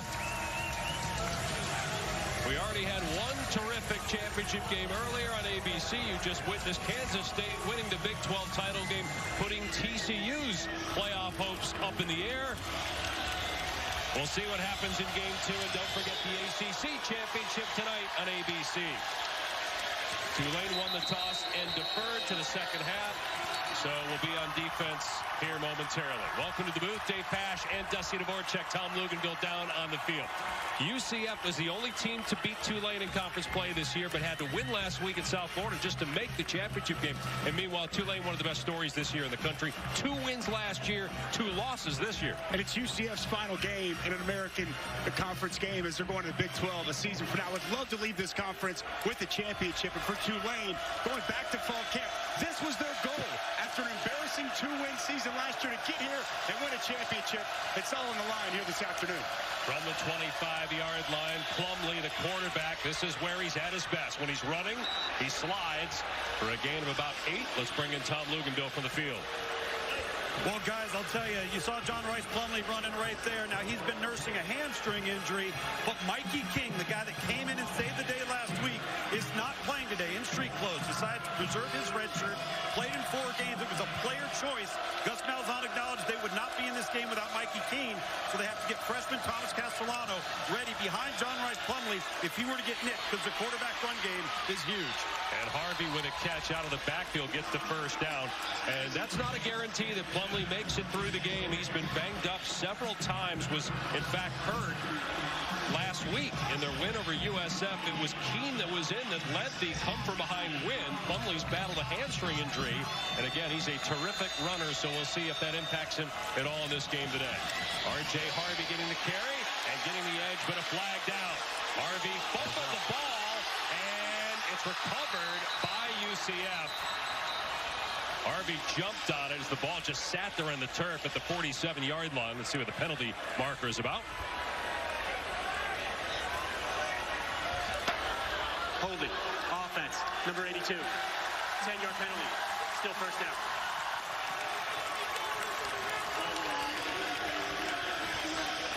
So holding call on UCF. The Knights won 9 games during the season. They have been to a New Year's Six Bowl 3 different times, including twice as AAC champions. And again, Tulane, best season it's had since 1998. Under Tommy Bowden, they went 12-0 that year, but that was long before the invention of the American Conference. Here's Johnny Richardson getting a pitch, and he steps out of bounds. On 1st and 20, he gets a chunk of it back, a gain of about 6. You're going to get a steady dose of the run game. You know that with Gus Malzahn and his offense, but the best rushing attack in the American Conference this year, over 243 yards per game, and had a ton of success against Tulane in the first matchup. 336, the most this Green Wave defense relinquished all season long. And you can tell this UCF offense here early attacking this defense on the ground. And for UCF, that was their first ranked road win in a decade when they won here at Yulman Stadium. Plumlee to the air, dumping it off to his favorite target, Ryan O'Keefe, to the 49-yard line for a gain of 9. That is the 68th catch on the season for O'Keefe. It brings up 3rd down. UCF is 9th in the country in 3rd down conversion rate.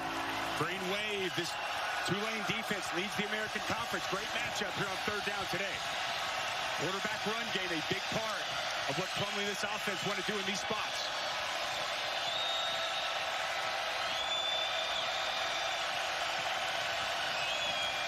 And Plumlee to throw. Trying to set up a wide receiver screen. O'Keefe caught it, but he got lit up. It'll be 4th down. Macon Clark, first team American Conference safety with the big hit. 4th down, and it will be a punt. We talked to the defensive coordinator, Chris Hampton, yesterday, and he said Macon Clark might be the most important player for us in this game, setting firm edges, and you see the nickel come up with a big, strong tackle, creating this first possession punt. Good start here for the Green Wave defense. Mitch McCarthy, true freshman punter, hanging that one in the air. And the fair catch made at the 15-yard line by Jaquan Jackson. And so the Tulane offense, which is led by Tyjae Spears, the offensive player of the year in the American. He had 14 rushing touchdowns, which led the league in just under 100 yards per game. So good with the football, catching it out of the backfield. He has patience, the ability to make you miss. Though he's only 195 pounds, runs with physicality, does not make mistakes. 6 straight games without a missed assignment or a bust. He had 35 attempts last week. None of those carries were for negative yardage. The quarterback for Tulane is Michael Pratt.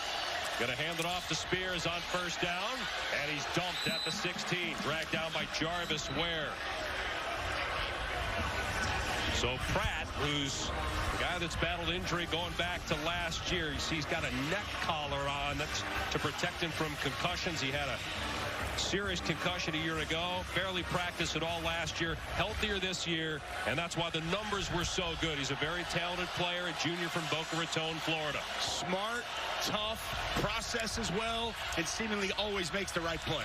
And going to hand it off on 2nd down and 9. Spears out to the 20-yard line for a gain of 4. 3rd and 5 coming up. And this UCF defense been so good all season tackling, except last week against USF. Second quarter into the second half, really missed a lot of tackles. Defensive coordinator Travis Williams said that's something that we wanted to address. We got to do a better job finishing out this season. Doing a better job tackling, especially on 22, getting more hats to the football. 3rd and 5 for Tulane. First American regular season championship. Only been to 4 bowl games the last 20 years. As that pass is caught for a first down by Deuce Watts at the 27-yard line. That's the 29th catch for Watts.